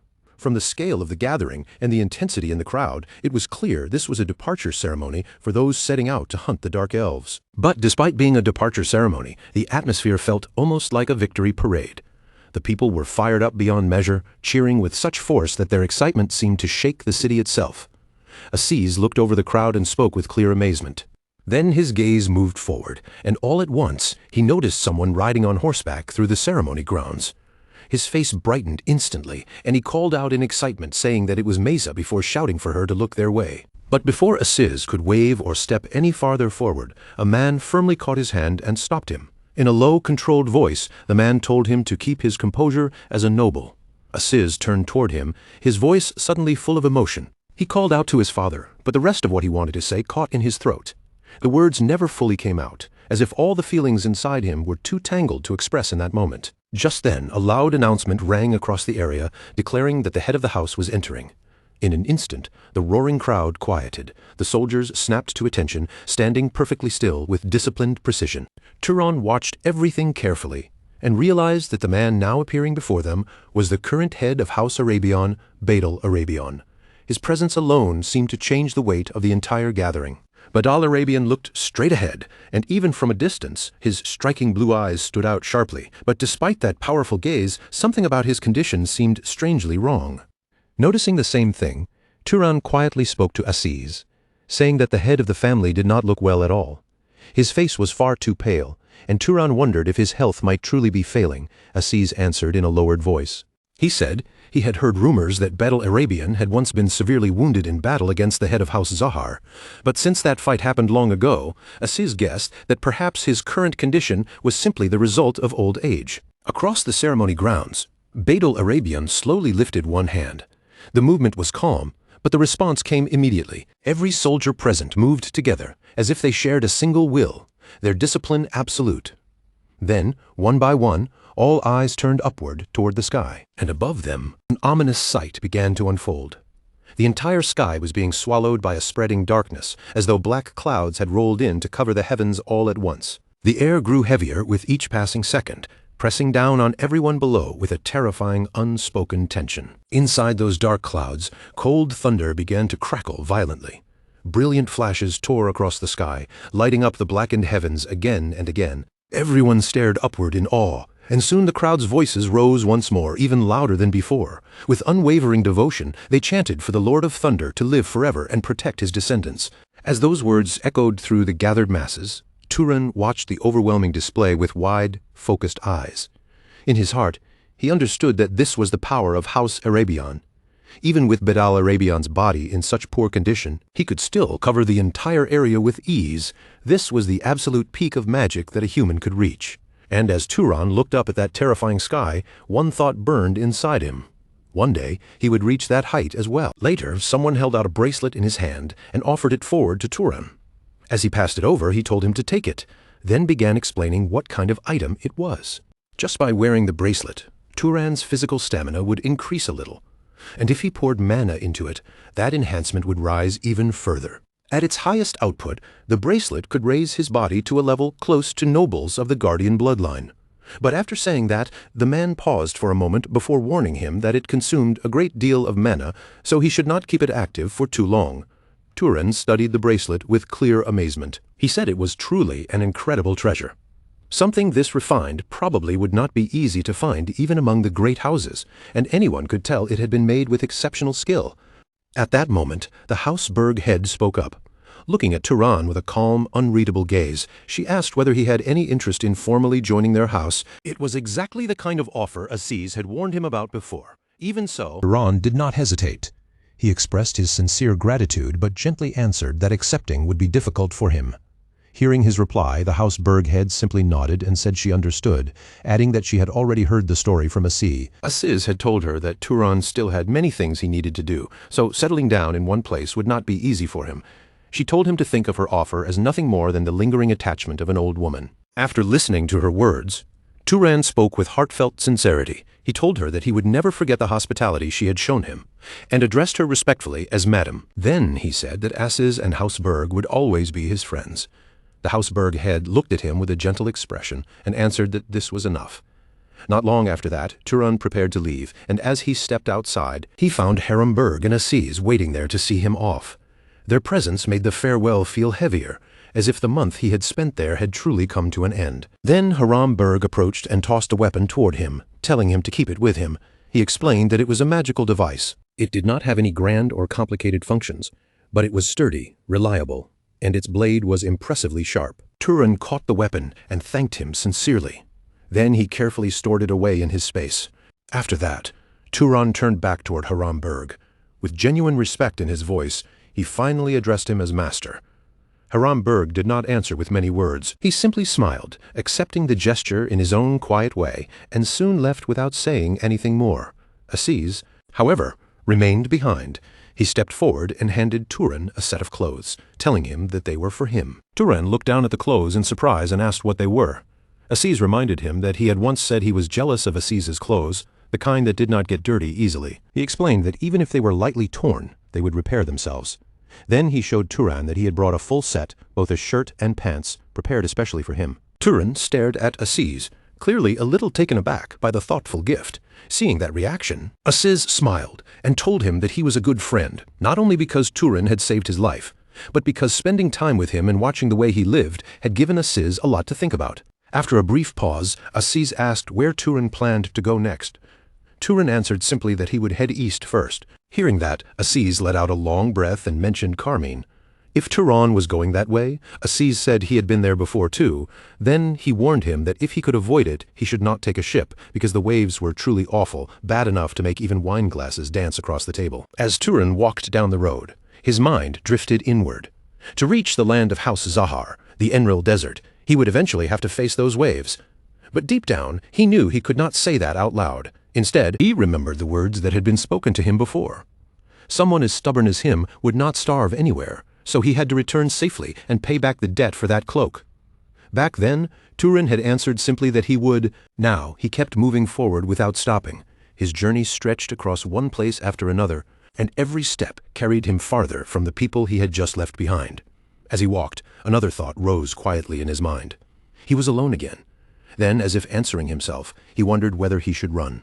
In the very next instant, Turan launched himself forward with incredible speed, his body cutting through the road like a sudden gust of wind. He dashed through the crowds, weaving past people so quickly that they barely had time to turn their heads.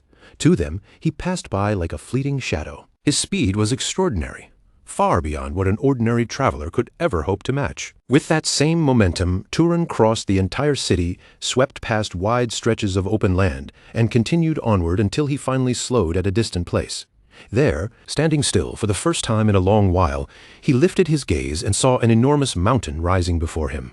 Turan drew in a deep breath as he faced the towering sight ahead. Turan steadied his breathing, set his feet forward, and walked straight into the mountain without the slightest hesitation. As he pressed deeper along the path, something faint drifted into his senses, making him slow his steps for a moment. He narrowed his focus, trying to identify the scent hanging in the air. At first, he wondered if it was only the smell of a campfire. But almost immediately, his expression hardened. No, this was far worse than burning wood. What reached him was the sickening stench of flesh being burned. Turan moved closer, following that horrible smell, and before long, the truth of what had happened began to reveal itself. He arrived at a place that had been completely destroyed. The homes there had been burned down until almost nothing remained, leaving only blackened beams, collapsed walls, and piles of ash. All around the ruined settlement, lifeless bodies lay scattered across the ground. A heavy silence pressed over the entire area, the kind that only remained after complete devastation. Seeing the destruction, Turan's thoughts turned grim. He wondered if bandits had attacked the place, because the dark elves should not have advanced this far. Still, as he continued walking through the ruined area, Turan carefully looked over the burned houses one by one. Every charred doorway and broken wall deepened the unease in his chest. A quiet sadness settled over him as he took in the scale of the destruction. After standing there for a moment, he stepped into one of the damaged homes to search inside. As he moved through the ruined interior, he eventually discovered an entrance leading down into a basement. Without wasting any time, Turan reached for it and tried to open the door. After some effort, the door finally gave way with a heavy shift, and inside he found a young girl, no more than a small child, curled up in fear. She had been hiding there alone, trembling in the darkness. The moment the basement door opened, the little girl burst into tears, terrified by the sudden appearance of a stranger. Turan immediately moved down toward her. He raised both hands where she could see them, showing clearly that he had no intention of hurting her. Keeping his voice calm and gentle, he told her to wait and calm down, saying that he was not an enemy and had come to help. The child still looked overwhelmed, but through her trembling she stared up at him and hesitantly asked if that was really true. Turan answered softly that it was, then asked if she could tell him what had happened. Fighting through her fear, the girl managed to force out a few broken words. She said he had killed everyone, that mage. Turan repeated the word in surprise, clearly caught off guard by what she had just revealed. But before she could explain any further, the little girl suddenly lost consciousness and collapsed. Turan quickly caught her before she could fall and checked her condition. Thankfully, he realized it was nothing serious. She had likely only fainted from exhaustion after being trapped in the basement for so long. Turan decided that the first thing he had to do was get the child somewhere safe. Carefully lifting her into his arms, he carried her out of the ruined house. But the instant he stepped outside, a sharp tension cut through the air. Someone had already taken aim at him. In the distance, a girl stood with her bow drawn tight. Her arrow was pointed straight at Turan as she coldly declared that she had found him.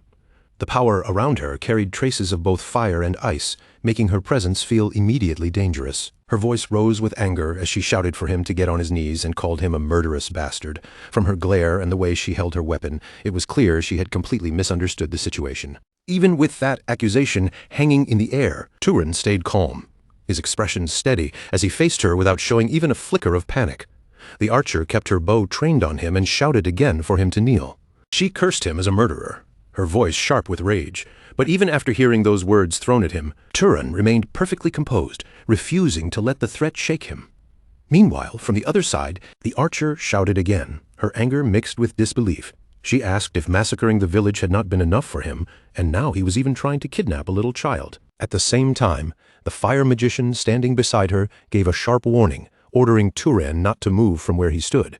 If he did, the magician said what happened next would not be pleasant. Turan, still keeping his calm, tried to explain before things went any further. He told them to wait, saying clearly that this was a misunderstanding and that they needed to listen. But before his words could truly reach them, the fire magician's nerves got the better of him. In his panic, he accidentally released his attack forward. The blazing spell shot straight toward Turan and the little girl at terrifying speed. In the next instant, a massive explosion erupted where they stood. Seeing the blast, the archer's eyes widened in shock and fury. She spun toward the fire magician and shouted Gil's name, calling him an idiot because there had been a child there. Gil immediately panicked, stammering that it was an accident and that he had been so nervous he lost control. But when the archer looked forward again, she froze in place. What she saw beyond the smoke left her completely stunned. Someone had blocked the attack completely, stopping the magic with nothing more than a single hand. It was Turan. He stood there unharmed, his artifact activated without even the slightest scratch on his body. Calmly, almost as if the whole thing had only been a minor inconvenience, Turan said he had not expected to use the item so soon. The archer's companions stared at him in disbelief, unable to immediately understand what they had just witnessed. One of them whispered in shock, asking if he had really blocked that magic with just his body. Meanwhile, Archer Girl's thoughts raced wildly. She wondered what kind of defensive magic he had used, and whether it could possibly be some kind of bloodline ability. Her confusion and astonishment were written plainly across her face. With everyone's eyes still fixed on him, Turan spoke again, his voice steady but firm. He said he was not the one who attacked the village, and repeated that this was a misunderstanding. But if they attacked him again, his tone turned colder, carrying a quiet warning. He made it clear that next time he would not simply defend himself. Hearing that, the archer felt a faint chill of fear. None of them knew the true depth of Turan's power, and that uncertainty made him even more intimidating. Slowly, her gaze shifted toward the little girl. The child was now standing quietly beside Turan, calm and unharmed, which made the archer's anger begin to waver. After taking a moment to process what she was seeing, the archer finally spoke again, but her tone was no longer as aggressive. She admitted that it made sense. There would be no reason for someone to cause such a tragedy and then stay behind just to save a child. Lowering her weapon slightly, she introduced herself as Bizin and then asked for his name. Turan answered simply with his own. After hearing it, Bizin studied him carefully and said that even if the situation seemed to support his claim, she still needed to know how she could believe him. Turan, still calm and unshaken, answered without hesitation. He told her to ask the child when she woke up, because it seemed the girl had seen the real culprit. Bizin's eyes widened in surprise. She asked if the girl had really seen the one who set the fires. Turan repeated the words slowly, as though confirming the possibility aloud, and the weight behind that realization settled over everyone there. The burner, Turan repeated, clearly reacting to the name. Seeing that he truly seemed unfamiliar with it, Bizin frowned slightly and asked if he honestly did not know who that was. Turan stayed calm and admitted that he did not. Bizin's expression turned serious as she explained. The burner was the mad mage responsible for this terrible atrocity. For the past few months, he had been striking isolated villages again and again, tying up the people who lived there and burning them alive, because each attack left almost no one behind. They had not even been able to confirm his identity at first. The only thing people knew for certain was the name they had given him, the burner. Just then, the little girl stirred faintly and spoke in a weak but clear voice. She said the man had worn a red cloak, had a beard, and looked frightening, almost like a rough lumberjack. Bizin's companions all fell quiet as they listened, carefully taking in every detail the child managed to give them. Bizin herself glanced back toward Turan, and the sharpness in her expression finally began to soften. After a brief pause, she stepped closer with her team and apologized sincerely. She admitted they had acted rudely because they had been too impatient, and that pointing a weapon at him had clearly been her mistake. Gil also lowered his head a little and apologized as well. Watching them, Turan quietly thought that even among nobles, there were some whose sense of duty could overpower their judgment. Still, Bizin seemed like an honest person and a capable leader. Then, he spoke to them in a calm voice, saying that what mattered was that they had worried about the child's safety first. After that, he asked whether they had come here to capture the burner. Bizin nodded. She explained that when they found someone at the site of a fresh fire, she thought they had finally caught the culprit this time. But things had not turned out that way. Still, now that they had a description, Bizin said they would be able to catch him soon, because they had a natural tracker with them. Turan raised an eyebrow, surprised by those words. A tracker made him think of one possibility right away. So he asked if she was from House Zahar, and if so, why she was in a place like this. Bizin immediately lifted a hand and denied it with confidence. She introduced herself properly as Bizin Carmine of House Carmine, saying she had come from Abacha, and that the others with her were friends from their vassal families. Then she explained that Asha was descended from someone whose ancestors had once mixed blood with a noble of House Zahar. That bloodline had only awakened weakly in Asha. She was skilled at tracking magic, but she had no gift for concealment at all. Within the family, Bizin said, people referred to that kind of ability as a primitive bloodline. She paused for a moment, then turned her eyes directly toward Turan, her expression becoming much more serious. More importantly, she had a request for him, calling him Mr. Turan. Bizin asked if he would help them hunt down the burner. In exchange, she said he could take the full reward for capturing him. She even offered to give him her own share of the mana. What Bizin needed most was not the reward itself, but the merit that would come from completing the mission. After hearing the terms, Turan asked one practical question. Did they know how strong the burner was? Bizin nodded and answered that he was definitely a noble-level mage. Some of the villages he attacked had been protected by several knights, and even then, every one of them had been killed. Hearing that, Turan fell into thought, an opponent who could kill multiple knights. Maybe this was exactly the kind of enemy he needed right now. The weak demonic beasts he had encountered along the road no longer helped him grow stronger. After a brief silence, Turan gave his answer and agreed. A faint smile appeared on Bizin's face. Then Turan added that before anything else, they needed to get the child somewhere safe. Soon after, the group traveled to another place and entrusted the girl to a man there, handing him money. They told him to take it, saying it was enough to raise the child until she was fully grown. The man accepted at once and quickly assured them. Of course they could count on him. But as he spoke, his body suddenly began trembling in a strange way, as though something about the situation, or perhaps the weight of responsibility, had shaken him deeply. Right after that, focus returned to the ruined village, the same place that had been burned and destroyed so completely. After that, Asha stepped forward and began using her tracking ability. She carefully scanned the surroundings, guiding the rest of the group as she searched for a trail, then said they still needed to look a little farther. Bison immediately gave the order to move and asked which way they should go. Without hesitating, Asha continued leading them onward, her focus sharp and unwavering as she followed the faint traces left behind. Watching her work, Turan grew curious and asked how she was tracking the burner so precisely. Asha answered in a calm, matter-of-fact voice. First, she had searched for human footprints. Then, once those traces reached the main road, she switched to following the scent of ash. If the burner had not changed his clothes, then ash residue would still be clinging to him. Hearing her explanation, Turan silently judged her as quite professional. The only reason she had failed to find him before was because they had not even known whether the culprit was a man or a woman. Just then, Asha suddenly stopped in place and said she had found the trail. Everyone immediately began following her. From behind, Bison called out for Asha to wait and slow down a little. Before long, their path carried them into a mountainous area. The ground there was uneven and quiet, and the group finally came to a stop. Bison turned back toward the others and gave a firm instruction. She told Mr. Turan to come to the front with her, while the rest of the team stayed behind. With that decided, the two of them moved ahead, each holding a glowing sphere that pushed back the darkness and lit the path in front of them. As they advanced, Bison lowered her voice and asked Asha whether someone was inside. Asha hesitated slightly, as if the presence she sensed made her uneasy. Then she answered that there was one person inside. Hearing that, they continued forward and entered the cave. After moving through it for a short while, they finally reached the place at the end of the trail. There, standing before them, was the very mage they had been searching for all this time, every gaze immediately fixed on him. The man looked back at them with surprising calm, his face showing no fear or panic at all. In an almost casual tone, he asked what brought them to such an isolated place.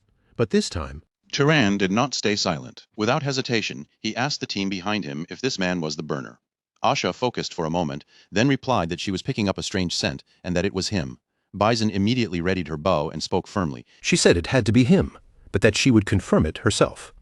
Taking a slight step forward, she called out and asked whether he was the one who had kidnapped and burned the nearby villagers. The man tilted his head as if confused, pretending not to understand. In a calm voice, he said he was not quite sure what she meant, but in the very next moment, his mask dropped. He suddenly activated his magic, and flames burst forward with violent force. A violent explosion erupted through the area, shaking the cavern with a deafening roar. The blast wave rushed outward so fiercely that several members of the team were knocked backward, their bodies thrown off balance by the sudden force. However, Turan and Bison did not move an inch from where they stood. Turan had already triggered his artifact again, and a solid protective field wrapped around them like an invisible shield. When the dark mage saw that defense appear so quickly, even he couldn't hide the flash of surprise that crossed his face, and in that tiny opening, Bison raised her bow without hesitation and fired an arrow straight toward him. The arrow flew clean and true, cutting through the chaos before burying itself in the dark mage's leg. The impact struck hard enough to break his stance, forcing him down onto one knee. But even after being hit, he was far from finished. In the very next instant, he unleashed his bloodline ability. The ground beneath them started to rumble violently as he bent the earth to his will, twisting the terrain itself into a weapon. Huge hands made of stone burst upward from the ground around him, their massive fingers forming out of rock and dirt. Seeing that strange power take shape, Turan's eyes sharpened as the thought flashed through his mind. Earth manipulation? I thought his bloodline was flame. Before he could dwell on it, the enormous stone hands surged toward him. They came crashing at him again and again, trying to crush him with relentless force. Turan moved fast, weaving away from each heavy strike before the stone fists could smash him into the ground, but the dark mage kept pressing forward, driving the attack without giving him even a moment to breathe. So, Turan reacted immediately, shifting from defense into action. He gathered his strength in one sharp burst, then fired a powerful rock shot straight at the enemy. The projectile slammed forward with brutal force, smashing into one of the giant stone hands and shattering it completely into broken fragments. And then, Turan wasted no time at all. He instantly activated another spell, this time calling on lightning magic. Electric sparks began snapping and crawling around his hands, crackling wildly as the power gathered. The light grew brighter and more violent with every passing second, and when Turan finally released it, the lightning bolt struck the dark mage with terrifying force. The man let out a loud scream of agony, his body convulsing under the impact, and his cry echoed through the cave before he collapsed straight onto the ground. Seeing him fall, Bison quickly turned toward Turan and asked, "Did you take him down?" Turan, still keeping his focus on the fallen enemy, answered in a calm voice. Most likely. I'll deal with him. Please go check on the others. Without wasting another second, Turan scattered several small seeds around the dark mage's collapsed body. Almost immediately, the seeds sprouted with unnatural speed, bursting open and growing into thick, twisting plants that coiled tightly around the man's body, wrapping him from every side until he was completely bound. Once the dark mage could no longer move, Turan stepped forward with his weapon in hand and stopped right in front of him. "I've sealed your sight and your movements. It's over," he said, his voice cold and perfectly controlled. Then, with a sharp command, he added, "Get up, now." A moment later, Turan moved behind the bound man and pressed a blade against his neck. "Don't move," he warned. "If you release even a trace of mana again, I'll kill you right here." The dark mage was clearly shaken now, and his voice trembled as he asked, "Who are you? How did you find this place?" Turan answered without the slightest hesitation. "We have our ways. Now answer me. You're the arsonist, aren't you?" At first, the man refused to say anything, but in the next moment, Turan drove his weapon into the man's knee without warning. A piercing scream tore out of the dark mage as pain surged through his body. "Answer me," Turan demanded, his tone icy and merciless. Why would a rogue noble burn innocent villagers alive? Deep inside, Turan's judgment was already firm. A murderer deserved no mercy. Trembling from fear and pain, the dark mage finally broke and spoke. God told me to," he stammered desperately. "If I burn the flesh and souls of sinners, I can reach him." Hearing those words, every archer nearby froze in shock. "What?" they cried, unable to believe what they had just heard. But the dark mage kept going, his voice unstable, feverish, and filled with desperate obsession. "God taught me the secret to obtaining other bloodlines. If I just burn a few more humans, I'll finally gain the flame bloodline." Bison turned her face away, disgust and disbelief tightening her expression. "Isn't this just madness?" she said, struggling to make sense of it. "How could anyone possibly obtain an innate bloodline like that, to massacre people for something so absurd?" Meanwhile, on the other side, Turan's anger rose to an entirely different level. As he listened to the man's deranged words, a memory from his past suddenly surfaced, bringing back the voice of someone who had once said, "Even commoners gain power by killing demonic beasts. I've seen many mages do it." Back in the present, the dark mage kept muttering like a man possessed. "I only need to burn a few more, and then I'll have the power of flames." Turan's expression darkened as a terrible realization slowly took shape inside him. This isn't simply the delusion of a madman, he thought. The air around him seemed to grow heavier, almost suffocating as the anger inside him deepened. Perhaps he had just uncovered one of the hidden truths of this world. Then, without giving the dark mage another second to speak, Turan cut off his head in one swift motion. Immediately after that, the lifeless body dropped to the ground in front of everyone, falling limp beneath the tangled plants. The sight made a few people uneasy. One man, whose condition had already grown worse, was questioned by the others about what had happened to him. He struggled to force the words out, then finally muttered, "Bad. Battle Arabian. It feels like slaughtering livestock." Hearing that broken remark, one of the archers snapped at him immediately. "Don't say something so foolish.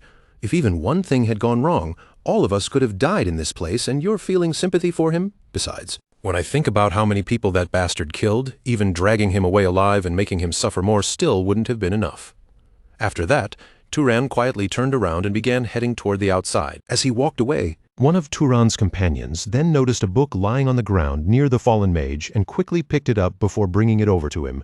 Turan accepted it, lowered his gaze, and examined the cover and pages with a sharp, careful look. This should be more than enough to prove he was the burner, Turan thought quietly. As he turned the pages one by one, his expression grew more serious. "These are combination formulas I've never seen before in my entire life," he muttered under his breath. Did that voice calling itself a god teach him these things as well?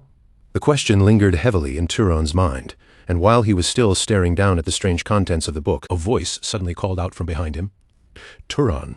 It was Bison, calling him over because there was still something they needed to do before leaving this place behind. Soon after, everyone gathered themselves and began absorbing mana in their own separate ways, each person following the method that suited them best. At that very moment, the scene shifted to a man speaking with open admiration in his voice. "Congratulations, Miss Bison. To think you actually succeeded in capturing the burner. A new star has truly risen in House Carmine." Bison received the praise calmly and replied, "You flatter me." Then, without letting the compliment linger too long, she turned her attention toward Turan and said, We're planning to travel around for a little while longer and hunt some monsters along the way. What about you, Turan?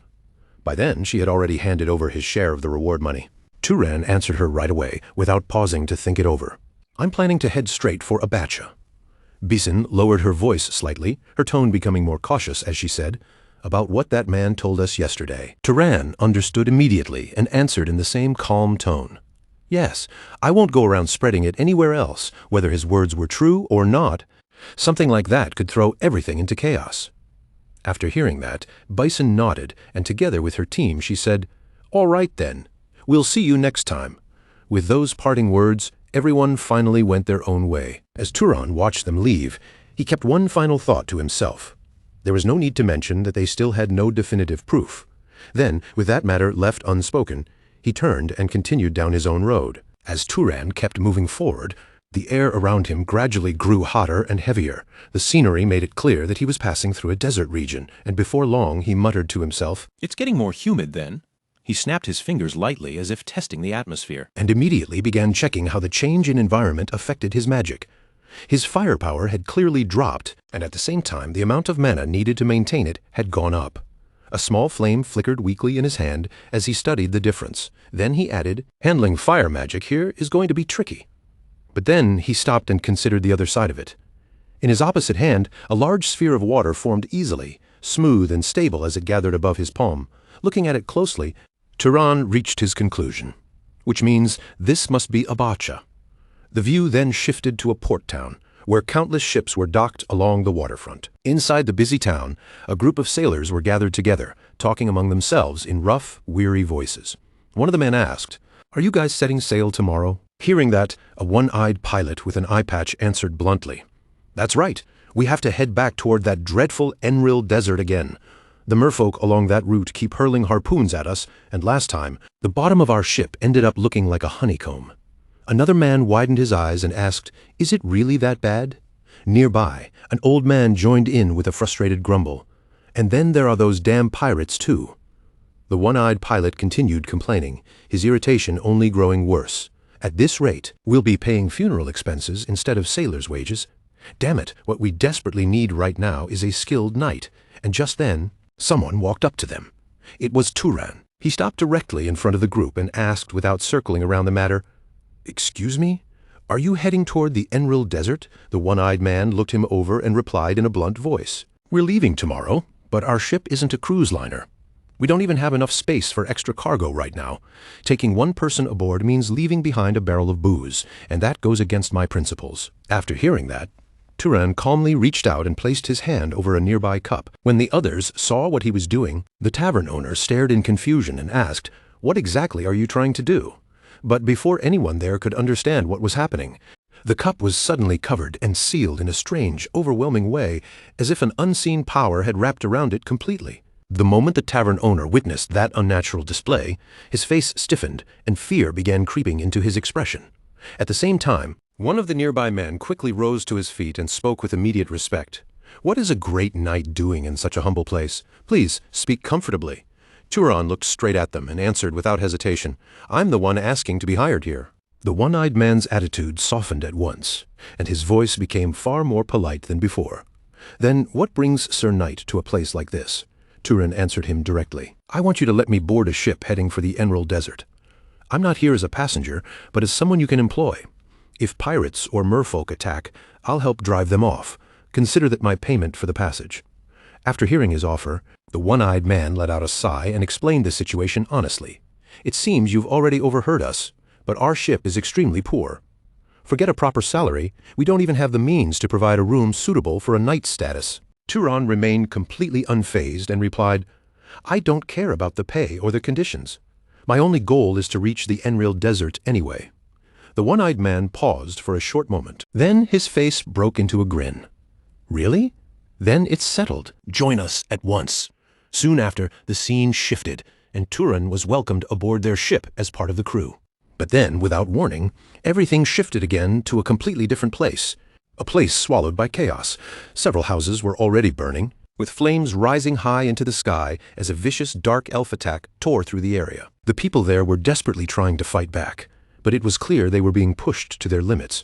One young master, in particular, could barely fight properly at all, completely overwhelmed by the terror and confusion unfolding around him, and at that exact moment, a dark elf rushed straight toward Aziz, closing the distance with terrifying speed. Just when it seemed there was no way to stop the attack, a streak of golden lightning flashed across the sky. In the blink of an eye, every monster in the surrounding area was struck down, collapsing before they could even react. Then, from within the fading glow of that lightning, Mesa made her entrance. Seeing her, the young man finally let out the breath he had been holding, relief washing over his face as he lowered his head and said, "Thank you, my lady." Mesa looked at him with steady, composed eyes and answered firmly, "Rejoin the unit." The moment the order left her mouth, he responded without hesitation, "Yes, ma'am," then rushed forward at once, throwing himself back into the battlefield. Mesa stayed where she was, calm and unmoving, her presence alone carrying the weight of command. Just then, a man approached her from behind, his voice carrying clear concern as he asked, "Are you hurt anywhere?" This was Vice Captain Kadram Arabian. When Mesa quietly shook her head to show that she was unharmed, Kadram continued in a serious tone, "Don't push yourself too hard. You are far more precious than the lives of a knight or two." But Mesa showed no concern for her own safety at all, and replied with unwavering confidence, "I'm fine. This is nothing. More importantly, how is the battle going?" Kadram answered her directly, "Not bad. At this rate, we should reclaim this area soon. The only problem is, we still haven't found the tunnels." Hearing that, Mesa's reply came with a slightly sharper edge, almost like a quiet taunt, as she began walking past him. "Let me know once you find them. I'll go there myself." Watching her leave so decisively, her uncle could no longer hide the frustration building inside him. His brows tightened, and he muttered under his breath, "My brother raised that child far too recklessly. At this rate, she'll end up just like her mother and younger brother." The scene then shifted back to the ship, where Turan stood quietly in one place, his gaze fixed on the vast sea stretching endlessly before him. The wind swept across the deck and brushed past his face, and as he stared into that wide blue distance, his thoughts slowly drifted inward. Even if I arrive in the land of House Zahar, I have no idea how I'm supposed to find any real clues, especially when I don't even know what kind of status my father had. If I simply barge into Zahar without preparation, there's no telling what might happen. The only things I have to rely on are a few heirlooms and a portrait of my mother's face. I wonder how long it would take to find information about my mother with only that much to go on. And just as that thought settled heavily in his mind, someone tapped him lightly on the shoulder from behind. It was the one-eyed man again. With a casual tone, he said, "Sir Knight, if you keep staring like that, you'll burn a hole straight through the seabed. What's got you thinking so deeply?" Turan finally snapped out of his thoughts and answered calmly, "I was just thinking about how vast the ocean is." The one-eyed man nodded, a faint smile tugging at his face as he replied, "It is vast, all right." "Very vast," he continued, speaking as if making ordinary conversation on the deck. "I've heard landfolk can get nauseous just from looking at all that endless water. Are you handling seasickness well enough? Oh, and by the way, I heard you've even been learning seafaring from our bosun." A noble Sir Knight, studying everything from tying ropes to working the sails, he seemed pretty excited that you're picking it up so quickly. Hearing that, Turan answered simply, "I only thought it would be useful knowledge to have. And honestly, it's more interesting than I expected." At that moment, another crew member suddenly raised his voice and called out loudly across the deck, "It's mealtime." Hearing that, the one-eyed man clapped his hands together and said, "All right, let's eat before we get back to work, everyone, to the dining hall." Soon after, the crew members gathered together and began sharing their meal. As Turan sat among them, an old man came over and said, "It's not as good as food on land, but at least they didn't forget the pickled cabbage. If we didn't have this stuff, we would have all died from gum disease long ago." Turan looked at him with curiosity and asked, "Gum disease?" The old man nodded and explained, "Yeah, it's a disease where your gums start bleeding, and if it gets bad enough, you eventually die, but if you eat sour food, you can recover.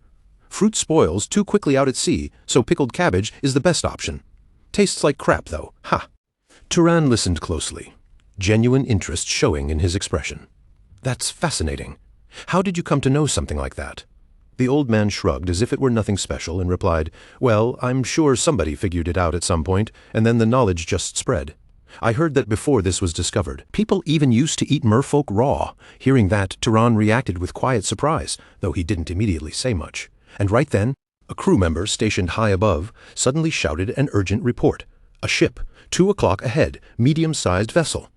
The moment those words rang out, someone immediately asked in alarm, "What? Is it pirates?" The lookout narrowed his eyes and stared hard into the distance before answering, "I don't know. There's no house crest flying on it." As soon as that was heard, the old man nearby muttered with a grim look, "I've got a bad feeling about this. They're probably pirates. It's such a nice day without any rain, and things have been going way too smoothly." Without wasting another second, the captain's voice cut sharply through the tension. "First, prepare for battle at once." The entire crew sprang into motion, rushing toward their weapons and assigned positions. The old man then turned anxiously toward the one-eyed captain and asked, "What should we do, Captain? Should we try to shake them off? They're a little faster than us. If they keep chasing for long, they might catch up." Then he added, "If the wind favors us, we might be able to reach a nearby island before they catch us." Instead of answering right away, the captain turned his eyes toward Turan and asked, "Is this situation all right for you?" Turan replied with calm confidence, "As long as there are no knights or nobles among them, there's no problem." Hearing that answer, the captain's expression hardened, and he finally gave the order, "Very well, turn the ship. We're engaging them." The crew erupted with sudden energy, shouting and cheering Turan's name. Their fear was quickly replaced by fierce determination as they cried out to strike down the enemy. At the same time, the view shifted to the opposing vessel, where the pirates were already armed, prepared, and waiting for a fight. Watching them from a distance, Turan quietly asked, "Would they really spare us if we surrendered?" The captain let out a bitter laugh and replied, "Does cutting off our legs and throwing us into the sea count as sparing us?" Turan gave a small nod and said, "Just as I thought." With that, he moved forward without the slightest hesitation and boarded the pirate ship. The pirates were startled by his sudden appearance on their deck and immediately began shouting in confusion. "Who the hell is that? Kill him!" But before any of them could properly react, countless shards of ice surged forward, tearing through the space between them like a deadly storm. In an instant, chaos exploded across the pirate ship as the pirates were struck down one after another. Watching them fall, Turan spoke in a cold, controlled voice. "If they're that kind of people, then there's no need to go easy on them." At that moment, his entire expression changed, becoming sharp, merciless, and unreadable. A terrifying amount of energy began pouring out from his body, pressing down on the surroundings as he unleashed his full power after many of the pirates had already been killed. The survivors turned their eyes toward Turan, anger twisting their faces, yet beneath that rage, some of them were clearly beginning to feel afraid. Sensing that fear spreading through the group, one man stepped forward and shouted at the top of his lungs, "Don't be afraid, you idiots. If we don't kill him, we're the ones who are going to die." Those words wiped away the pirates' hesitation almost instantly. Driven by panic and desperation, they all charged forward at the same time, raising their weapons and rushing straight at Turan to attack him together. Turan, however, remained completely calm where he stood, watching the pirates surge toward him with a cold, composed gaze.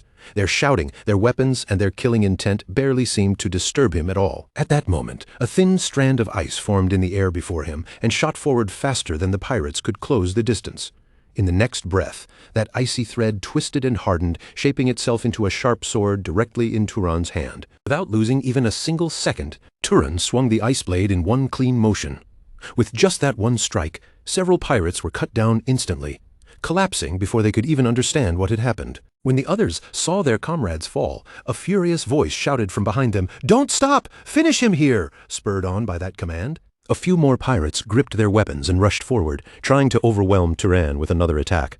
But just like the ones before them, they were killed almost immediately, unable to land so much as a proper strike. Then another pirate charged in with a spear, aiming straight for Turan with all his strength. Turan reacted at once, blocking the incoming thrust with precise, effortless timing. Then, with one smooth motion, Turan turned that same spear back against its owner and killed him on the spot, ending the attack before the pirate could pull away.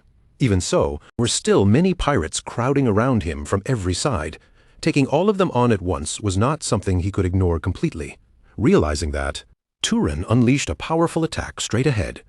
The force tore through multiple pirates in a single blow, and as their bodies dropped to the deck, strange ice crystals began pushing out from them, spreading rapidly across their flesh. Then, suddenly, amid the confusion, one pirate managed to slip behind Turan and grab him tightly from the back. Trying to lock him in place, the man raised a knife and aimed for Turan's neck. But just as he was about to stab down, ice crystals began forming from his own body as well, crawling over him uncontrollably and making it harder and harder for him to move. Even while struggling against the freezing spread, the pirate shouted to the others, "I've got him! Hurry! Kill him now! Hearing that desperate cry, 2 more pirates rushed forward, gripping their weapons tightly as they prepared to strike. Turan was still being held from behind, but he slowly turned his gaze toward the man restraining him. His eyes were filled with a cold, terrifying anger that made the air around him feel heavy. The pirate kept trying to hold him down, even as ice crept further across his body. In a strained voice, he muttered, "The knife won't go in." But that man had no idea what was about to happen next. In that very instant, Turan moved in a flash. He killed not only the pirate holding him from behind, but also the 2 pirates charging at him from the front. It all happened so quickly that none of them had any time to react. His movements were sharp, precise, and almost impossible for the eye to follow. As the battle continued, Turan cut down more and more pirates without pausing, and blood splashed across his body, staining him from head to toe. Somehow, that only made him look colder, darker, and even more intimidating. There was a chilling calm on his face, and the sheer pressure radiating from him made him seem almost untouchable. Before long, every last pirate had been killed. Not a single enemy remained standing on the deck. From Turan's body, an overwhelming killing intent spread outward, so heavy that anyone nearby would have felt uneasy just standing close to him. Just then, sailors from the other ship began throwing ropes across, preparing to cross over onto the pirate vessel. When they finally arrived and saw the aftermath with their own eyes, one of them couldn't help blurting out, "You really cleaned house here." Soon after, the captain approached with his crew, stepping onto the deck while taking in the scene around him. Looking at Turan, he spoke in a half-joking, half-amazed tone. "Do you work as a janitor on the side? If you tidy things up this perfectly, my sailors won't have anything left to do. This is incredible. Long live the knight." Hearing that, the rest of the crew began shouting the same praise again and again, their voices full of excitement and admiration. The captain then glanced at the fallen pirates and added, "You bastards.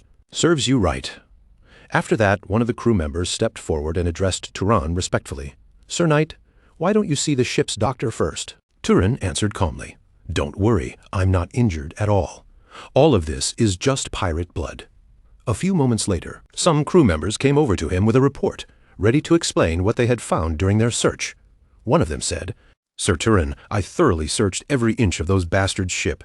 After that, the conversation moved to the captain's cabin, where the captain began explaining the situation in more detail.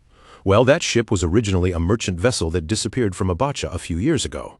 After that, the captain continued, laying out the facts in a clear and matter-of-fact voice. It seems the pirates captured it, repainted the whole thing, and started using it for their crimes. Typical behavior from those unscrupulous scumbags. So, what do you plan to do? Since you handled the fight entirely by yourself, the ownership rights belong completely to you, Turan. Congratulations. You're the new owner of this ship. Even after hearing that, Turan showed no real excitement. He did not look especially thrilled or overwhelmed by the sudden idea of owning such a large and valuable vessel. Instead, he simply looked at the captain and asked in a direct, almost indifferent tone, "And what am I supposed to do with it?" Hearing that, the captain began listing the options for him. "Well, you have a few choices. You could take it back to Abacha, find the original owner, and ask for a reward after making a polite bow, of course.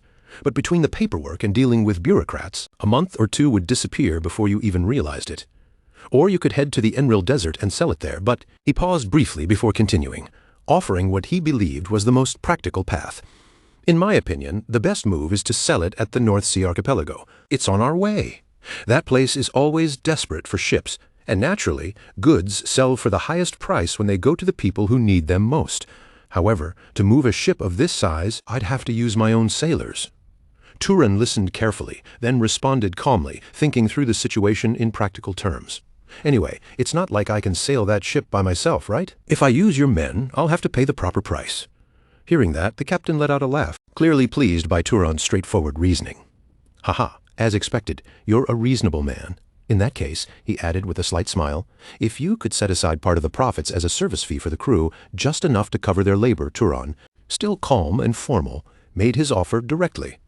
"Can I leave everything to you, including the sale, for a 20% cut?" The captain's smile widened the moment he heard it. Without hesitation, he replied, "How could I refuse, since I know plenty of people there? I'll make sure we get a great price." Right after the captain said that, a crew member suddenly came running in, shouting loudly, "Captain, there's a mermaid here! A mermaid!" The captain was completely taken aback when he heard those words. His expression changed at once as he exclaimed, "What now? Even mermaids are attacking us?" The man quickly shook his head and corrected him. "No, that's not it. The pirates captured a mermaid and were keeping it prisoner down in the ship's hold." Both the captain and Turan were surprised by the unexpected news. Without wasting any time, they immediately headed outside to see the prisoner for themselves. At that moment, the ship still had not fully recovered from the chaos of the battle. Across the deck, crewmen were moving back and forth, scrubbing away the mess, clearing broken pieces, and dealing with everything the fight had left behind. While the sailors worked, an old crewman stepped out and led the captain toward the lower deck. As they walked through the ship, the captain glanced at him and asked if that precious little thing they had found was really down there. The old sailor nodded and answered that it was, though he had not gone in to confirm it with his own eyes yet. He had only just received the report. The captain gave him a brief word of praise, then turned his head toward Turan with a curious smile spreading across his face. He asked Sir Turan if he wanted to come along and take a look at this so-called precious little thing. Turan agreed without hesitation and followed him deeper into the ship, but as they continued forward, he asked a more practical question. He wanted to know whether mermaids usually sold for a high price. The captain answered with a knowing tone, saying that if it happened to be a beautiful female, then the rich nobles on the mainland, the kind with far more money than sense, would lose their minds over it. Anything mystical caught their attention, and something like that would be especially fascinating to them. Before long, they arrived at the door leading down into the ship's hold. Since it was already open, Turan stepped through first and looked inside. But what waited in front of them was completely different from what any of them had imagined there. Sitting in the hold was not a beautiful mermaid at all, but a small, childlike figure, a young merman. The captain stared at him for a moment, then let out a disappointed sigh. He muttered that it was a shame, because the captive was male. That meant he would not be worth much at all, since those wealthy mainlanders had almost no interest in buying a merman. Of course, the captain added, it might be a different story if the boy were some legendary royal who could transform into a fish. The moment those words reached him, the merman snapped back with wounded pride and anger burning in his voice. He demanded how they dared call him merely a male, then announced that he was Arment, the 47th prince of North Estadale, and that these filthy land dwellers should show him proper respect. Hearing that bold declaration, Turan turned to the captain and asked if the brat was seriously claiming to be royalty. The captain studied the boy for a moment before answering that, judging from the way he carried himself, it certainly seemed that way. Then his eyes narrowed slightly as he added that the boy might simply be bluffing. The captain admitted that he had been considering keeping the merman alive and selling him instead of killing him. Then, looking back at the captive, he asked whether he could actually turn into a fish, Prince Arment. At that, Arment immediately replied that he could not do it right now. The captain frowned and asked why not. Arment, already irritated by their suspicion, shouted back at him. He said it was impossible while he was tied up and kept out of the water. He could only transform if he was in the sea and in perfect condition. Hearing that excuse, the captain leaned slightly toward Turan and lowered his voice, speaking with obvious doubt as he said the merman was probably just trying to trick them into giving him a chance to escape.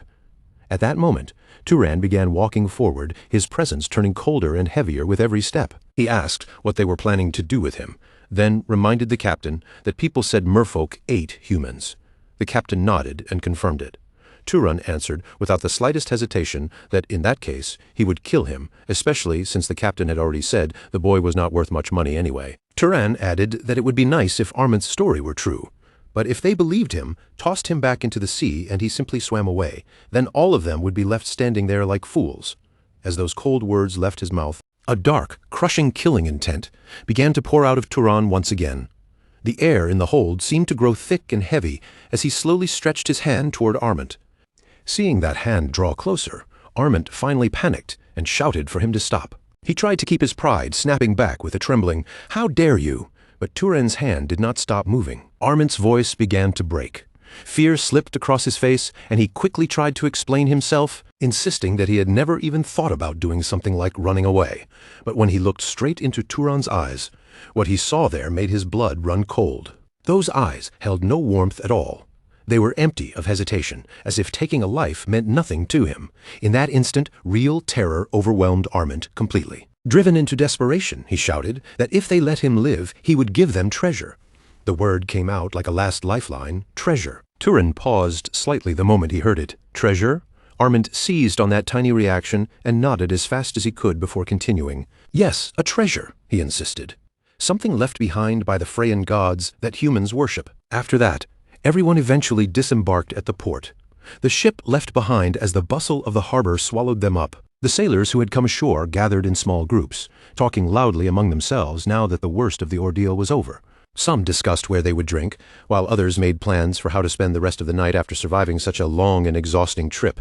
In the middle of all that noise, the captain approached Turan and asked if he had reached a decision.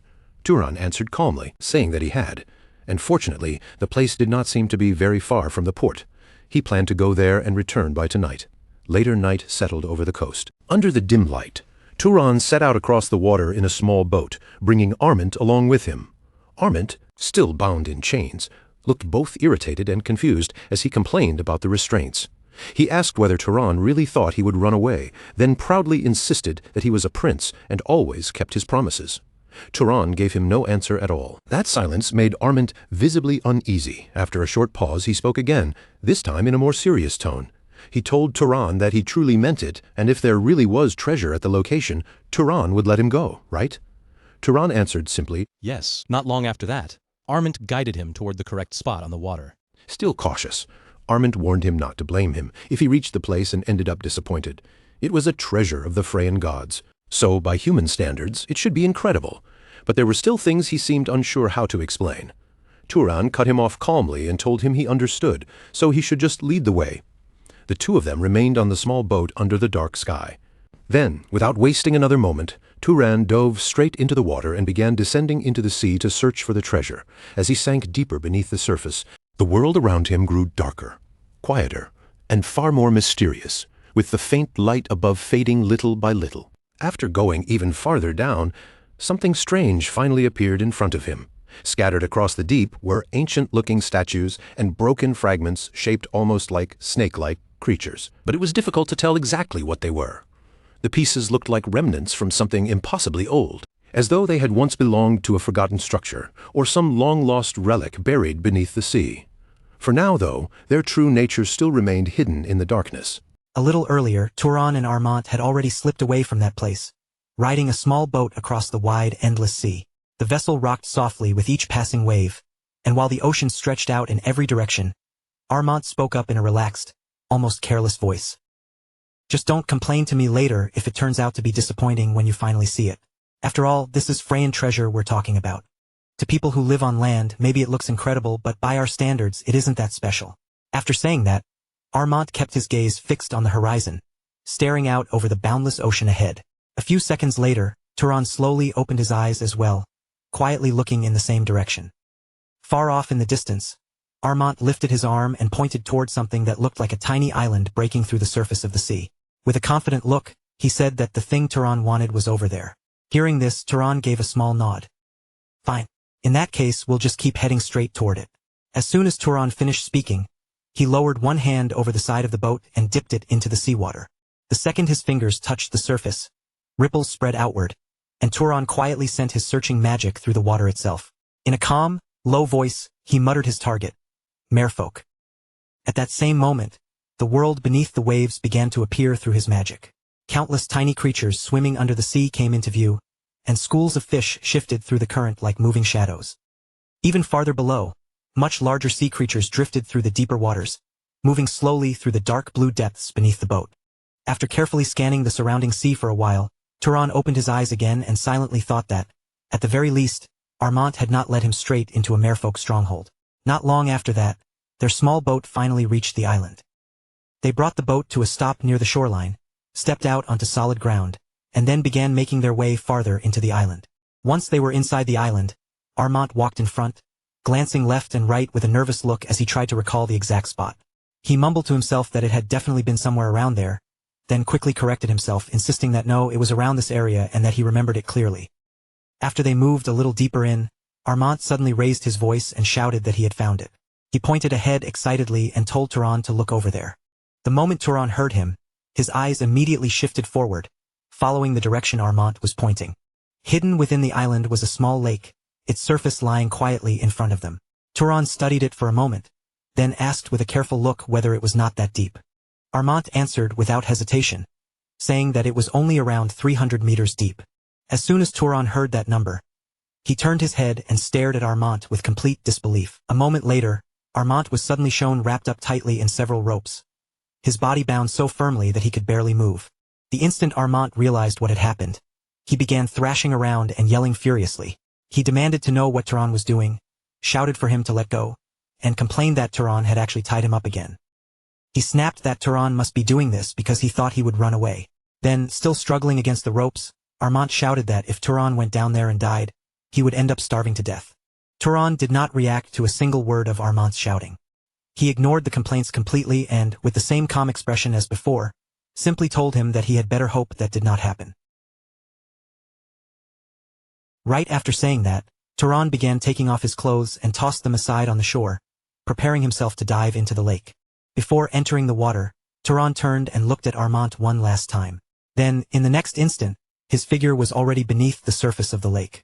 Deep underwater, Turan slowly sank farther and farther into the dark below. As the light from above grew dimmer around him, he quietly thought to himself that it was time to see what was actually hidden down there. The deeper he descended, the more ancient stone structures began to appear around him, rising out of the darkness beneath the lake. Under the water, those ruins looked incredibly old, yet they still carried a strange, grand beauty. The entire place felt silent, abandoned, and mysterious, as if it had been forgotten beneath the surface for a very long time. Then, all of a sudden, Turan's eyes caught sight of something massive. A huge snake was coiled around an enormous rock formation, and just seeing its size was enough to make the scene feel intimidating. But as Turan slowly lifted his gaze from the snake's body toward the top of its head, he noticed something even more shocking above it. There, standing over the giant snake, was a statue in the shape of a human. The moment Turan saw it clearly, his eyes widened in surprise. So he had finally found it. That thought passed through Turan's mind as he stared at the statue. Its appearance was so impressive that it almost looked unreal, and for a brief moment, Turan was completely captivated. Without even noticing it, his mouth slowly began to open in amazement. But in that very instant, Turan realized what a dangerous mistake he was about to make. His eyes widened again, and he immediately clamped his mouth shut, remembering that he was still deep underwater. Without wasting even another second, Turan kicked forward and rushed toward the statue at incredible speed, cutting through the water in a blur. As he moved closer, Turan carefully took in everything around him beneath the lake, but his attention stayed locked on the human-shaped statue in front of him. The longer he looked at it, the stranger it seemed. There was something about it that did not feel like an ordinary statue at all. In fact, it looked so lifelike that it was almost as if an actual person had been standing there, frozen in place beneath the water for countless years. And the truth was even more shocking than that. It really was a human body. Realizing this, Turan could not hide his surprise. In his mind, Turan wondered whether this being was truly one of the friends. The body was still intact without even turning into a wraith. Its condition was almost impossible to believe, because even after so much time had passed, it had not rotted away or transformed into some monstrous undead creature. Instead, the body remained perfectly preserved, almost as though it had only been sleeping beneath the water all this time. Then, near the body's waist, Turan noticed a faint glow shining through the darkness. The object looked somewhat like a compass, giving off a mysterious golden light. It drew Turan's eyes immediately, and he quickly understood that this was most likely the treasure Armand had been talking about from the beginning. A short while later, Turan broke through the surface of the water and climbed back up onto the shore. The moment Armand saw Turan return alive, he immediately became excited and started shouting in his usual loud, impatient way, asking over and over whether Turan had found it. Turan looked toward him with a calm expression and gave a simple answer. Yeah, he had found it. At that moment, water suddenly began gathering around Armand's body, drawing in from every direction as if pulled by an unseen force. Watching this happen, Turan silently confirmed his thoughts. Just as he expected, the treasure allowed him to sense the presence of living things, along with the internal energy within them. Without saying anything more, Turan stretched his hand forward and activated his telekinetic power. In an instant, the restraints binding Armand began to tear apart. The ropes and chains wrapped around Armand were violently ripped loose and thrown aside like they weighed nothing at all. Armand stared at Turan in complete shock, unable to hide his disbelief, and admitted that he had not expected Turan to let him go so easily. He said he honestly thought Turan would just take the treasure and sell him off all over again. Hearing that, Turan remained composed, his expression calm as he answered. Turan said that he had made a promise, and he always returned what he received. Since Armand had guided him properly without deceiving him, Turan was simply keeping his word. The moment Armand heard that, His face brightened with genuine happiness. Grateful and excited, he thanked Turan and called him a kind demon, then added that if they ever went to war with humans, he would tell his father not to touch him. Turan clearly treated those words as nothing more than nonsense. While calmly putting his clothes back on, he casually told Armand to stop saying ridiculous things. After that, Armand did not answer Turan at all. Instead, he quietly turned away and moved toward the water without saying another word. The moment Armand stepped closer to the sea, his body suddenly began to change. For the first time, Turan saw him take on a form completely different from the human appearance he had been using until then. Armand transformed into his true form, revealing himself as a real being of the sea. As Turan watched the change with his own eyes, he quietly remarked that Armand had not been lying about being royalty after all. With that, the scene moved to the following morning, where the ship was still anchored near the island, sitting quietly on the water after everything that had happened. But the mood on board was anything but calm. Several crew members were badly injured, their backs torn open with huge wounds and deep lash marks. Some could barely keep themselves standing, while others clenched their teeth and groaned from the pain. One of the men finally cried out, saying it hurt like hell and begging someone to hurry up and put medicine on him. At the same time, the old man responsible for beating them showed no sign of easing up. He stood in front of the crew with a harsh look on his face, continuing to discipline them mercilessly as he shouted for everyone to repeat after him. They were forced to shout that they would never be late again, and that insubordination meant death. Just then, Turan arrived on the ship, stepping into the middle of this brutal scene and quietly looking around at what was happening. After taking in the sight for a moment, Turan turned toward one of the nearby crew members and asked what all of this was about. The man quickly noticed him and said that Turan had finally woken up. Then he explained that the men being punished were the ones who had crawled back late the night before. Not only had they returned late, but they had also stirred up trouble at the harbor tavern. According to the crew member, this was the result of taking the captain's warning too lightly. While Turan listened, his eyes moved quietly across the people around him, carefully watching the internal energy flowing inside each of their bodies. Most of the crew had a blue-colored energy moving through them, flowing steadily beneath the surface. But then, one particular man suddenly drew Turan's attention. Unlike the others, the energy inside that man's body was glowing red. The strange difference made Turan immediately start thinking through what he was seeing. When someone was wounded, he could actually see their life force draining away with his own eyes. After realizing this, he calmly asked another question. Turan asked where the captain was. The crew member answered that the captain had gone down to the island, saying he was looking for someone willing to buy the ship. From there, the scene shifted to another place, where the captain was already meeting with someone. He seemed to be in the middle of a serious discussion with another man when someone suddenly entered the area. The instant the captain saw who had arrived, he turned toward him and immediately said that Turan was finally there. Turan looked at him calmly and asked about the deal. Hearing that, the captain nodded and first introduced the man standing beside him, explaining that this was Captain Samuel, the person who had agreed to buy the ship. Then the captain gave a faint grin and added a joke, saying that he had lost one eye, while Captain Samuel had lost one hand, so the math worked out nicely. Right after that, Captain Samuel stepped forward and greeted Turan politely. Captain Samuel stated that the agreed price was 1,000 Zahar gold coins, paid all at once in a lump sum. Turan listened without interrupting, then said the offer was not bad, but there was one problem. Hearing that, both captains looked at him at the same time and asked what the problem was. Turan then calmly explained. He said that carrying around so many gold coins would be inconvenient, so instead, he wondered if he could receive magic tools or holy relics of equal value. After hearing that request, Captain Samuel shook his head slightly and said that precious items like that were not something they could find in a place like this. If Turan wanted those kinds of things, he would have to go to Komad. The moment Turan heard the name, he quietly repeated it to himself. Komad. Captain Samuel nodded. He explained that Komad was the second city of the Zahar territory. The ruling house Durman came from a tamer bloodline, so with the amount of money Turan now had, he should be able to get himself a decent monster there. As Turan listened to that explanation, he began thinking silently. A tamer, a beast that could understand speech, would definitely be useful during his travels. At that moment, a memory from the past surfaced in his mind, reminding him of someone who once owned a horse that obeyed every command without the slightest hesitation. That horse had acted almost as if it fully understood human language.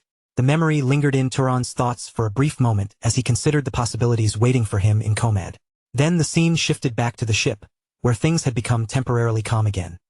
Compared to the earlier punishment, the mood among the crew was much lighter now. Some of the men had even started joking around, and with the danger from the pirates finally behind them, one crew member laughed and said this voyage had turned into a real treat. Another man added that the pirates had basically become walking moneybags. Someone else responded with excitement, saying this was all thanks to serving a descendant of God's people. But before their cheerful conversation could go any further, a loud voice suddenly rang out across the ship. One of the sailors pointed ahead and shouted that dark clouds were coming, and that a storm was on the way. He yelled for everyone to get ready. The moment the warning spread across the deck, the entire crew snapped into motion at once. Because everyone was still aboard the ship, panic quickly began spreading as they rushed to prepare for the incoming disaster. In the middle of the chaos, the old man barked orders at the top of his lungs, telling them to hurry, furl the sails, and move the cargo inside immediately. He shouted that unless they wanted to become fish food, they had better give it everything they had. The crew desperately threw themselves into the work, moving as fast as they could while the ship rocked harder and harder against the rising waves. But during the storm preparations, the men who were carrying the treasure suddenly lost their footing in the middle of the shaking deck. With the ship swaying violently and the tides growing stronger, several of them slipped and crashed across the deck. Some were thrown so far off balance that they were nearly tossed straight overboard. But just before everything turned into a disaster, something unbelievable happened right in front of them. The falling men suddenly froze in midair, stopping before they could hit the deck or tumble into the raging sea. For a brief moment, their bodies hung weightlessly above the ship, suspended by nothing anyone could see. Then, little by little, they began rising back upward, as if an invisible hand had grabbed hold of them. Turan was secretly using his telekinetic ability to save every one of them. Without losing even a second, he pulled the crew members back safely onto the ship. After rescuing them, Turan gave a calm but firm order, telling them to get below deck immediately. Then, using that same unseen power, he moved all the cargo and treasure into the ship's lower storage area without any effort. Even the remaining unfinished work was completed quickly under Turan's control, as if the entire deck had suddenly fallen under his command. Once everything had been secured, Turan raised his voice and ordered everyone to retreat. At that moment, enormous waves rose around the ship like towering walls of water. The sea had turned terrifyingly violent, almost like a tsunami trying to swallow everything in its path. The scene then moved to the lower deck, where all the crew members had gathered together. Everyone was checking on one another's condition, huddled inside while the freezing storm raged outside the wooden walls of the ship. Just then, Turan entered the room. The moment the crew members saw him, they looked at him with clear gratitude on their faces and sincerely thanked him for saving their lives. Turan calmly asked if anyone was hurt. The men quickly answered that they were all fine, clearly relieved that everyone had survived. A moment later, the captain also arrived, his voice filled with genuine appreciation as he thanked Turan. He said that if they had failed to furl the sails in time, the ship would already have sunk. Turan then asked the question weighing on everyone's mind, wondering if they could withstand the storm. The captain answered with a serious expression, saying they had no choice but to trust the ship and the helmsman. But as he spoke, both he and Turan turned their attention toward the rest of the crew. The freezing cold was clearly taking a harsh toll on everyone. Their bodies trembled uncontrollably from the icy wind, the storm, and the seawater that had soaked them through. After watching them for a moment, Turan told everyone to gather around him in a circle. Seeing this, the captain looked confused and quickly asked if Turan was really planning to start a fire on such a narrow wooden boat, warning him that it would be dangerous. But in the very next second, Turan calmly snapped his fingers. Instantly, a massive fireball appeared before everyone's eyes, its bright flames lighting up the lower deck. But instead of spreading wildly or burning through the wooden ship, the magical flames stayed perfectly controlled, releasing a steady and gentle heat throughout the room. Warmth flowed outward in every direction, slowly pushing back the bitter cold that had almost overwhelmed the crew. The crew members stared at the fireball in complete amazement, then happily moved closer to warm their frozen bodies beside the magical flames. Even the captain himself could barely believe what he was seeing. In his mind, he thought that he had never even heard of magic this refined and sophisticated before. As the captain continued staring at Turan and the warm light filling the ship, he finally began to understand the meaning behind the teachings that the old elders had repeated for so long. Throughout their lives, humans were meant to serve the wizard, while the wizard would reign over humans, yet also care for them.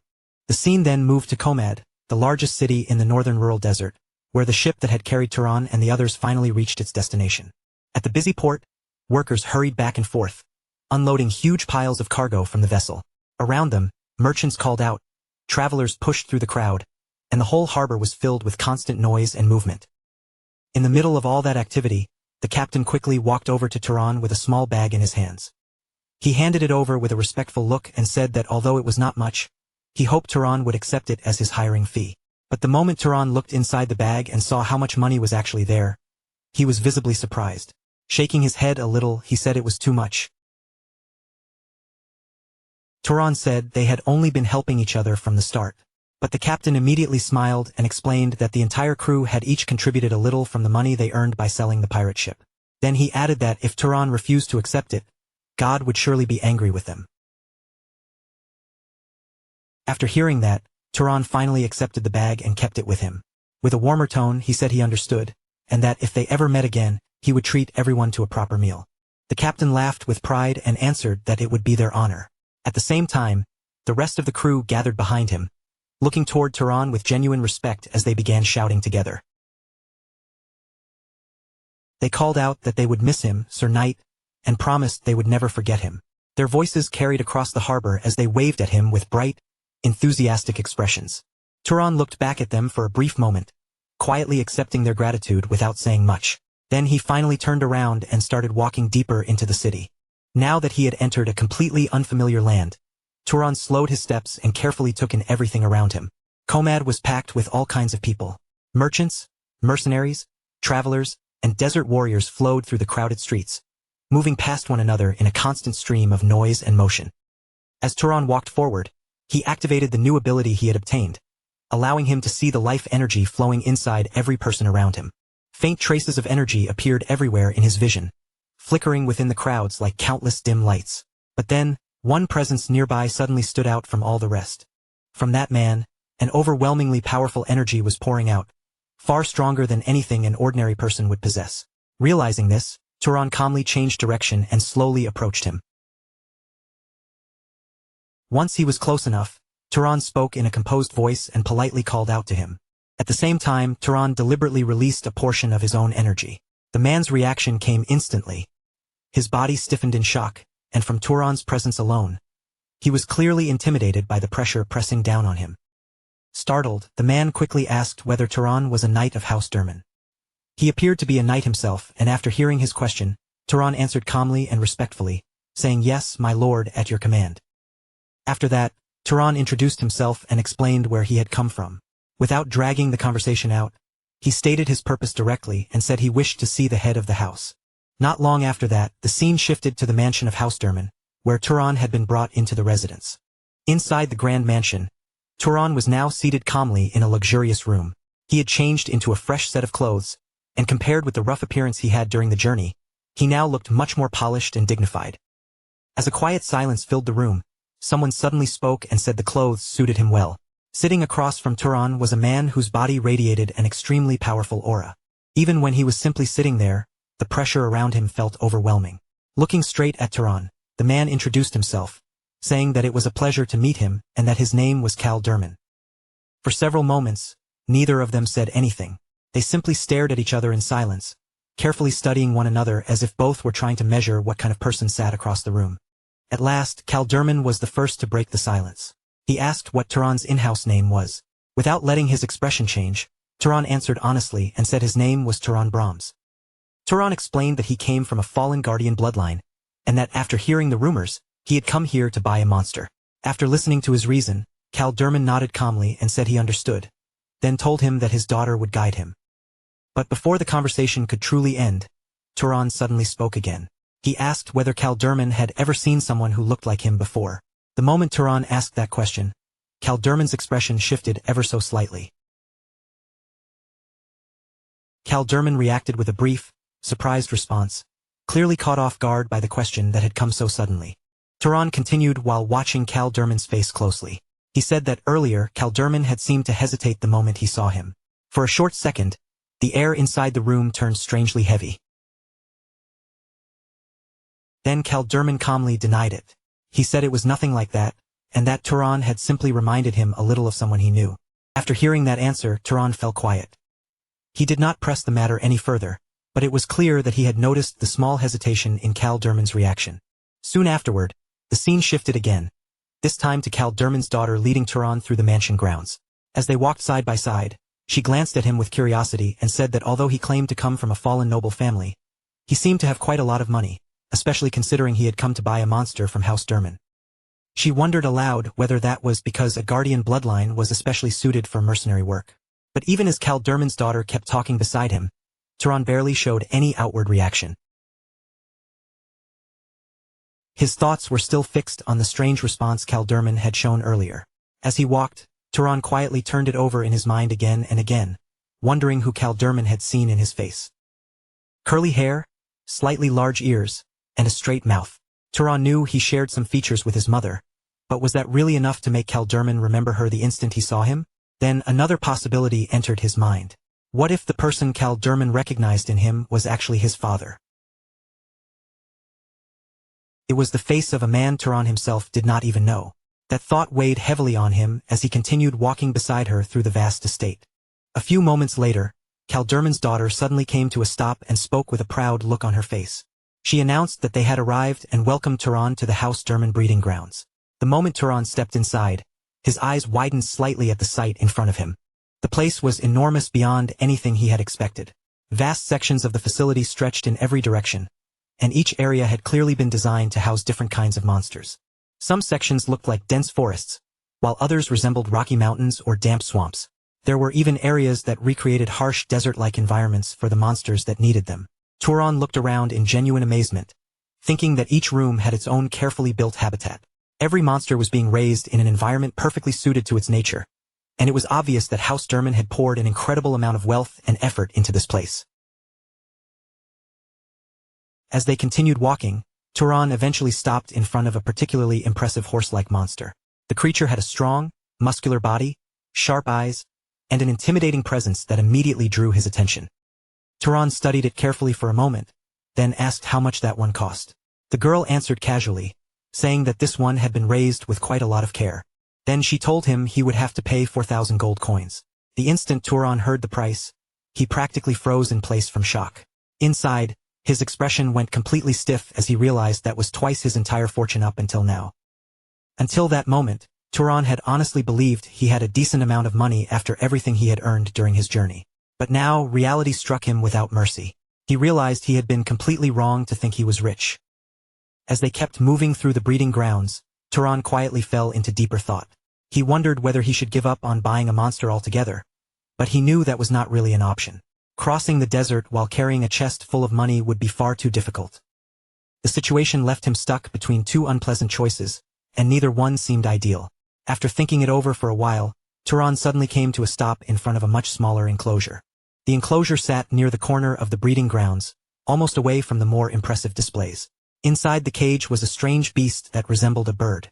Unlike the other monsters they had passed earlier, this creature had been quietly staring straight at Turan the entire time, almost as if it was the one carefully observing him. Turan narrowed his eyes slightly, then lifted a hand toward the cage and asked about this one. Cal Derman's daughter answered in a casual tone, saying that it cost 1,500 gold coins. The moment Turan heard that price, his expression changed at once. Compared with the other monsters he had seen so far, this one was unbelievably cheap. He thought that even though it would take all of his savings, it was still quite a bargain considering its money capacity. Turan thought this to himself while examining the creature even more closely, his eyes moving over its body and strange posture. After watching it for another moment, he finally asked what abilities it had. Cal Derman's daughter answered simply, saying that it was intelligent and that it could fly extremely well. When Turan heard that explanation, he could not help wondering what kind of ability that was supposed to count as. But before he could ask anything else, she continued with a slightly troubled look on her face. She explained that this creature was actually from one of the more popular species, but the problem was that it was far too smart for its own good. It absolutely refused to obey anyone it judged to be dumber than itself. Even while she was explaining all of that, the bird-like beast kept staring straight at Turan, never once looking away. Noticing that strange behavior, Turan slowly stepped closer to the cage and spoke directly to the creature, asking if it could understand him. Then Turan looked at it and said that it really must be smart, even if it was a little ugly. After saying that, he turned his face slightly to the side and calmly added that this creature clearly understood everything. It was definite. Calderman's daughter let out a helpless sigh and admitted that they had even tried teaching it before. They had even attempted to make it learn how to read, but the creature simply would not learn. She said she could not tell whether it refused because it did not want to learn, or because it genuinely could not. Even so, her voice carried clear disappointment as she looked at the creature, saying it was such a waste. For its size, it had incredible strength, and they had raised it on plenty of monster meat. If only it would listen to people properly, then its value would be much higher than it was now. At that moment, Turan suddenly looked straight at the bird beast and asked if there was something it wanted. Calderman's daughter immediately started to dismiss the idea, saying there was no point in asking. But before she could even finish, the beast suddenly stretched one claw forward toward Turan. The girl's eyes widened in total shock, and she blurted out, wondering why it was reacting like this all of a sudden. Even Turan seemed slightly surprised as he looked at the creature's extended claw. Staring at the beast, Turan asked if it wanted him. Then, with a calm but puzzled expression, he added that he was not exactly anyone special. He then asked whether there was some reason behind its choice. If he bought it, would it actually be willing to learn how to read? At that exact moment, Calderman himself, who had apparently been watching everything from nearby, stepped forward and immediately activated his magic. With a calm declaration, Calderman said that it was done. He announced that from this moment on, Turan and the creature were now bonded. At the same time, the iron restraints and magical bindings wrapped around the bird beast began to vanish. In an instant, the bird beast was freed from the cage. The moment it was released, it moved straight to Turan's side without the slightest hesitation, almost as if it had already chosen him as its true master from the very beginning. Even Calderman seemed a little surprised as he watched the scene unfold. Walking closer, he remarked that it was unexpected how well the creature followed Turan, then told him to take good care of it. Now standing quietly beside Turan, the strange bird beast remained close to him, as though it had finally found the person it had been waiting for all this time. Turan looked at it for a moment and simply replied that he would. For a brief moment, silence settled over the area, but then Calderman spoke again, and this time, his expression became slightly more serious than before. He said he could have just let the matter pass, but asked Turan whether he happened to have any connection to Talus. The instant Turan heard that name, his eyes widened just a little in surprise. He repeated the name back, almost questioning it. Talus? However, almost immediately after asking, Calderman lightly shook his head and told Turan to never mind, asking him to forget he had said anything. Even though the conversation seemed to end there, Turan's thoughts instantly became restless again. Talus. Turan thought back to how Calderman had reacted when he first saw his face. The more he considered it, the more suspicious the whole situation began to feel. After staying silent for a moment, Turan finally decided to ask a question of his own. He addressed Calderman as the house head and asked if he could also ask him something. Calderman calmly nodded and told him to go ahead. Without hesitation, Turan took out a portrait and showed it to him. Holding it up for Calderman to see, he asked whether he happened to know a woman named Veej. Calderman carefully examined the portrait for a moment, but almost immediately afterward, he answered that he did not know her at all. He added that if she were truly such a beautiful woman, there was no possible way he would have forgotten her.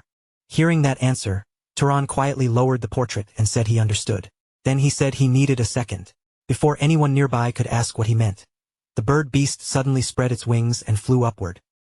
Seeing that unexpected movement, Calderman immediately frowned slightly and asked what Turan was doing. Turan answered as if it were completely natural. Since he had already paid the price and the deal was finished, it only made sense to check whether everything was in proper order. In the next moment, Turan reached out and firmly grabbed onto the beast's legs. The giant bird-like creature immediately lifted him into the air and shot forward at incredible speed. Wind rushed past Turan's body as they soared high above the vast grounds of House Durman. Even with all the heavy thoughts that had been weighing on his mind earlier, Turan could not deny that the feeling was genuinely enjoyable. Flying freely through the open sky made his head feel clearer, almost as if the pressure inside his mind had been blown away by the wind. Sometime later, the scene shifted again, and Turan was now seen walking out of a room after finishing his meal. A servant standing nearby bowed respectfully and said he hoped Turan had enjoyed his meal.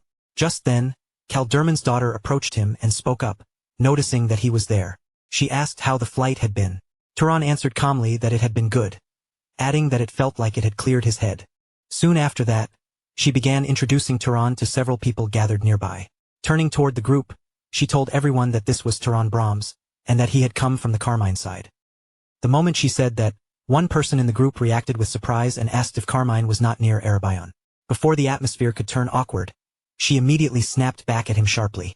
She told him not to associate their guest with those sparrows. After that, another man stepped forward toward Turan with a friendly smile and offered his hand.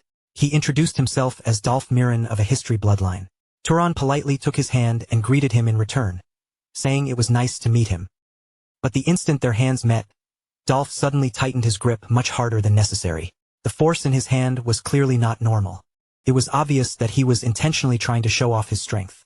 Turan noticed it right away and silently wondered if this man was testing him. This was the same person who had mocked him earlier.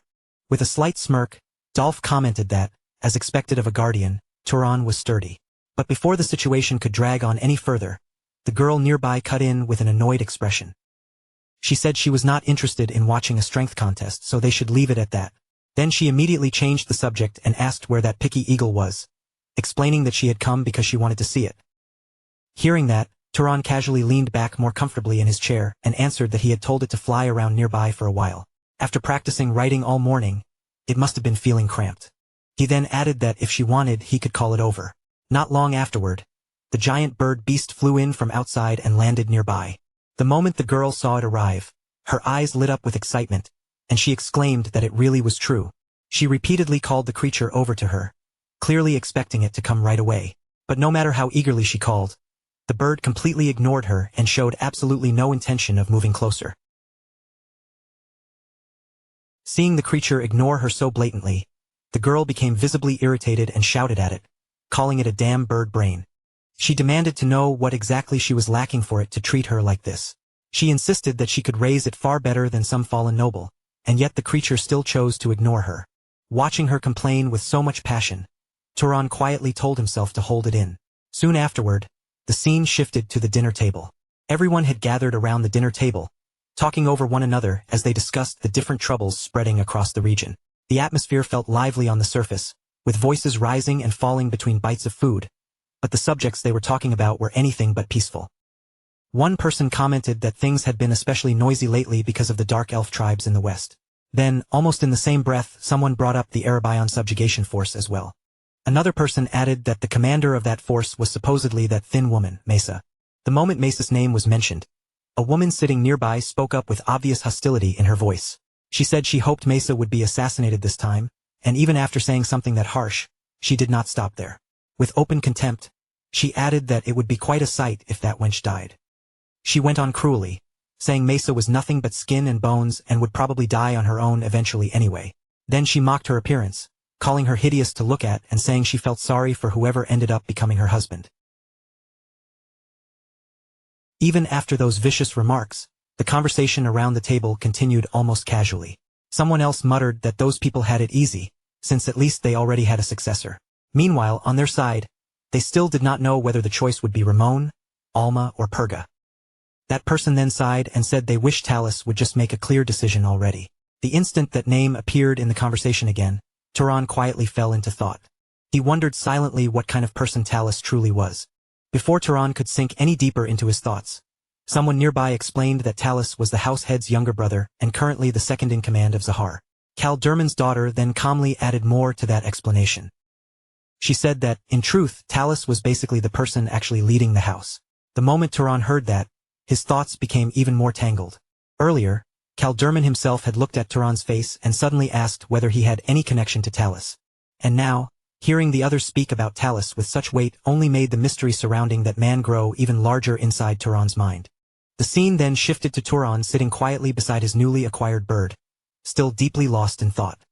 His mind kept drifting back to Lord Cal, the man who had reacted so strangely the moment he first saw Turan's face. By now, Turan knew that Talus held the position of second in command within the powerful Zahar family, and that single fact alone was enough to leave a deep uneasiness in his chest. A frightening possibility slowly crept into his mind. What if Lord Talus was truly his real father? Turan could not stop imagining what might happen if the Zahar family ever discovered his existence. To a noble house with that much power, status, and reputation, someone like him might be seen as nothing more than an unwanted stain on their name. And if they decided to erase that stain, Turan believed they could crush him as easily as stepping on a tiny insect. The more he thought about it, the heavier the pressure inside his chest became. While Turan remained trapped in those dark thoughts, The little eagle beside him suddenly lowered its head and began scratching letters into the ground with its sharp beak. After a few moments of awkward effort, the bird proudly finished writing that it was a black eagle. Seeing the creature actually manage to form words made Turan slightly impressed, and he calmly praised it for getting the sentence right. But the eagle immediately began scratching again, this time copying the exact phrase Turan himself had said earlier. The moment Turan read it, he let out a quick sigh and pointed out that he had never told the bird to copy that particular sentence. On top of that, even after all its effort, the spelling was still wrong. That strange little exchange naturally led them into the topic of names, and Turan asked the eagle if it had finally decided on a proper name for itself. In response, the bird simply scratched into the ground that it had not chosen one yet. Turan stared at the words for a second and completely misunderstood the meaning, wondering if "not yet" was supposed to be the bird's name. The eagle hurriedly corrected him with another round of messy writing. A little while later, Turan calmly asked the bird a different question. He wanted to know why it had chosen him in the first place. The eagle paused for a brief moment, then began scratching another answer into the dirt. It wrote that it liked Turan. Not only that, but it also explained that something deep inside Turan felt strangely similar to itself, creating a connection that the creature seemed to sense instinctively. Turan immediately corrected the bird again, telling it that the proper wording should be, "I like you." After fixing the sentence for it, he could only sigh when he noticed the writing was still full of mistakes. At that moment, Turan realized the eagle still had a very long road ahead before it could properly learn how to write. The creature would clearly need much more study and practice from now on. Still, the eagle's earlier words continued to linger in Turan's mind. It had said that something inside him felt similar to itself, and that statement alone made him start questioning his origins all over again. Perhaps it had something to do with the mixed blood flowing through his veins, blood inherited from both the Zahar family and another unknown lineage he still knew nothing about. But before Turan could think any further, another voice suddenly interrupted him. Dolph casually walked over, calling his name with that same cheerful attitude as usual. Dolph said he was planning to head out later for some hunting and training, just to warm himself up a bit. With a carefree smile, he invited Turan to come along too. Turan calmly told him that he would actually be leaving that very day, and Dolph immediately looked surprised. Dolph complained that Turan should have told him sooner and acted as if they had already become close companions in such a short time. But even while listening to Dolph's friendly tone, Turan remained cautious deep down. He still could not bring himself to trust him at all. To Turan, Dolph seemed like the kind of person who enjoyed using his overwhelming strength to push others around. It felt less like real friendliness and more like someone feeding his own sense of superiority through pointless behavior, all while hiding it behind an easy smile. Even so, Dolph casually offered to personally guide Turan if he ever needed help traveling through the region. He confidently claimed that he knew the entire area extremely well. But Turan refused right away without hesitation, saying that kind of help would not be necessary. Dolph looked disappointed for a moment, but eventually shrugged it off and told Turan to let him know if he ever changed his mind before walking away. After Dolph left, Turan only became more suspicious. The fact that Dolph had backed off so easily did not put him at ease. If anything, it made him feel even more uneasy. Not long afterward, Turan began walking around the area, while one of the servants followed quietly a short distance behind him. Eventually, Turan turned around and calmly told the servant there was no need to escort him any farther. But the servant respectfully explained that the order had come directly from Lord Cal himself. Their duty was to make sure Turan safely reached the city walls before parting ways. As they continued walking together, Turan asked for a desert guide, along with several religious books connected to Enril. He even handed over the payment for the books in advance without any hesitation. The servant accepted his request respectfully and prepared to take care of everything for him. Soon afterward, everything Turan had requested was prepared and brought to him. Turan selected one of the books and began reading through it carefully, turning the pages one by one. While looking over its contents, he suddenly noticed the author's name written clearly on the cover. Burizo Zahar. The moment Turan saw that surname, he immediately understood that the book had most likely been funded and distributed by the Zahar main house itself. Although the map inside the book was poorly drawn and rather difficult to follow, the information written across the pages still seemed useful enough for surviving in the desert. As Turan continued studying the book and observing the people around him, he noticed something else that surprised him. Nearly everyone in the area had at least some mana flowing through their bodies. Even ordinary people seemed far more familiar with mana than people from most other regions. As time slowly passed, Turan continued traveling alone, moving farther and farther into the endless stretch of desert. Eventually, night completely covered the land around him, turning the vast desert into a cold, silent sea of darkness. By that point, Turan had already realized something important quite some time ago. Dolph had been secretly following him the entire time, and Turan had noticed without even needing to turn around. Turan calmly spoke into the darkness and told Dolph to come out already, since there was no point in hiding anymore. A few moments later, Dolph finally stepped out while laughing loudly, openly admitting that Turan had noticed his presence much earlier than he expected. Turan then calmly explained that there was a reason he had specifically chosen to travel on foot instead of riding an animal. Meanwhile, Dolph spoke as if everything were perfectly harmless, casually claiming that he had only followed Turan because he felt uneasy watching someone so young wander alone into such a deadly desert. He acted like a concerned passerby, pretending the dangers in the area had worried him enough to step in and offer help if things became dangerous. But Turan only fixed him with a cold, steady stare, and there was not even the faintest trace of trust in his eyes. Without wasting a single word, he cut straight through Dolph's fake concern and exposed what he was really after, openly accusing him of wanting his mana. And instead of denying it, Dolph's grin stretched even wider, as if he found the accusation entertaining. Dolph did not look offended at all. If anything, he seemed genuinely amused that Turan had understood what kind of man he was dealing with, yet still chose to walk all the way out into the desert by himself, as if he had stepped willingly into the jaws of danger. He kept his eyes locked on Turan, studying him with growing curiosity, trying to figure out what kind of person would act so calmly in this situation. Even after realizing how dangerous Dolph was, Turan had still walked deeper into the desert alone, without fear, without hesitation, and without anyone beside him. To Dolph, that made Turan hard to judge. He could not tell whether the boy standing in front of him was unbelievably brave, or just so reckless that he no longer understood the meaning of danger. Turan, however, remained calm as he spoke, saying that he finally understood why nobles hated hearing stories about ruined noble families so much. To them, those stories were not just old rumors. They were ugly reminders of weakness, failure, and humiliation, the kind of truth nobles desperately wanted buried where no one could see it. Hearing that, Dolph's mouth curled into a smirk, and he immediately pointed out the irony in Turan's words. From where Dolph stood, Turan's situation looked even worse than his own. He looked Turan over once again, his gaze carefully measuring him from head to toe, before sharing his own conclusion. Turan possessed an absurd amount of mana, but the body holding that power was obviously weak, fragile, and poorly suited for real combat. Dolph guessed that Turan must have come from some primitive branch of the Guardian bloodline, a fated lineage that had managed to keep its resistance abilities alive while gradually losing the terrifying physical power that once made the true Guardians so feared. That monstrous strength was what the real Guardians were known for. Yet even after reaching that conclusion, Dolph still could not make sense of one thing. No matter how he looked at it, he could not understand how someone with such a frail body had managed to gather such an enormous reserve of mana in the first place. In the end, Dolph saw the whole situation as a complete waste. To him, power only meant something when it belonged to someone strong enough to use it properly.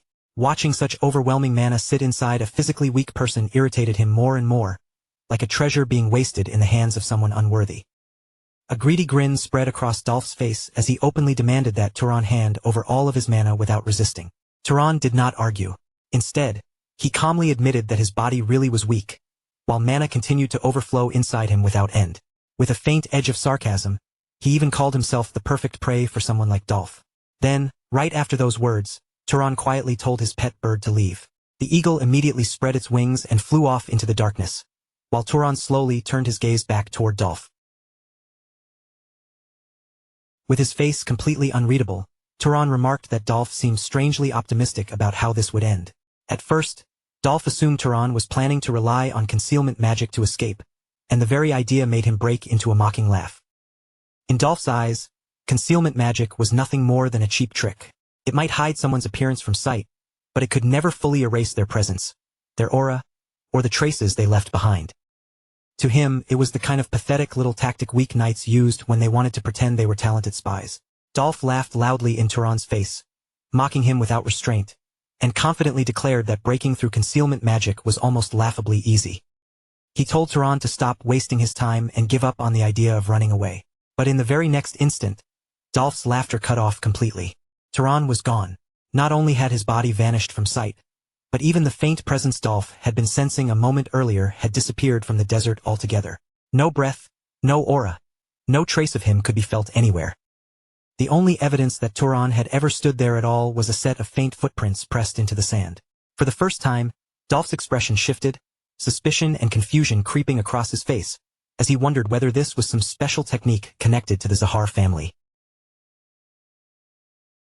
Before Dolph could organize his thoughts, Turan suddenly appeared right behind him.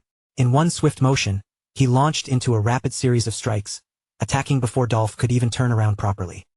Several heavy blows landed almost at the same time, each one crashing into Dolph's body before he had any chance to react or defend himself. Shock flashed across Dolph's face as he immediately ignited flames around his entire body. The fire roared outward, lighting up the dark desert in every direction.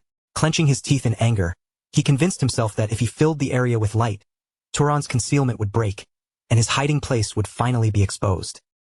Dolph searched desperately through the burning glow, his eyes darting through the firelit sand as he tried to catch even the smallest glimpse of Turan's figure. Without holding back, he began throwing direct attacks with the flames surrounding him, sending fire violently across the desert around him. But Turan vanished again in an instant, slipping back into the darkness and moving with a speed that felt almost terrifying. One moment, there was no sign of him anywhere. Then, without warning, another strike would come crashing in from a completely different direction, as if the darkness itself had turned against Dolph. Attack after attack slammed into Dolph's body before he could properly guard, forcing him to stagger and twist around while failing to keep up with Turan's movements. Little by little, wounds began spreading across Dolph's entire body. Cuts, burns, and fresh injuries piled up faster and faster, while Turan remained completely out of reach, untouched and impossible to pin down. At last, frustration and panic began swallowing Dolph whole. His composure cracked, and he shouted furiously into the darkness, demanding that Turan stop hiding and show himself properly. But by that point, Dolph had already understood something far more terrifying. The fight had turned hopeless. Without warning, he spun around and started running across the desert as fast as his legs could carry him. As he fled, panic filled every corner of his mind, and he finally grasped the truth he had misread from the beginning. Turan was not from the Guardian bloodline at all. Fighting a mage connected to that bloodline in the middle of the desert at night was no different from throwing himself into death. The darkness, the endless stretch of sand, and the heavy silence of the desert all worked perfectly in Turan's favor. Even so, Dolph forced himself to keep moving, desperately trying to reassure himself while his feet pounded across the sand. He told himself that even if Turan truly belonged to the Zahar family, his raw physical strength was still far below Dolph's own. As long as Dolph kept running without stopping, Turan should never be able to catch him in a direct chase. Unfortunately for him, that small hope disappeared almost immediately. Before Dolph could put any real distance between them, Turan suddenly appeared again. This time, Turan was high above him, flying calmly through the night sky alongside his pet eagle. Looking down at Dolph with cold, unreadable eyes, he admitted that Dolph was far more resilient than he had expected. Turan noted that Dolph was still nowhere near the durability of a true guardian, but compared to most ordinary nobles, he had endured far longer than expected. Looking at him carefully, Turan even wondered aloud whether Dolph's body was being protected by some kind of defensive magic artifact. Those words struck Dolph harder than any attack. The moment he heard them, the last scraps of confidence he had been clinging to finally shattered. The fear he had been forcing down surged up all at once. His legs gave out beneath him, and he collapsed to his knees in the middle of the desert. With desperation written across his face, Dolph begged for mercy. Turan did not answer with pity. He slowly extended one hand toward Dolph, looking down at him with a killing glare so cold it drained the air of any hope. That expression made the truth painfully clear. Mercy was never an option. In the next instant, an overwhelming amount of fire mana erupted from Turan's outstretched hand, surging forward with terrifying force. Blazing flames swallowed Dolph's entire body in an instant, wrapping him inside a violent storm of fire with no path of escape. Trapped in the inferno, the wolf burned alive in the middle of the dark desert, his screams tearing through the night. Those screams echoed into the darkness, but the result had already been decided. With a single devastating strike, the man's body was completely ruined. In truth, Dolph was already dead. Turan looked down at the corpse and quietly examined the damage he had caused. As he studied the ruined body, a thought passed through his mind. Dolph had been tougher than expected, perhaps because he belonged to the Strength Master bloodline. If he had been a properly trained guardian of Zahar, Turan suspected that his current stone-throwing technique might not have been enough to pierce through him. Turan continued turning the battle over in his mind, reviewing each moment with a calm, practical focus. The fight had proven that his abilities worked, but it had also exposed their limits. If he had to face stronger enemies later, his current methods might not be reliable enough on their own. He needed a stronger way to attack, something more certain, more focused, and capable of piercing through any defense placed in front of him. After reaching that conclusion, Turan's attention finally shifted away from the battle. There was still another matter waiting for him. Now it was time for the banquet. As those thoughts settled in his mind, he stretched one hand toward the dead man's body. The next instant, the remaining mana inside the corpse began flowing toward Turan, drawn out like a powerful current being pulled into a deep vortex. Every last trace of magical energy left within the fallen warrior was absorbed, leaving nothing useful behind in the body. But as Turan gathered the mana, he noticed something strange happening. A portion of the energy was not flowing directly into him. Instead, it was being pulled into a mysterious treasure he had been carrying, as if the object itself were quietly drinking in the power. Turan immediately sensed the unusual reaction. His eyes narrowed, and his attention focused sharply on the object in his possession. It was an item capable of storing magical power. Turan examined it carefully, feeling the mana gather inside it little by little, and a question naturally rose in his mind. How was this thing supposed to be used? For a brief moment, he wondered whether he should try drinking it directly, but almost immediately he rejected the idea. No, this was a divine object of Freya. Before doing anything reckless, he needed to investigate it much more carefully. Unlike a normal magical tool, this treasure felt as if it was tied to something far more sacred and dangerous. Turan knew that if he handled it carelessly, one wrong experiment could bring consequences he couldn't predict. So instead of rushing in, he chose to put it aside for now and wait until he had a clearer idea of what it truly was. By the next morning, the scene had shifted beneath a bright, open sky. Turan had already resumed his journey, moving forward once again across the unfamiliar land. This time, he traveled together with his eagle companion, riding alongside the great bird as they cut through the air. Below them, the land stretched out endlessly, and with each passing moment, they crossed an enormous distance over territories Turan had never seen before. After flying for a long while, a huge shape finally appeared at the edge of the horizon. Far in the distance, rising above the surrounding terrain, stood an enormous pyramid-like structure. Even from such a long distance away, its scale was impossible to ignore. The place looked less like an ordinary ruin and more like some grand hotel, or perhaps a luxurious gathering hall built for the powerful. The structure stood proudly in the middle of the landscape, and as Turan drew closer, signs of human activity gradually began to appear around it. Before long, he found himself near the area, speaking face-to-face with a young woman. The girl stared at Turan with wide eyes, her face filled with shock and disbelief. "You ran away from home and you're traveling by yourself? That's way too reckless." Her expression made it obvious that she couldn't understand how anyone could wander through dangerous lands alone like that. Then, still looking worried, she asked, "Didn't you run into thieves or magical beasts on the way?"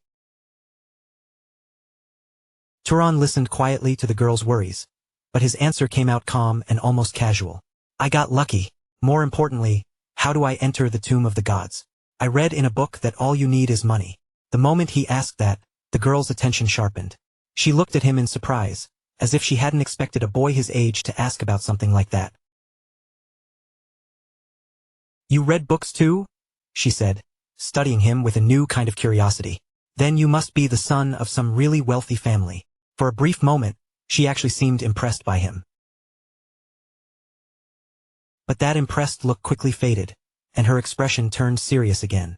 "Still, you can't go inside right now. About a week ago, some very important people arrived here. Ever since then, entry has been restricted. Even the merchant caravans were forced to turn back without getting in." Turan's brows drew together slightly as he caught onto the strange detail. "Important people?" The girl nodded, then lifted her hand and pointed toward a group standing in the distance. "Those people over there. Zahar." The focus then moved away from Turan's conversation and sank deep into the tomb of the gods itself, where an entirely different situation was taking place. Inside the ancient structure, the air was thick with tension, and the quiet halls and hidden passages seemed to stretch endlessly beneath the earth. In one secluded part of those underground passages, a man suddenly shouted in frustration, "Where is Purga?" Almost right away, a voice answered from nearby, sounding irritated. "I'm right here, so stop screaming." "They'll hear you." Purga stepped out from the shadows, his face tight with annoyance as he glared at the man for being so careless. But seeing Purga did nothing to calm the man down. Instead, his anger only rose higher, especially after what had just happened. "This is all your fault, Purga. If you hadn't insisted on coming in here before he could finish." Before he could say more, Purga cut him off sharply. "Don't try to push the blame onto me. You came here because you wanted to secure a good position once I become the head of the family. And lower your voice." His cold response shut the complaint down at once. Yet even though Purga looked composed on the outside, his thoughts were moving fast beneath the surface. One thought after another ran through Purga's mind as he remembered exactly why he had entered this place to begin with. There was an old story, a tale that had been passed down through his family generation after generation. There is a hidden underground area inside the tomb of the gods. If you uncover its secret, you may become the next head of the family. Those words had stayed with him ever since childhood. And now, standing in the depths of the tomb, Purga finally realized that the old legend had never been a lie. Who would have thought the underground area my grandfather talked about was actually real? His eyes slowly moved across the mysterious surroundings. Every year, I searched this entire place for clues, but I never found a thing. In the end, I thought it was nothing more than a legend, but the sight before him completely destroyed that belief. Beneath the tomb of the gods, a hidden world had truly existed, sealed away from ordinary visitors for countless years. The fact that such a place had stayed concealed for so long made his blood rush with excitement. To think a place like this was hidden here all along. His heart began to beat faster with anticipation. If the stories were true, then the secrets buried inside this underground labyrinth could completely change his future. If I uncover the secrets of this place, becoming the head of the family will be easy. The ambition he had carried for years burned even brighter in that moment. All the struggles he had endured, all the countless searches, and every disappointment he had swallowed suddenly felt meaningful. For the first time, Purga felt as though fate itself was finally pushing him toward victory. As he looked around the ancient underground maze, Purga couldn't stop a smile from spreading across his face. The god of Zahar is truly on my side. But at that exact moment, countless pairs of glowing red eyes lit up in the darkness ahead. The labyrinth beneath the tomb was far from empty. Hidden deep in the shadows, countless monsters had been silently watching them, waiting without making a sound. The sight sent a cold chill through the group, and the instant Purga saw those crimson eyes staring back at him, all of his excitement drained away. "What a shitty secret," he muttered, his face darkening. "If I'd known this place was crawling with monsters, I never would have come in here." Suddenly, the dream of uncovering a legendary secret and becoming head of the family didn't feel nearly as attractive. When the possibility of being ripped apart by monsters became painfully real, Purga tried to distract himself from the danger pressing in around them. He turned toward one of his companions and asked, "How much water do we have left?" The reply came immediately, "None." Purga's face twisted in irritation. "Then make some more. I at least need to wet my throat." The deeper they went into the underground ruins, the worse the situation became. The air felt thick and suffocating. Darkness seemed to stretch forever in every direction, and the constant presence of monsters made every step feel like it could be their last. Then, without warning, something strange began to happen. From somewhere deep within the labyrinth, an overwhelming dark energy started to spread through the underground passages. It rolled through the ruins with terrifying force, unlike anything Purga had ever sensed before. That sinister aura flowed through the ruins like an invisible tide, carrying a mysterious voice within it. Purga focused on the sound, and for some reason, even though the words came from a language he had never heard in his life, he could understand their meaning perfectly. Confusion spread across his face as he listened. "Why? I've never heard this language before, but I can still understand it." The voice continued echoing through the darkness, and Purga slowly grasped the meaning hidden inside those words. Then the message became clear. "The Night Hunter has returned to the desert." The moment those words rang through the underground labyrinth, a deep and eerie silence followed. Somehow, that silence made the entire place feel even more unsettling than before. The scene then moved away from the hidden ruins and returned to Turan, who was walking calmly through the streets while thinking over the situation around the tomb of the gods. The more he considered it, the more troublesome it felt. "This is going to be annoying." His expression slowly turned serious. "Troublesome? So they're planning to close the place off for themselves and explore everything alone." The restrictions around the tomb clearly weren't some simple temporary measure.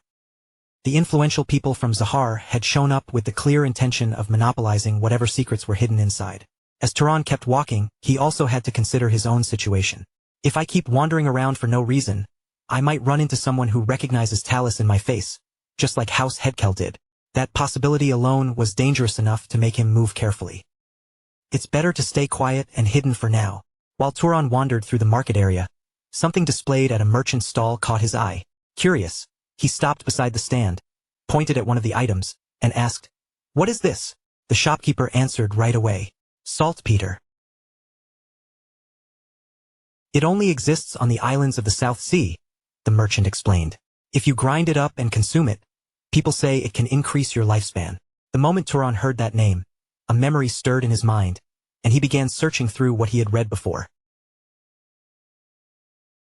"I've heard that name somewhere." After a short pause, realization hit him. I think it was in the arsonist book. His eyes narrowed slightly as he remembered the contents of that text. So that's what it was. Back then, I gave up because I didn't have the ingredients. But now, one of those ingredients was sitting right in front of him. Turan's thoughts immediately turned to a certain technique described in the book, the fire spirit. He remembered the terrifying power the arsonist had shown, and the destructive force of those flames had left a strong impression on him. Considering the power that arsonist used, it's definitely worth trying to recreate. With that in mind, Turan looked back toward the merchant and asked another question. "Do you happen to have any sulfur?" The merchant stared at him in confusion, then shook his head. "Sulfur? Never heard of it." Before Turan could say anything else, another man nearby joined the conversation. "Sulfur? That's something you only find in volcanic regions." Then a second man added more detail. "It's usually used for disinfection. There isn't much demand for it, so finding it in the desert will be difficult." After hearing their explanation, Turan immediately understood what kind of problem he was dealing with. "If I'd known, I would have searched for it in Komad before leaving." For a brief moment he regretted missing that chance. But he soon steadied himself and began thinking through another option. "Well, I don't necessarily have to go east." His goal was simple enough. "I just need to find a volcano." Just as Turan was about to leave, the merchant suddenly called after him. "By the way, aren't you going to take this brown sugar? It's a very rare commodity." The merchant seemed eager to sell it, but Turan barely showed any interest. "I don't really like sweets." And with that, he walked away from the market. Later, Turan appeared deep within the desert, standing alone amid an endless sea of sand that stretched out in every direction. There, he began testing a new way to use his abilities. Large amounts of sand shot forward at tremendous speed, slicing through the air like countless deadly projectiles. As Turan watched the results of his experiment, a satisfied look gradually appeared on his face. Not bad. The grains of sand moved just as he intended, and by using sand projectiles instead of stones, he gained far more control. "I can even change their shape while they're flying." Compared to ordinary rocks, sand gave him a level of flexibility that was much harder to achieve. "I can increase their piercing power, or scatter them in different directions." That meant his attack patterns had become far more versatile, giving him more ways to adjust depending on the situation in battle. Of course, this technique came with its own downside. It drained more mana than the usual method, so Turan could not throw it around carelessly. Still, the trade-off was more than worth it, because it allowed him to preserve his precious crafted stones. Those stones were not something he could casually replace, and right now, he only had about 5 or 6 specially prepared ones left in his possession. That meant he had to treat every single one carefully and only use them when it truly mattered. While Turan continued testing his abilities under the blazing desert sun, more ideas began surfacing in his mind. This could also be used to grab an enemy's ankles or scatter sand into their line of sight. The more he practiced controlling the sand, the more he realized just how many ways this power could be applied. It was not just useful for attacking head-on. With the right timing, he could use it to slow an opponent down, lock their movements in place, or disturb their senses in the middle of a fight. Then another possibility flashed through his thoughts. Maybe I should train myself to move through the sand like I'm swimming through water. If he could actually learn to travel beneath or through the desert itself, that skill would be unbelievably valuable, whether he was launching a surprise attack or slipping away from danger. But before he could think much further, his attention drifted back to the issue that had been bothering him for several days. Speaking of which, what exactly are those nobles doing inside the tomb?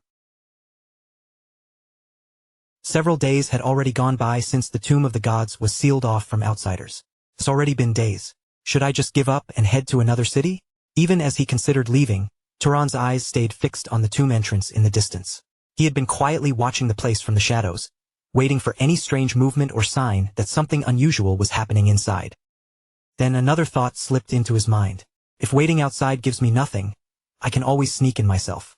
A thin smile tugged at the corner of his mouth. And if I get caught, I can just run. Once that decision settled in his head, Turan wasted no more time and activated his concealment technique. Little by little, his presence thinned out, as if his body were blending into the hot desert air. Soon, he became almost impossible to sense. Hidden from sight, Turan moved silently toward the restricted area, keeping his footsteps light and his breathing controlled. Right at that moment, two men appeared nearby. One of them sounded clearly annoyed as he muttered, "What a pain. Why is he making so much noise? Shut him up already." The other man responded right away, his voice colder and more cautious. "Just make sure you don't kill him." After exchanging those words, the two men continued deeper into the restricted zone. Thanks to Turan's concealment, neither of them noticed that he was standing close enough to hear them.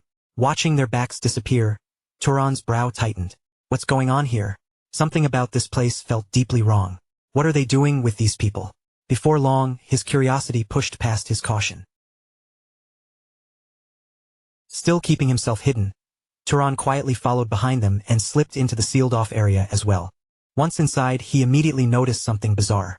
A huge opening had been carved into the ground, like the mouth of a gigantic wormhole, or a deep tunnel stretching down into pitch-black darkness.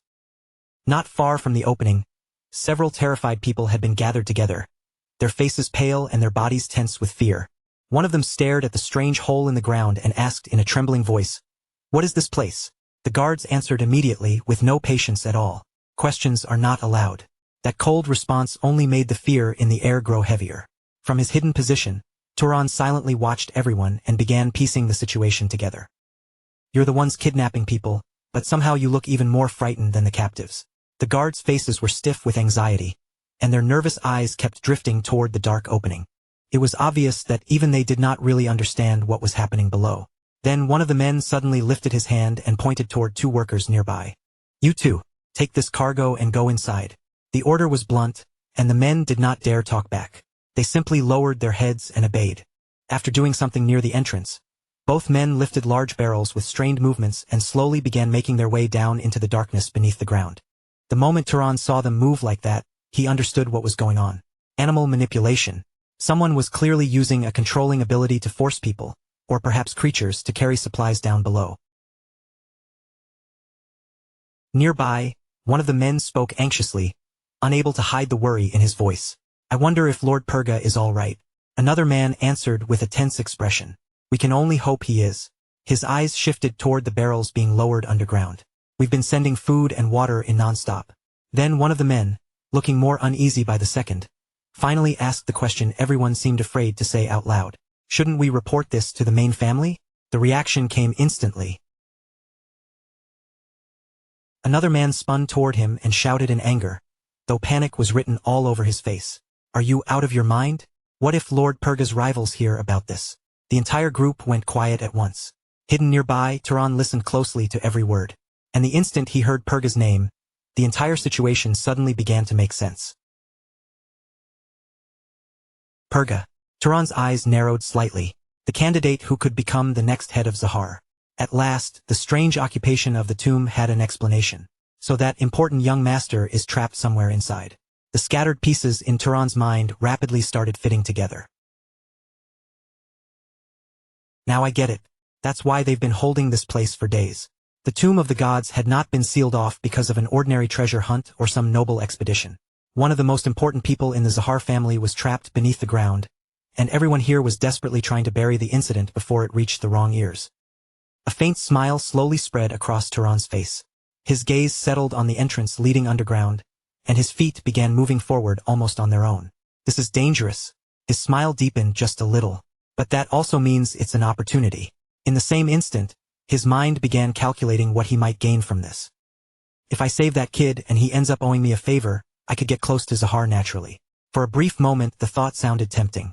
But almost immediately, Turan shook his head, as if throwing that excuse away. No, the more he considered it, the less the reason mattered. The reason itself doesn't matter. His eyes locked onto the darkness below. I need to go in. Something inside that tomb was pulling at him, drawing his thoughts toward the underground depths. There's something down there that I want. Without hesitating any longer, Turan stepped through the entrance and began descending into the underground labyrinth. But the instant he crossed inside, a deeply unpleasant sensation washed over him. He grabbed his head at once. Damn. Then, as if fog had suddenly lifted from his mind, a strange clarity returned. The moment I entered, my head cooled down.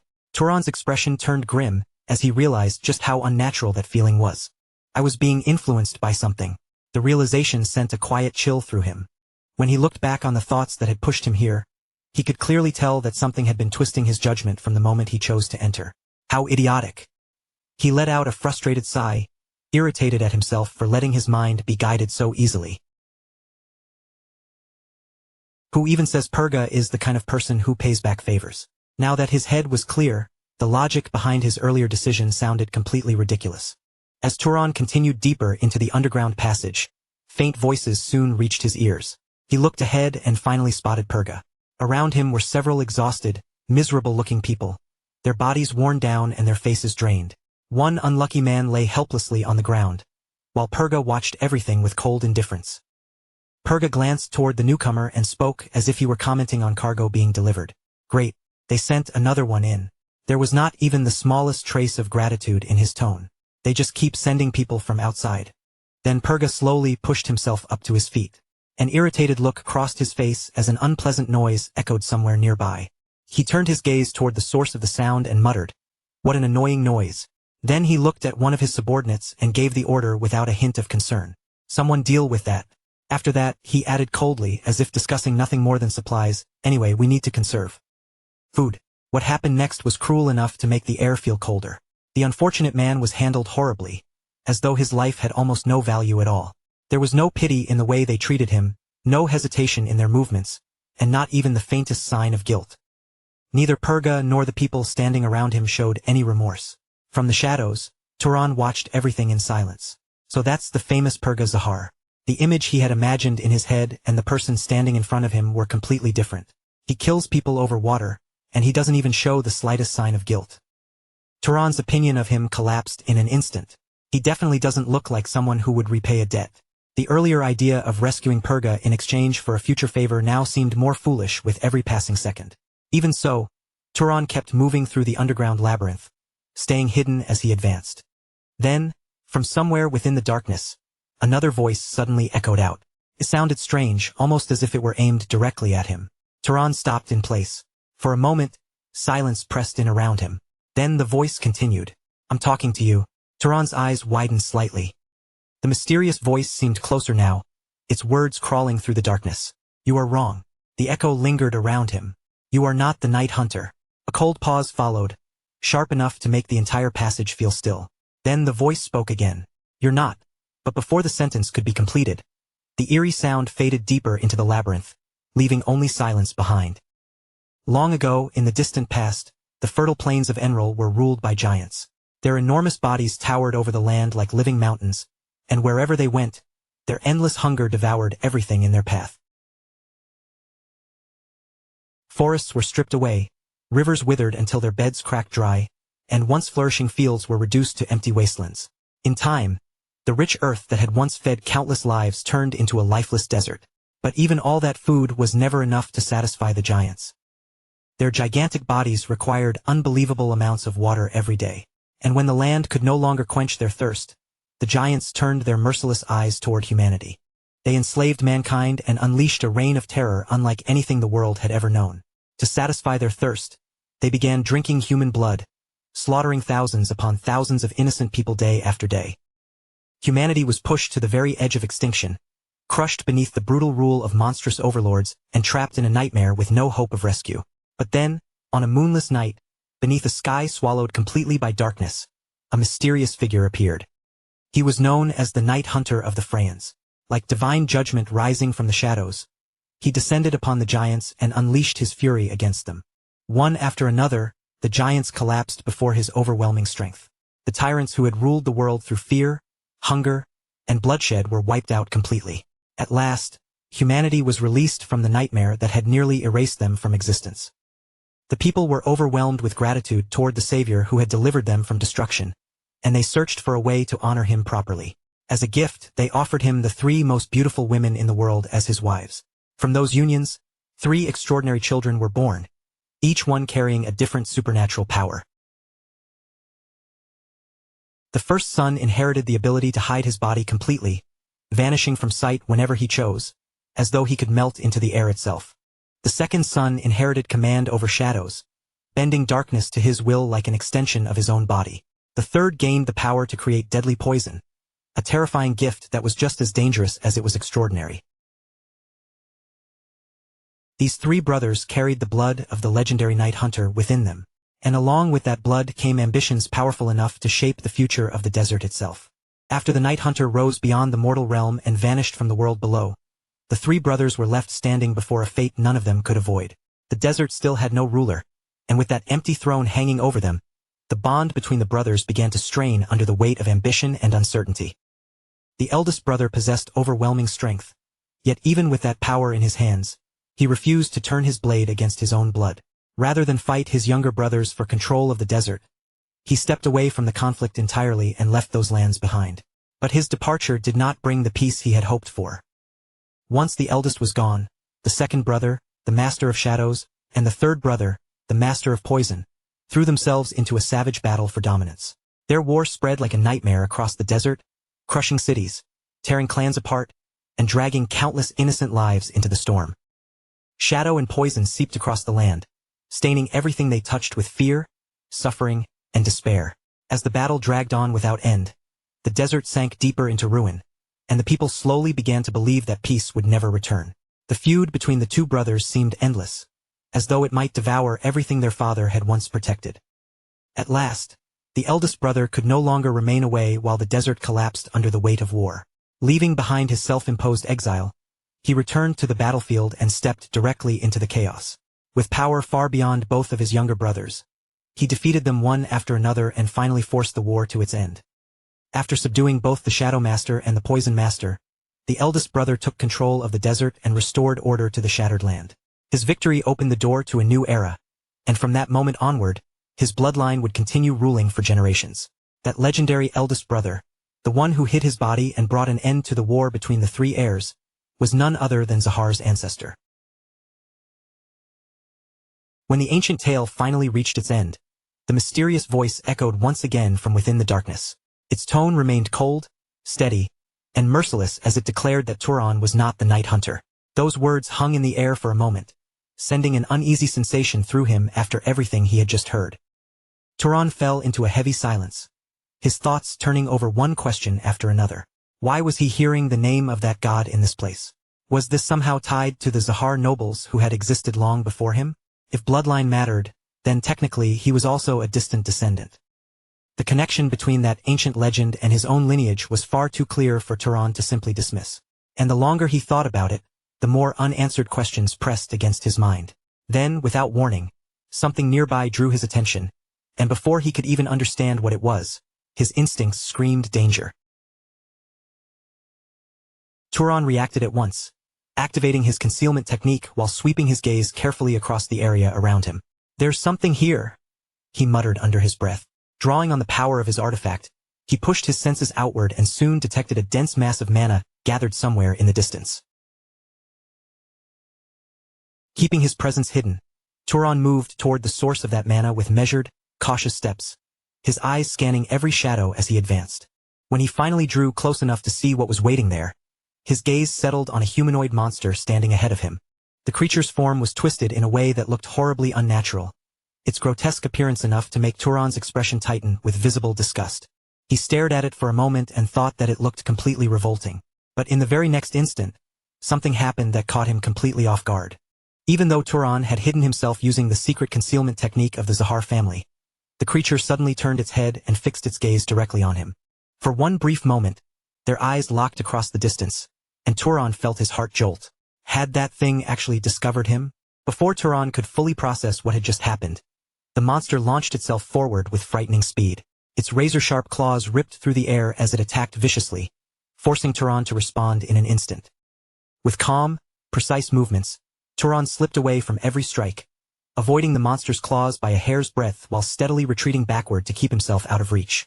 Once he created enough distance, Turan released a powerful fire spell.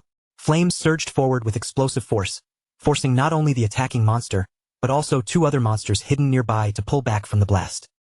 As Turan continued backing away, his thoughts raced sharply. How had that creature detected him? The fact that it could see through Zahar's silk was far from normal, and the realization left him deeply unsettled. That concealment technique was supposed to be extremely difficult to penetrate, yet somehow this monster had noticed his presence. Still, after watching their movements for a little longer, Turan picked up on one detail that gave him a measure of reassurance. Fortunately, the creature's detection range appeared to be limited. That small discovery helped steady him. Without wasting another moment, Turan bent down and grabbed a chunk of rock from the ground. A faint smile tugged at the corner of his mouth as he prepared to test the idea forming in his mind. "The first hit is mine," Turan declared. Then, with a sharp and controlled motion, he hurled the stone straight ahead. The rock tore through the air like a bullet, crossing the distance in an instant before slamming into one of the monsters with terrifying force. The impact was brutal. With just that single attack, the creature's body gave out, and it collapsed lifelessly onto the ground. Turan watched the remaining monsters carefully, expecting them to react in some way. But nothing happened. The surviving creatures simply stood there in silence, showing no fear, no anger, and not even the slightest sign that they understood one of their own had just died. Seeing their empty, unnatural behavior, Turan narrowed his eyes and quietly murmured, "So they don't even react when one of their own dies." Their strange indifference only made them feel even more disturbing. At the same time, the two remaining monsters turned away without hesitation and quietly disappeared from the area, showing no concern at all for the corpse left behind. Using that opening, Turan approached the fallen monster with careful steps, keeping his guard up as he reached his hand toward the body on the ground. He began using his mana absorption ability, expecting to draw power from the monster's corpse the same way he normally would after killing an enemy. But the moment he tried, something felt wrong. His expression shifted with confusion as he examined what little he had managed to gain. "I can't absorb any of its power, even after killing it. That means it's a magical creature," Turan thought. "But the amount of mana I absorbed is far too small. With physical abilities like that, it should have contained much more mana." On top of that, the sacred relic had not reacted at all. Turan stared down at the corpse, his brows tightening as he muttered, "What are these things really?" Nothing about the creatures fit together properly. Their bodies had displayed incredible strength and speed, yet the mana Turan obtained from them was almost non-existent. Even the sacred relic, which should have responded to something abnormal, remained completely silent. The more clues Turan gathered, the more mysterious the monsters became, as if every answer only pushed him deeper into confusion. Then, from somewhere beyond his sight, the mysterious voice suddenly spoke again. Its words carried a chilling weight as it repeated the very question now weighing on Turan's own mind. "What is your true identity?" The voice faded into silence, leaving Turan staring down at the monster's lifeless body. A strange, unpleasant feeling spread through him, and his frown deepened as he quietly said, "What an unbearable pain." Just then, Turan turned his head to the side as the faint sound of footsteps reached his ears from somewhere in the distance. The footsteps grew clearer with every passing second, and Turan immediately realized that someone was approaching. Without delay, he slipped back into hiding before whoever it was could discover him. A moment later, the source of the footsteps appeared. Purga had arrived, and his entire team was moving with him. They entered the area carefully, spreading their attention across the strange surroundings. Purga lifted one hand and ordered everyone to stop, and the group began looking around, trying to figure out exactly where they had ended up. As they studied the area, one of the team members suddenly frowned and asked, "What is this? Have we been here before?" Another member glanced around uncertainly before shaking his head and replying, "Who knows?" By that point, they had already lost their sense of direction long ago. The endless confusion of the place had twisted their bearings so badly that no one could say for sure where they had been, where they were now, or which way they were supposed to go next. Purga swept his eyes across the area before speaking in a low, certain voice. "They're the rats of this place." As the group continued trying to understand the situation, another member noticed something and hesitantly wondered aloud, could it be a rescue team? For a brief moment, a flicker of hope stirred among some of the exhausted explorers. But Purga immediately crushed that possibility, saying, "If it were, we would have known by now. A scandal in a place like this would be impossible to hide." His words carried firm certainty. If an outside rescue force had entered such a dangerous location, the news would have spread quickly. Since none of them had heard a single thing, the chance of that being true was almost non-existent. While Purga's team continued investigating the area, Turan stayed hidden nearby, silently watching their every move as he tried to make sense of both the strange monsters and Purga's sudden arrival. Then Purga turned toward one of his subordinates and gave a calm but firm command. "Galvan, set traps around here. We'll catch this rat." The man nodded without hesitation. "Okay, sir." Right after that, he began giving orders to the rest of the team. "Imelda, keep the surroundings lit." Everyone quickly started moving to carry out their tasks, but one member looked around uneasily, clearly unsure about the plan, and finally voiced his concern. "Shouldn't we deal with that rat first?" Before anyone in the group could properly respond, Purga stepped forward and immediately brushed the idea aside. "Leave him alone for now. He's probably just some lucky knight who somehow managed to survive earlier." His eyes narrowed as a cold, crooked smile began to spread across his face. "Let him run around a little longer. We can use him as bait to draw out the monsters." In Purga's mind, that unknown survivor lurking somewhere beyond their sight was not even worth treating like a real threat. To him, the man was nothing more than a convenient tool moving through the darkness. If the monsters sensed him first and swarmed toward him, then that would only make things easier for them. After all, if someone else could attract the danger for them, they would not need to waste effort wandering around blindly and searching for threats on their own. But not far from where they stood, hidden deep within the thick shadows, Turan quietly watched the entire exchange unfold from beginning to end. Turan kept his body still and his presence completely concealed, not making even the slightest sound. From the darkness, he observed their movements, their expressions, and every word that passed between them.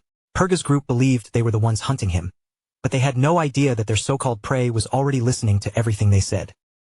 3 full days slipped by after that, and during those days, a strange and almost absurd situation began to form inside the labyrinth of absolute darkness.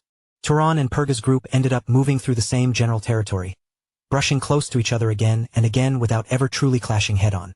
It became a bizarre kind of coexistence, as if 2 different forces were wandering through the same maze at the same time, each chasing a completely different purpose.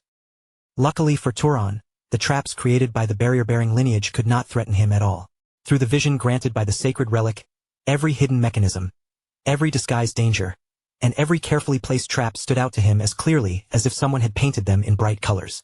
Whenever he came across one, he simply adjusted his path and avoided it with ease. In fact, the whole thing sometimes became almost amusing to watch. The members of Purga's group, swallowed by the crushing darkness and unable to properly understand where they were going, ended up triggering their own traps more than once. They were humiliated by the very devices they had prepared themselves. Unlike them, who were completely lost in that endless black maze, Turan slowly began to adapt to the labyrinth around him.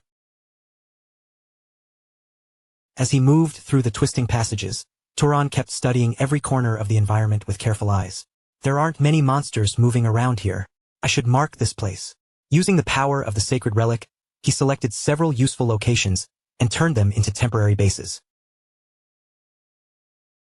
Those safe points gave him places to return to, allowing him to widen his range little by little without losing his way.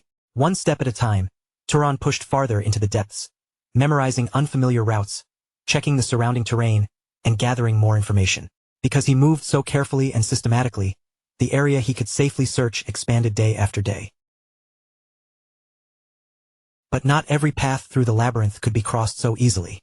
Some corridors were crawling with the strange creatures that haunted the darkness. In certain areas, the monsters appeared in such overwhelming numbers that Turan could not move forward unless they were dealt with one after another. Whenever he ran into a situation like that, Turan made use of an unexpected advantage. Without Purga's group ever realizing it, he borrowed their strength by manipulating the situation and using the monsters' behavior against them. More than once, he guided events so that the creatures turned their attention toward Purga's people instead. Because of their presence, Turan found openings that would have been far more dangerous and exhausting to create alone. As the days continued, he kept watching both the labyrinth and the monsters that lived inside it. But little by little, something about their movements began to trouble him. Turan stared into the darkness ahead, his expression tightening as a bad feeling settled over him. Why does it feel like they're attacking more often now? After observing the growing monster activity, he quickly came to a conclusion. It must be the lights. For now, I'll just hold them back. From that point on, whenever the strange creatures appeared, he stopped wasting effort trying to absorb mana from them. Even if ignoring them meant giving up a possible source of power, Turan did not care. The amount of mana those monsters provided was so tiny that it barely seemed worth the trouble.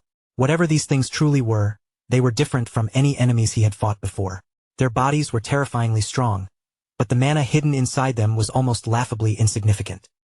Meanwhile, the condition of Purga's group had grown darker and more miserable with each passing day. Many members of the expedition had already died, and the remaining survivors were barely holding themselves together as they struggled against the constant threats inside the labyrinth of absolute darkness. Even with death surrounding them on every side, some of the men still talked as if the whole thing were merely an inconvenience. Since they keep sending these things toward us, we've ended up collecting quite a lot. One of them glanced around and added, "They're probably sending supplies because they still think the knights are alive." Another man answered with a faint note of regret in his voice. "If I had known things would turn out like this, I would have kept them alive instead of letting them die." He let out a tired sigh, then complained, "It's really uncomfortable not having anyone around to take care of us." The moment those words left his mouth, another member shot him a sharp look. "You can't actually be serious." Nearby, Turan remained hidden and listened to every word, watching them complain about the very consequences of their own cruelty. A wave of disgust rose in his chest. How despicable! Even so, Purga's group kept moving through the dark passages, continuing their conversation as if nothing about it was shameful. Then, all at once, one of them caught sight of movement shifting somewhere in the darkness. "Damn it, they're here again." Another voice immediately barked out an order, tense and urgent. "Dim the lights." At that exact moment, a faint smile tugged at the corner of Turan's mouth. While Purga's group was forced to deal with the monsters closing in on them, Turan saw only a perfect opening. Perfect. "While you make all that noise and keep serving as bait, I'll search the deepest parts myself." Without wasting even a second, Turan slipped away from the area and shot deeper into the labyrinth at incredible speed. Behind him, the sounds of fighting, shouting, and chaos slowly grew fainter with every step. Turan continued forward, moving beyond the range he had explored before and entering the unknown depths of the labyrinth. Could this door be the exit? Turan stopped before what looked like a massive door, but the longer he stared at it, the stranger the sight became. At first, the darkness made the details difficult to see. Then, little by little, his eyes adjusted, and the shape before him became clearer. What he had first assumed was just another part of the door slowly revealed its true form. And in the next instant, Turan understood the horrifying reality. It was not a decoration, and it was not part of the structure at all. Buried within that enormous door was a gigantic eye. The massive eye shifted slowly from side to side, its pupil moving with eerie calm as it scanned the darkness around it. It was so enormous that everything near it seemed small in comparison. Worse than its size, though, was the intelligence in its gaze. The moment Turan felt that stare settle into the air, a cold shiver ran down his spine. As Turan stood there staring at the eye, that mysterious voice echoed through the darkness once again. "Pursuing hunter conditions not met." The voice vanished for a short moment, then returned with another word. "Wave rider. Imitator." Another brief pause followed, heavy and unsettling. Then the voice delivered a new message from within the darkness. "Conditions met. Will you focus?" Turan did not move. Before him, the colossal eye remained fixed in place, unblinking and silent. Even now, it continued staring directly at him, and the pressure of that gaze was almost suffocating. It felt as if the eye had known he was coming long before he ever reached this place. As though it had been patiently waiting for this exact moment, the gigantic eye held Turan in its stare. Inside the suffocating silence of the labyrinth, he found himself locked in a tense confrontation with whatever mysterious being was hidden behind that enormous door, while the eye continued watching him without turning away for even a single second.